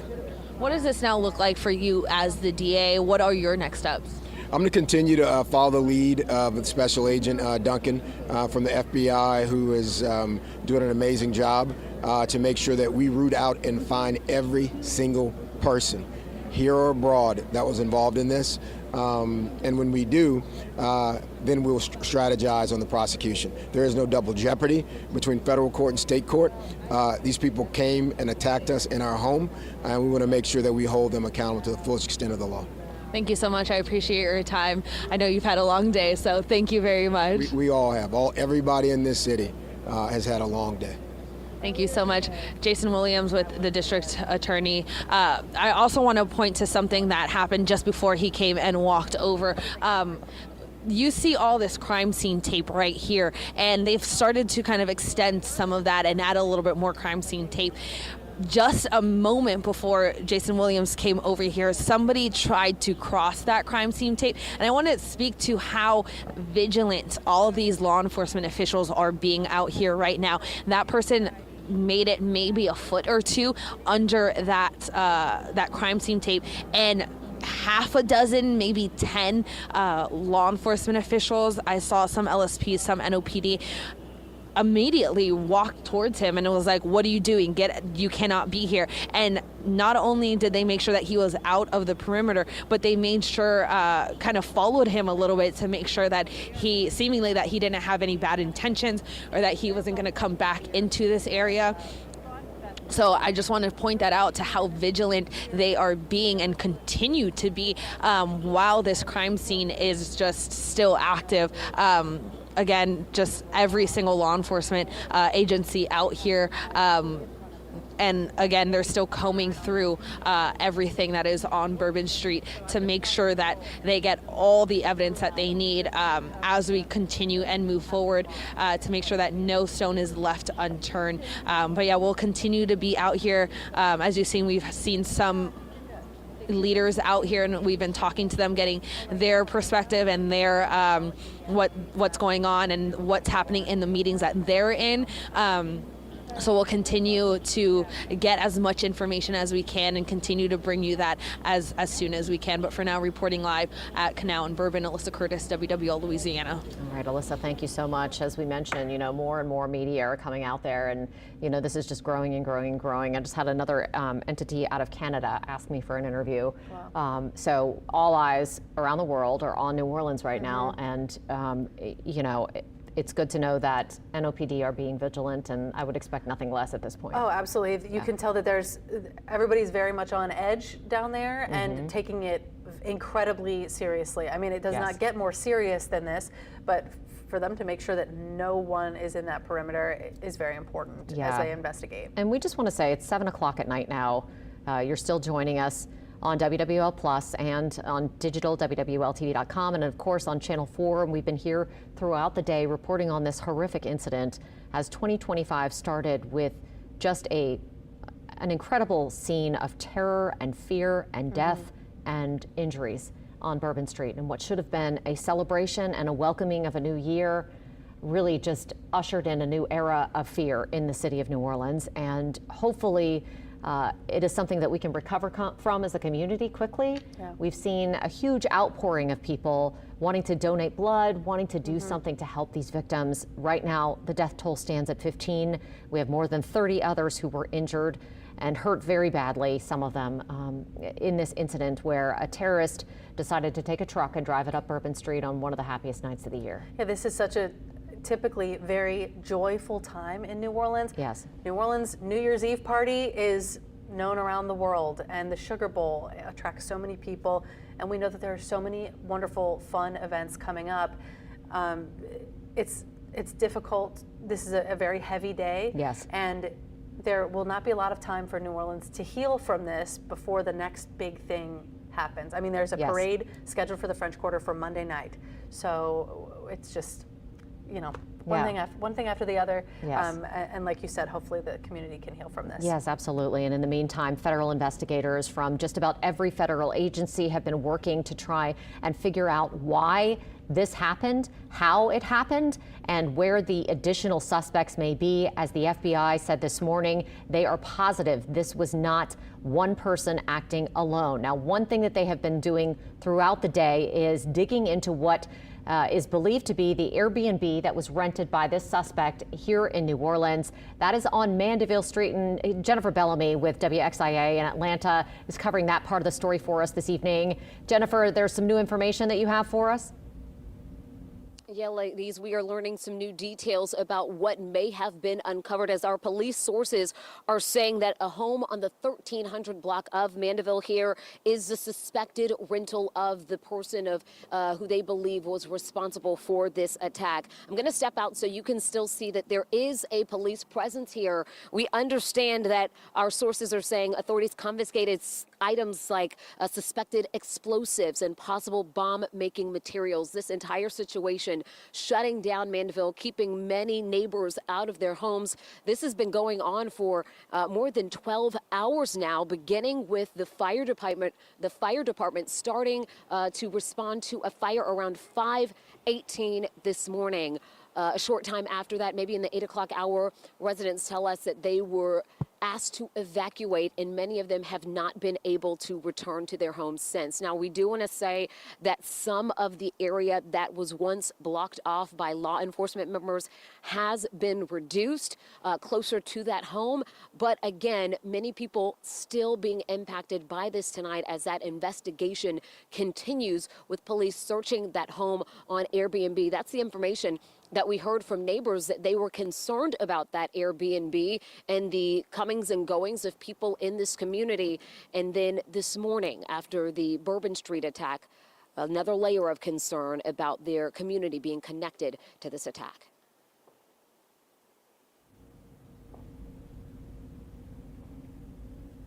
Okay, Jennifer, thank you so much for that report. This situation over on Mandeville Street is very similar to what we see going on in Houston, Texas. Houston has two separate areas where federal authorities have been combing through two different homes there. One of them is believed to be the latest known address of the suspect in this case. That address is, outside of Houston, and you're looking at some video from earlier today of what that looked like. Now, there's a main house on this property, and then there are a number of trailers on the property as well. And so you can see right there, those are some of those trailers. This was the SWAT vehicle that was stationed outside that property for much of the day. We are seeing some reporting out of Houston that there may have been some people taken out of that house, but we have yet to confirm those details. So we're working to get that information confirmed for you so we can tell you what exactly unfolded there. But this is believed to be where the suspect permanently lived before renting that truck through a car sharing app and making his way to New Orleans and then carrying out this attack that left so many people dead this morning. And it was really only a matter of time before they made their way to his home, because of course it's likely has some clues there, whether there are phones or computers or whatever, any kind of communication that he may have had with the three people who are now being searched for by the FBI. Yes. People who may have had a role in this crime that the FBI are searching for. So we now know you said there are 2 addresses in Houston that they're Yes. looking for, but at this time we don't really know officially what they have taken out of those homes, what kind of evidence they may have found, or if it has brought them any closer to finding those 3 suspects. Right, or people. As we said, it looked like there was a SWAT standoff situation, which would indicate that there were people inside of those properties when they were outside of it earlier today in Harris County. The Harris County Sheriff's Office there with their SWAT vehicle stationed there much of the day with, people in full protective gear, full SWAT gear, standing outside of there from the Harris County Sheriff's Office there in Houston. So we're hoping to get some more details for you, and we're working on that right now as we speak to try and confirm that for everyone at home and around the world who's watching us. That is a big question mark. We know now, just from talking to law enforcement sources, that the Mandeville Street home did have explosives and bomb-making equipment, they think, that the ATF and other law enforcement agencies took from that home earlier. Now, Jennifer Bellamy for us reporting from WXIA there at the scene, saying that the scene has actually shrunk, that they are starting to kind of wind down on the investigation in that Airbnb there. But, still a lot of questions about how that played a role here. Also reassuring, I'm sure, to the neighbors who live nearby, because there was the situation on Bourbon Street happened at 3:15. Around 5:15 was the fire at that Airbnb in St. Roch, and then around 8 a.m. they had started to evacuate neighbors from those homes because whatever firefighters found inside was cause for alarm and cause to call the ATF and all these other federal agencies out. So they started getting some neighbors to leave their homes. We're told that they grabbed whatever they could, including pets, and they left. Some of them were taking shelter at a church nearby, but it was hours and hours before they were able to return. These photos were taken by a neighbor here. You can see a federal agent of some kind here on this doorstep, and here as well there are at least 3 there standing against this blue home. This is right in the neighborhood where that Airbnb was on fire this morning, and then where they later found explosive devices. Yeah, those are all photos from across the street from the scene, and it has been a very intricate investigation. Many federal resources here in New Orleans dedicated to figuring out what exactly went down, so those are pictures of what we saw from law enforcement this afternoon. This investigation obviously far from over. We're starting to get bits and pieces coming out from it. One of those is from Congressman Steve Scalise. He joined us via Zoom a little while ago and mentioned the fact that they're still looking for possibly 4 people that may be tied to this investigation. We don't know if the feds have caught up with them or if there's still a manhunt going on. That was unclear in our conversation, but we did hear from the Associated Press earlier today that there was a search underway because there was surveillance video that may have shown 4 people placing improvised explosive devices in 2 different locations in the quarter with explosives that were tied to a remote detonator placed in coolers in different locations in the quarter. So we heard that from the Associated Press through a law enforcement bulletin that was issued. Now, this is the suspect here that you're taking a look at now. This is 42-year-old Shamsuddin Jabbar. We know that he is from Texas. He lived in the Houston area. We know that he was in the military for several years. We have a picture of him from 2013 as he was serving in the military. This photo here dated from 2013, and he was an Army Staff Sergeant, and he was the IT chief for the 82nd Airborne Division's 1st Brigade Combat Team. So we know he has military experience, but as far as the official motive goes and direct ties potentially to ISIS, when we talked to Congressman Steve Scalise, said he was unable to confirm if those ties had been verified. Yes, thank you. Because there was that ISIS flag in the truck, and also we now know from President Biden that Jabbar had posted something on social media in relation to ISIS before this attack, but there's no official confirmation as far as we know from the FBI that was the direct motivation. Yeah, it seems that Jabbar at this point, which could be FBI related and investigation related, but it seems he has very little social media footprint. Yes. So no one has seen that video that apparently was posted a few hours before this attack was carried out. So it appears that that's no longer accessible on the internet. However, we do know from our local law enforcement officials, they're saying that this was absolutely the intention. There is no question here that this was not an accident, that this was exactly what Jabbar intended to do in the truck that he rented, and carrying out this attack was the plan. Yes, absolutely. And you know, it is horrific. The loss of life is staggering and horrible, especially when you see and hear the descriptions of what the scene looked like this morning. I can't imagine how everyone is doing out there who witnessed just a mass scene of carnage like we saw on Bourbon Street this morning. And when you hear about that and think about that, it's just been a really, really terrible day.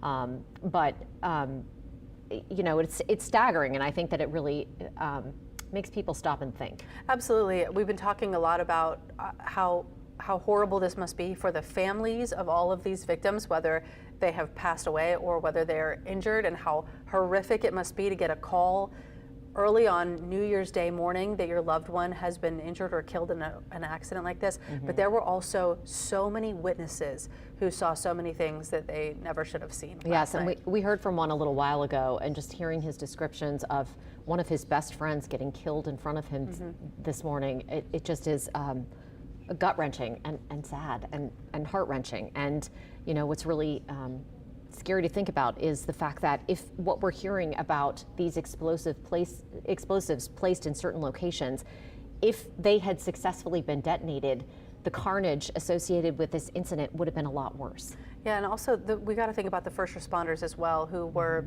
there. We know that the police acted very quickly, and this was a huge thing for EMS to respond to as well. Yes. I believe we've got some new audio of what happened after that crash. We're going to listen now.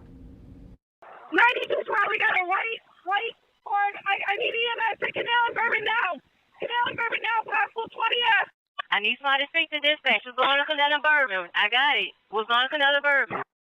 Showing us what's going on in Canal and Bourbon. Somebody please advise dispatch. What's going on in Canal and Bourbon? Your accident at Bourbon and Iberville. Bourbon, Iberville. Y'all were trying to get a rehab. Dozens of people that got hit by this car. We have a medical pack. Bring a medical pack. I got at least maybe 12 to 15 people hit by this vehicle. I'm in the 200 block of Bourbon. And the headquarters. Bourbon Street is shut down from the 100 to at least the 500 block of Bourbon. All officers on Bourbon Street, stop. Headquarters, we need some EMS in here. Do we have them en route? 9530, we need EMS in here on the code 3. Clear all my units that are code 1. Clear everyone, start them to that location. Clear anyone on that 30 if possible. Bourbon and Iberville, I have at least 6 casualties. I have an officer doing chest compressions on one. I have another white male that's got agonal breathing in the 200 block. Multiple casualties that may be going 10-7. What first responders were going through and witnesses there at the scene, I mean, it just brings it all back. Yeah, that's obviously dispatch, the conversations between dispatch and police officers and EMS that were on the scene there. And it's, it really paints a horrible picture of just how awful this was. Yes, I mean, you can hear almost officers walking down the street and you know, just tallying up the numbers of casualties and victims in the case, and then reporting back that, you know, this didn't seem to be an accident, and, you know, people were hit by this truck, and you have that lady talking about how, you know, so many people were down and just how horrific their injuries were. And, you know, one of the witnesses at the scene described the blood and brain matter, frankly, that was all over the street, and just pure carnage and just horror, really a horror. And it's really difficult to knowing how young some of the victims are. I know we have we've got an image here of some of the victims that have been identified. We know that there are 15 who have died. Yes. We have been able to put a name to 4 of them so far, if it's possible to bring that up. I know that they are the ones that we know their ages right now.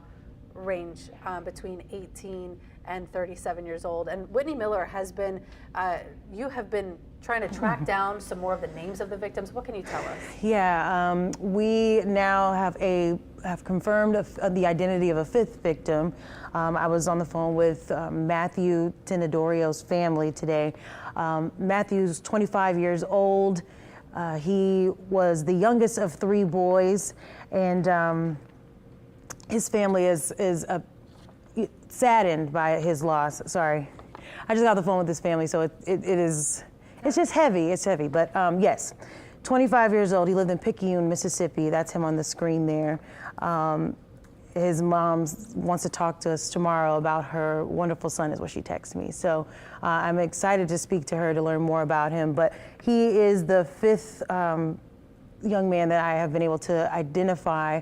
The others that we know of right now, the first one was 18-year-old Nakira Cheyenne Dido. She was 18 years old from Gulfport, Mississippi. We've learned about Nicole Perez, I believe from Metairie. Then we learned about Tiger Besh from Lafayette. And then we also learned of Reggie Hunter from Baton Rouge. I know he's a father of two. All of these very tragic stories, and as you pick names with faces, you learn about their stories, you figure out who they are and the families that are hurting now. So, we have been trying to make contact with them, because when it's just a number, 10 people dead, those are families that have stories. So, we've been reaching out to these families and offering to share that story of who their loved one is, to, commemorate them and offer tribute to who they are. This is a senseless death, but it is not a senseless life. So. So right. Absolutely, we want to hear those stories. Yeah. If people are able and up for sharing it, we want to know. We want to know more about them. I mean, it's important. These are the people whose lives were cut short, and it's important. And they're the to tell fabric those of this stories. community. They make up, New Orleans. So it is important to know who these people are, know them more than just a number. So You're so right. Especially as we focus on the suspect.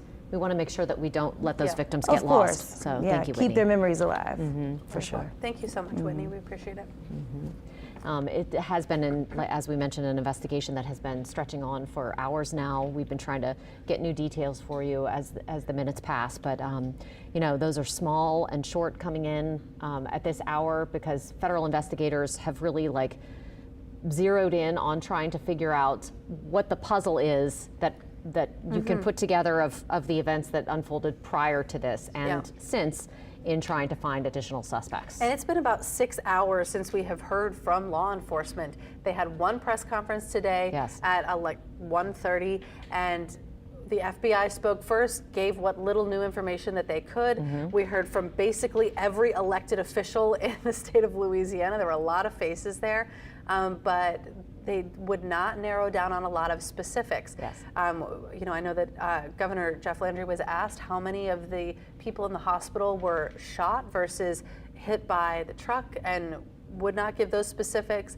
Also, understandably, the FBI would not say why at first they believed that this suspect had not acted alone. Now we know that there was some surveillance video involved. So there's a lot of things working behind the scenes, and we know that in Houston, federal officials are kind of moving there too. But we have not heard from them in about 6 hours now. Right. No, we don't know. We might not till tomorrow. We might not know. They've said, that they're essentially done for the night in talking to us and giving us new information. What we have heard are additional small details, like we heard from the president about the social media post, sympathetic to ISIS that was made, things like that. But, we're just getting very few details at this point. I do want to point out, there are some fundraisers that you are going to see in the next few days regarding raising money for victims. I know that Whitney just had one up that was a GoFundMe. Now is a time to be very careful who you send money to. We see this after every major tragedy, that there are bad actors who take advantage of people who want to help and want to give money and assist, and you see scams all the time. So double check that if an organization is asking for money, that it is a legitimate organization, you're donating on a website that is real, and that you're giving money to the people who do need it, because we know that New Orleans turns out. We know that New Orleanians have big hearts, and you want to help out. Just make sure that you are doing that the right way. Yeah, absolutely. You don't want to give money to somebody who's just scamming you, you know? And we want the money to go to the people who desperately need it. Yeah, absolutely. We're going to go to Jackson Square now, where I believe we have Matt Eerily Doherty. quiet, yes. Yeah, very Apparently quiet. very quiet. And normally on a night like tonight, it would be packed Yes, with people. be jumping, but not tonight. Matt? Yeah, that's what you would think, but you can tell it's just completely deserted. It's just a few people walking around. You know, I'm still thinking about that dispatch audio that you played a few minutes ago. That was just so chilling. It's the first time I've heard that. That was just unbelievable. Put you right there. I'm going to walk up to a couple of people, see if maybe they'll talk to us. Can we talk to y'all for a second? We're live. We're live right now on WWL. We're just talking to people to find out their thoughts about what happened today. I can't without crying. I don't. It's very sad. Very sad. I mean, you can see the vibes around here. It's just very somber. We're not even from here. We're just coming down here for the New Year's Eve, and this stuff happens. What do you do? We're just out and about. Trying to do what we can. Where are you from? Iowa. Okay. So how do you make sense of all this? Well, you don't. You don't make sense. It's something you never even fathom even being in the same area, but here it is. It happens to you. You don't know what to do. So make the best of it. Hang out. If we got family here, we hang out with family and do what we can. Ma'am, could you say that again? No, just praying for the victims' families. Yeah, it's a terrible thing that they're going through right now. So we're just thinking of them and praying for them. So when something like this happens, I mean, it's just you never think it's going to happen, right? No, and in fact, we're watching the news. Like we're right here. This is happening right here where we are. I mean, we were 10 blocks from it when it happened. I mean, the area it happened in, and yeah, you just never think that's going to happen to you. So were you out last night around that time? We were out last night, but not that late. You know, we're old now, so we were home early, about midnight. But yeah, there's a chance we could have been. So. Does it change anything about the way you think about things? I mean, just about that tomorrow's never promised, so obviously you think that. But do I think anything different about New Orleans? Nah. Still going to come here anytime I get an opportunity to come here. It's a great city. Could have happened anywhere at all. So, yeah. Well, thank you so much. What's your name, ma'am? Mary. Mary, nice to meet you. Thank you. Nice to meet you. So yeah, we just heard from a couple of visitors, a couple of travelers here, which are most of the people that we're seeing out here tonight. And like Mary just said, you know, it's just a very sad time for everyone, and it's affected a lot of people. A lot of people who are here on vacation for New Year's Eve, people here for the Sugar Bowl. You know, like she said, you know, just you never expect something like this is going to happen, and certainly not close by from where you are, ladies. Matt, I want to ask you, while you're down there, this part of town is usually packed, and it would especially be normally on today. Can you just tell us what you're laying eyes on? Are there a lot of people out? Are there a lot of businesses open? Are people eating, or, you know, a lot of people walking around? What are you seeing? No, we're just seeing some people walking past the cathedral, just handfuls of people coming through. But we can walk up the road a little bit, and I can show you. Some of the restaurants are open. You know, if you saw some of the coverage earlier, you saw what was happening down in the French Quarter, and it seems like this perimeter that the law enforcement officers have set up, it's continually changing, it's expanding in certain areas, so there's not a whole lot of businesses, you know, like, you know, the iconic businesses and restaurants in the French Quarter are not open tonight. So the places that we've noticed that are open around this area where we are right here, they are seeing a lot of business tonight just because there's so many people here for the football game, and there is no other alternatives. They can't go to all of these, you know, iconic restaurants and things down there in the heart of the French Quarter just because it's not accessible because of the blockades. But you can come take a walk with us here. But, you know, I've, you know, been to New Orleans countless times, and photojournalist Ryan Phillips here has as well. And I mean, I don't remember a time being out here in Jackson Square where you don't see street performers and crowds and artists and all those kinds of things. You're not going to see any of that tonight.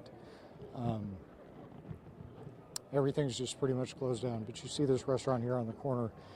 You know, there's a lot of people in there because they just, you know, there's not that many alternatives around. Ryan, why don't we take a walk just here around the corner to get a picture of the mood and the vibe.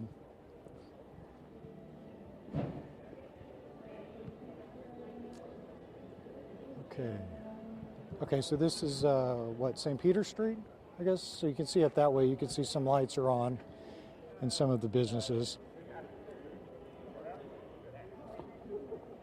This restaurant here on the corner is open.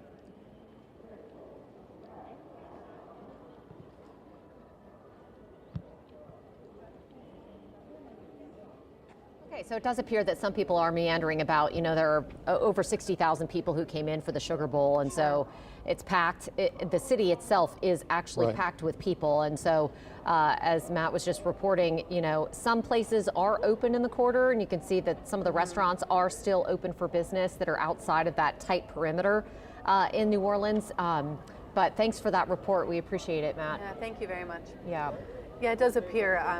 It's almost like you can see how heavy things are in the city. It's people seem to be walking a little slower and a little quieter. It is it's very somber. Very somber tone down there in the French Quarter tonight. For sure, but definitely, you know, there are a lot of people still present, and so I think they do need places to eat. They need places, you know.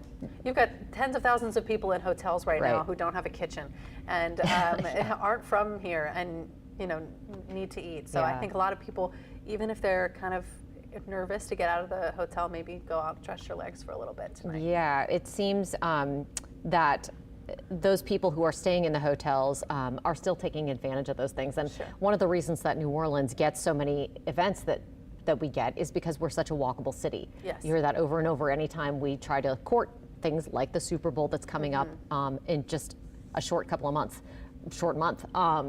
And that's one of the reasons that we're such a draw, because it's a walkable city. You can walk to the restaurants, you can do all of those things, and unfortunately that is something that also apparently made it a target in this case, which is a horrible reality, but that's where we are tonight.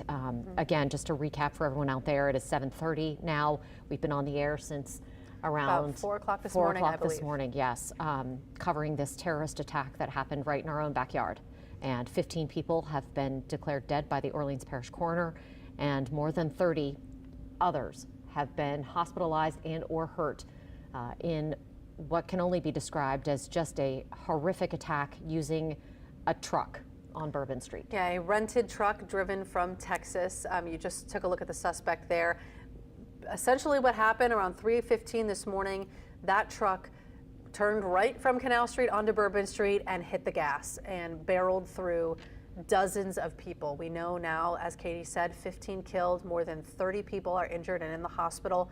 That includes 2 police officers who engaged in a shootout with the suspect and were shot, and they did eventually fatally shoot that suspect. He's 42-year-old Shamsud Din Jabbar.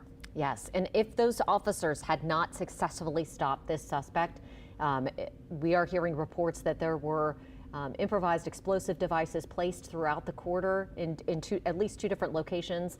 And then there were also, you know, according to law enforcement sources, some equipment and bombs possibly in that truck itself. So if police had not stopped him where they did, it could have been a lot worse, especially if he had made his way farther up Bourbon Street. Yeah, and weapons in that vehicle as well. They're saying that Jabbar was ready for a fight.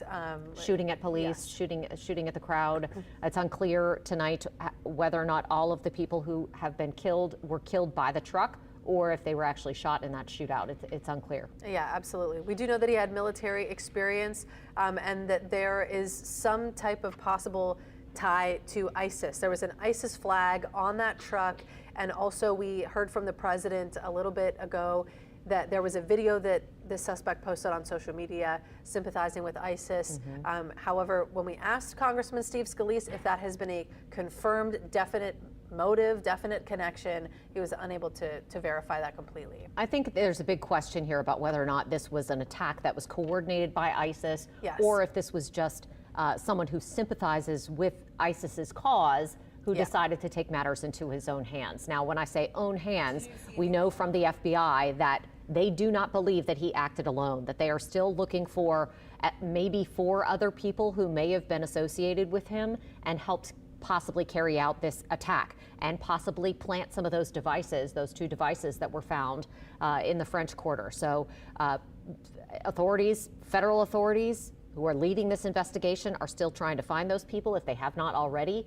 And they're still looking into all the possible ties that people may have had with this suspect. And I think that is a very important and big question is, was this attack coordinated with some international terrorist organization, or was this someone acting on his own with a group of local sympathizers who just did it on their own to make some sort of statement?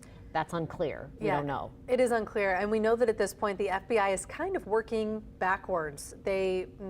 We saw them at a home in St. Roch where there was a fire a few hours after the initial incident on Bourbon Street, and at this home we know that they recovered some I guess incendiary devices explosive devices and things used to make them. And also, just a little short time after that, they were at 2 addresses in Houston that are tied to this suspect as well. Yes. So we know that they're kind of piecing the puzzle together from where he began this journey, potentially trying to figure out his entire timeline, where he was in between that journey from Houston to Bourbon Street, and why New Orleans? Why target New Orleans? What was the tie here, if any? And what was the true motivation behind New Year's Eve or New Year's Day in New Orleans? Also, I think it begs the question, why would someone who served this country in the military for more than a decade end up turning on it? Yeah. From within. What happened? And so, what happened? How did that happen? Why did that happen? I think a lot of people are going to be asking that question as we move forward. I think federal authorities are going to be asking that question as we move forward, as they try and piece together exactly what happened here, and whether or not there are additional people who need to be held accountable. We heard from all of our elected officials, from the President of the United States, all the way down to the Mayor of New Orleans and our Louisiana senators, our governor, that whoever is responsible for this will be held accountable, and will be held accountable to the fullest extent of the law. Absolutely. Now, we are getting some confirmation of more victims. Again, there were 15 people who died in this attack. We now know that the head chaplain at the Episcopal School of Baton Rouge posted this statement on social media. You can see that it says, quote, "We are deeply saddened to share that alumnus Parker Vildreen, I'm hoping that I'm saying that correctly, of 2024 was critically injured and is hospitalized, and alumnus Kareem Bawadi of 2024 tragically passed away as a result of the attack." Again, this is the head chaplain at the Episcopal School of Baton Rouge. So that is now our second confirmed victim from Baton Rouge who passed away, this Kareem Bawadi. We know that there was a 37-year-old man also from Baton Rouge who passed away. We've learned so many more of their names. We're starting to learn the stories of these people. Yes.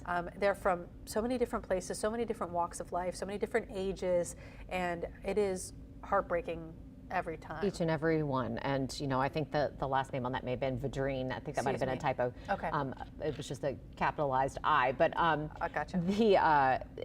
Every single story is tragic, including Nikaira Didu. She's from Gulfport, Mississippi. She, is so young, only just 18 years old, and was here with a cousin and a friend, and who are also tragically struck 18. down. And I just cannot imagine what they had to see last night, or this morning rather. Yes. Yeah. Tragic. Reggie Hunter, father of 2 from Baton Rouge, another person who was just mowed down in this attack this morning. His cousin is now hospitalized, we know, as well. Yeah, that's horrific. Another victim, Tiger Besh. This kid was a crazy good football player. He went to St. Thomas More in Lafayette and then went on to Princeton to play ball there. Graduated, was working as a trader in an investment firm, had a bright future ahead of him, and that was all cut short this morning when this terrorist decided to drive up Bourbon Street to kill people And that was his motivation. He was trying to kill people, according to investigators. Yeah. Said that that was clear, that this was intentional, this was an act of terror, and that is what they are investigating it as. Now, the questions remain of, you know, the involvement of international terror organizations. That's still a big question mark here, and a very important one that investigators are trying to nail down. And I assume that we're going to hear more on that tomorrow when we hear from all of those agencies again who've been working so hard throughout the day to try and get information about this. And also the people who were potentially working with this suspect, who the FBI are looking for right now. I'm interested to know if those people are from Texas. Are they from New Orleans? Are they from somewhere else? I don't know. And again, what is the tie? Why here? I think a lot of people in this community are asking why. A lot of these families are asking why, and we may never know. But tomorrow, hopefully, we'll have at least some more answers on what the motivation was to pick this city. Yes, absolutely. Not how we wanted to start 2025, any of us, and getting that call in the morning, waking up to the news, however you found out about what happened today, just the worst possible way to start the new year. And our hearts go out to the victims in this case and all of those who are suffering tonight, because there are certainly a lot of you out there who are, and we know that. Mm-hmm. It's difficult. We can talk again about what's going on in Houston, because I feel like that is key. It's very key to what's going on. I don't know if it's possible to bring that video up again. This is something that we're still trying to learn more about, what exactly is going on in Houston right now. Yes. This is where that suspect had a home address, and last known address from public record searches reveal that this is where he was living, has been living until he decided to come to New Orleans in the truck and rent the Airbnb here. But this is that scene in Houston where police were in essentially kind of a standoff SWAT situation throughout the day. This is a live picture at this hour, so they're still out there with that SWAT vehicle, still in full gear tonight. And they've been there throughout the day, as I mentioned. I mean, it has been an ongoing situation there, a very active scene.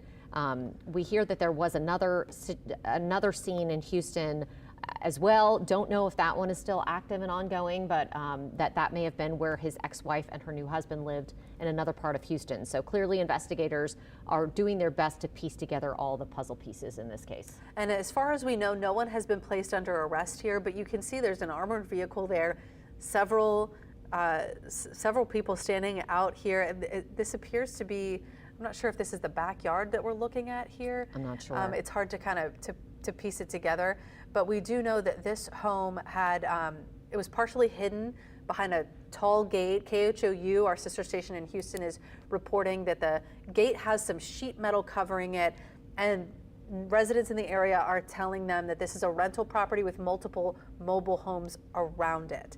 So there's multiple, looks like multiple buildings possibly on this property, and they are going to try to get in here, I'm assuming, and look for any kind of evidence that could lead them to any answers about this crime. Yeah, I don't know if they have actually penetrated the fence or made their way in. At this point, it's unclear. Sure. Because they're still stationed outside of there. There could be additional officers and investigators inside already that we just can't see. That's highly possible, but clearly there is an active situation. They have made a significant perimeter around that area. The FBI in Houston announced that earlier today, just to let people be aware that this is tied to the New Orleans terror investigation, and to avoid the area in case, you know, God only knows, there were improvised explosive devices in this situation. There could be bombs in that house, for all we know. Now, KHOU has also learned, they're reporting that we knew that this truck that was used in this horrific crime was rented from an app called Turo, where you can kind of rent somebody else's car for however long. They're confirming now that the truck owner lives in the Pasadena area of Texas, which is kind of in the southeast part of Houston, kind of far out from the city, and that they confirmed to KHOU that that truck had been rented out to someone through the Turo app at this time, but wouldn't say anything else. And we know that a Turo executive is telling KHOU that they are cooperating with the FBI, and they say that they're heartbroken to learn that one of their host vehicles was involved in this incident. Yes, it's essentially like the Airbnb for cars. Sure, yeah. Congressman Steve Scalise did say that the Cybertruck that was used in what appears to be some sort of suicide bombing in Las Vegas. or car explosion in Las Vegas outside of a Trump hotel in Vegas, that they also rented that Cybertruck using that same app. So it just raises a lot of questions. They haven't ruled out that they're, related or not, but that's still a big question mark. And so it's something to pay attention to in the days to come. Alyssa Curtis has been out on Canal Street for us all day long. Alyssa, what are you seeing at this hour as this investigation continues? Hey guys, it's really much of the same out here. Still a really heavy law enforcement presence. Still pretty big chunk of the area blocked off by crime scene tape. I'm going to walk out of the way so you guys can get a better picture of this. We've seen some law enforcement official cars kind of in and out, but it's still quite heavy. You still see that Jefferson Parish Sheriff's Office mobile communications center truck out here kind of right in front of that intersection where this all began. Louisiana State Police, NOPD, of course. Earlier we saw some local city officials out here as well, just checking on things, continuing to kind of show people that the investigation is still going on, but the community is safe and they're doing everything to make everyone feel safe. As the night goes on, we're seeing a little bit more people out here. When I first got out here, there was quite a few people walking around, enjoying the French Quarter, enjoying the day. That crowd started to simmer down a little bit. We started seeing less people, and it looks like throughout the night it's starting to pick up again. Last time I came to you, I mentioned how that crime scene tape and that kind of perimeter, they extended it a little bit so they can keep people contained to the sidewalk versus on the streets. Here at the intersection of Canal and Bourbon, that perimeter is still kind of towards that sidewalk in this area, but beyond this perimeter, there are people enjoying their night, people enjoying New Year's Day.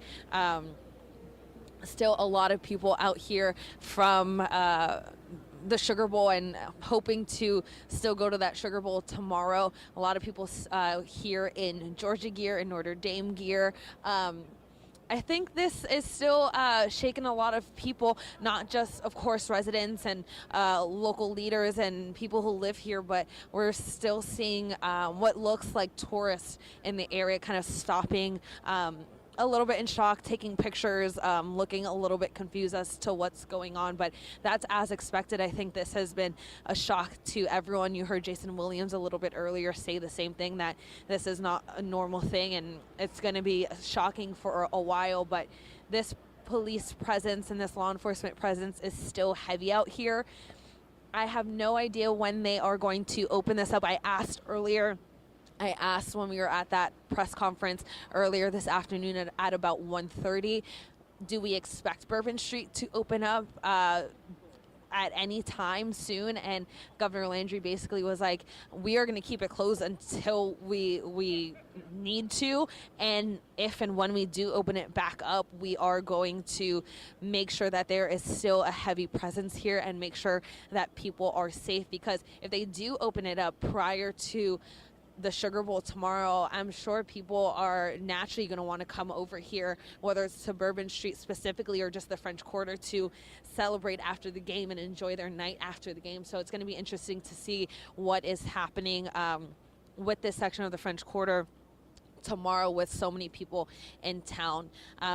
But yeah, there is still just such a police presence. It looks like they're still combing through the street, through evidence, just to make sure that they don't leave anything left unturned.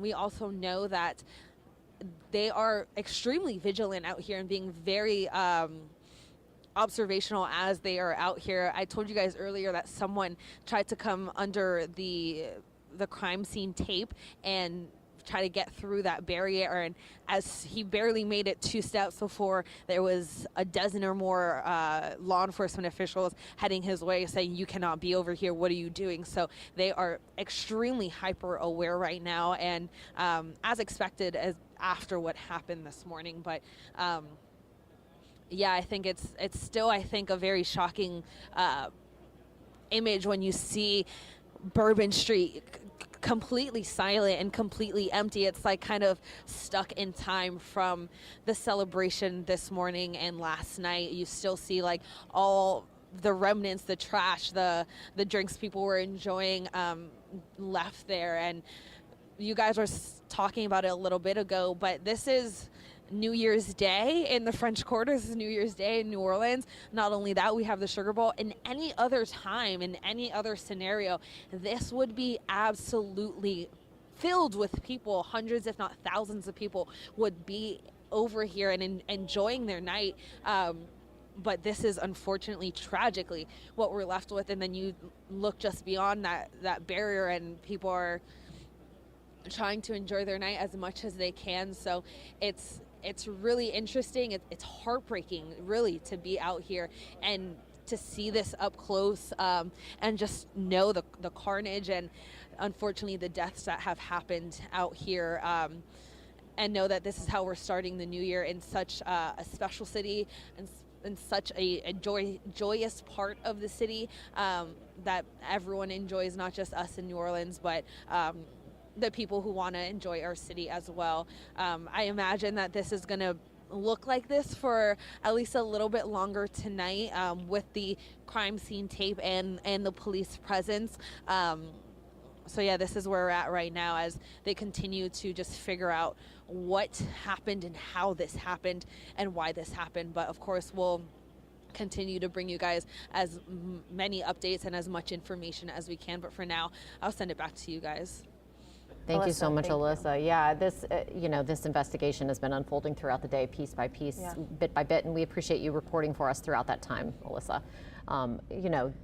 The federal investigators associated with this investigation have been searching throughout the day to try and find at least, we believe, 3 people who may be tied to this situation. Yeah. Earlier today, the deputy SAC, the deputy special agent in charge of the FBI, talked about the fact that they were sure that this guy did not work alone. And so they have been putting out there, requests for people to contact them if they can. I don't know if we can pull up his picture one more time, because I feel like we can't put it out there enough, so that people contact the FBI if they have any sort of tips or have had any interactions with him recently, just to give them even the tiniest little nugget that they might be able to follow.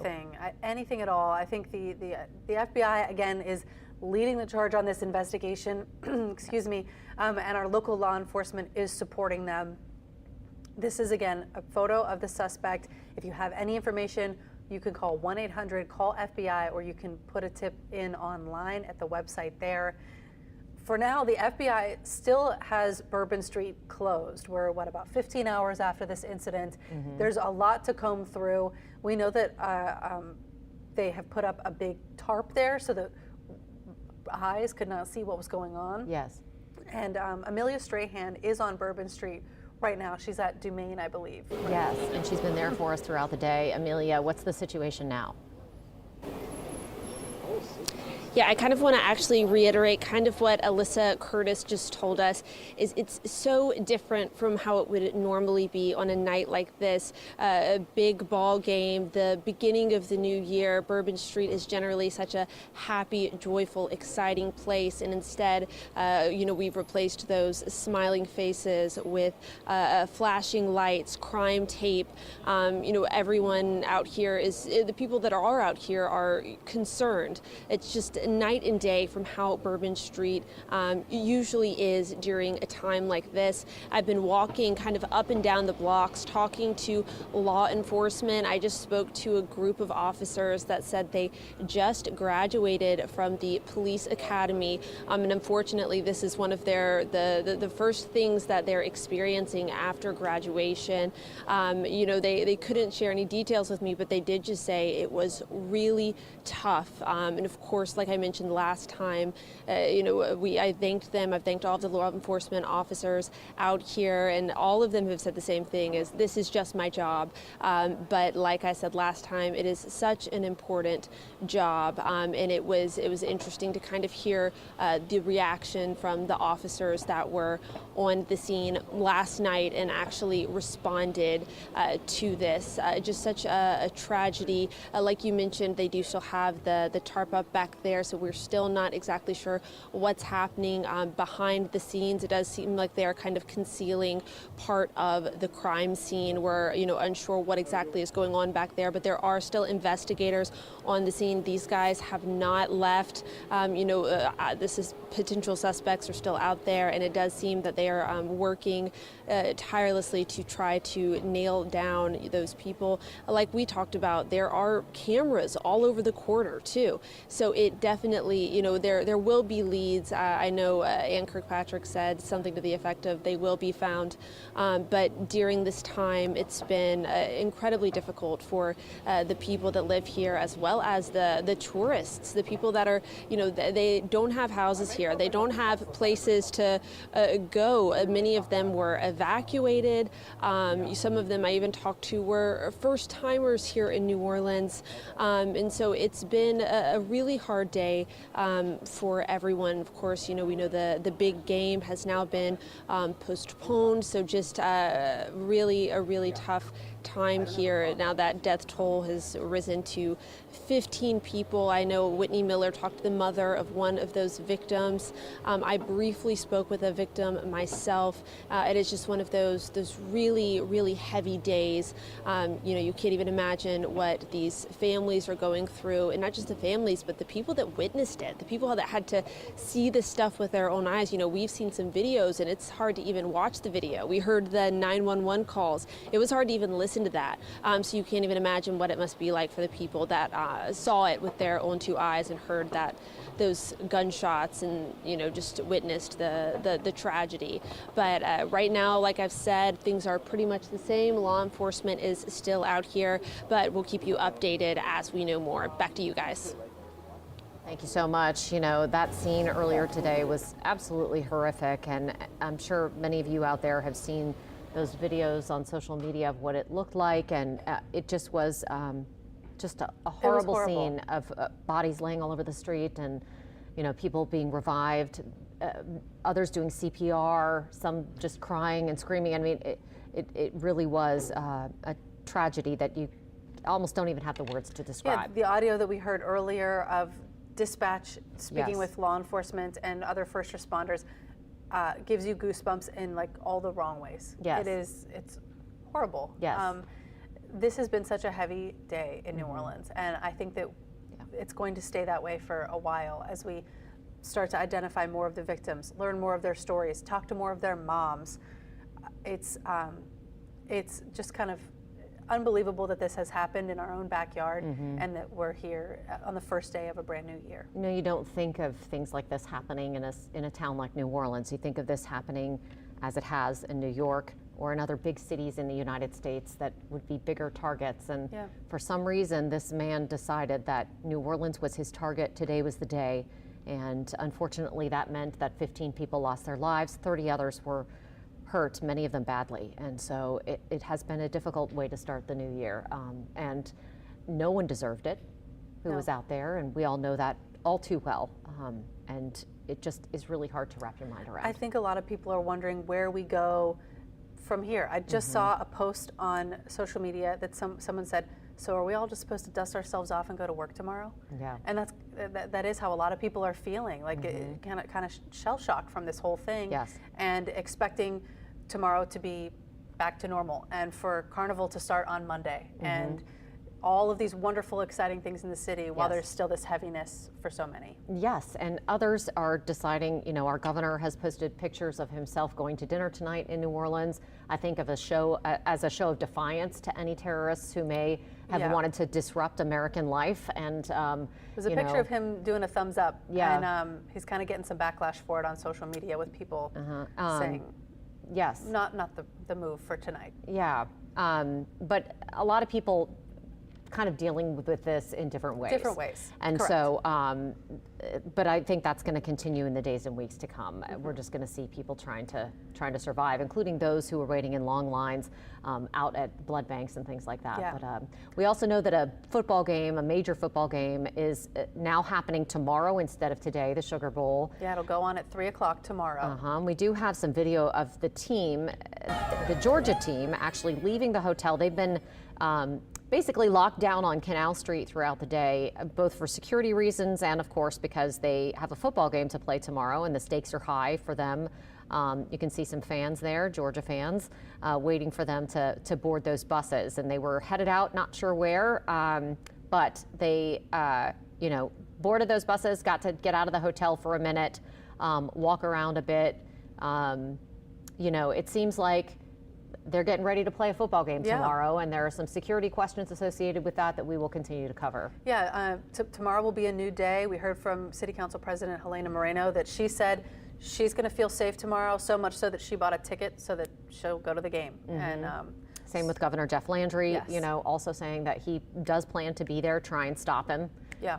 Is essentially what he said about that. And so we'll, of course, continue to cover it, though, because there are some big questions. I know that they were putting up additional security measures already in advance of that game kicking off tomorrow at 3. Yes. In the meantime, we are going to take a break from on air, and we will be back at 10 o'clock. Yeah, we'll have the very latest for you for the WWL Louisiana News starting at 10. And, of course, you can also watch on WWL Plus. We'll see that.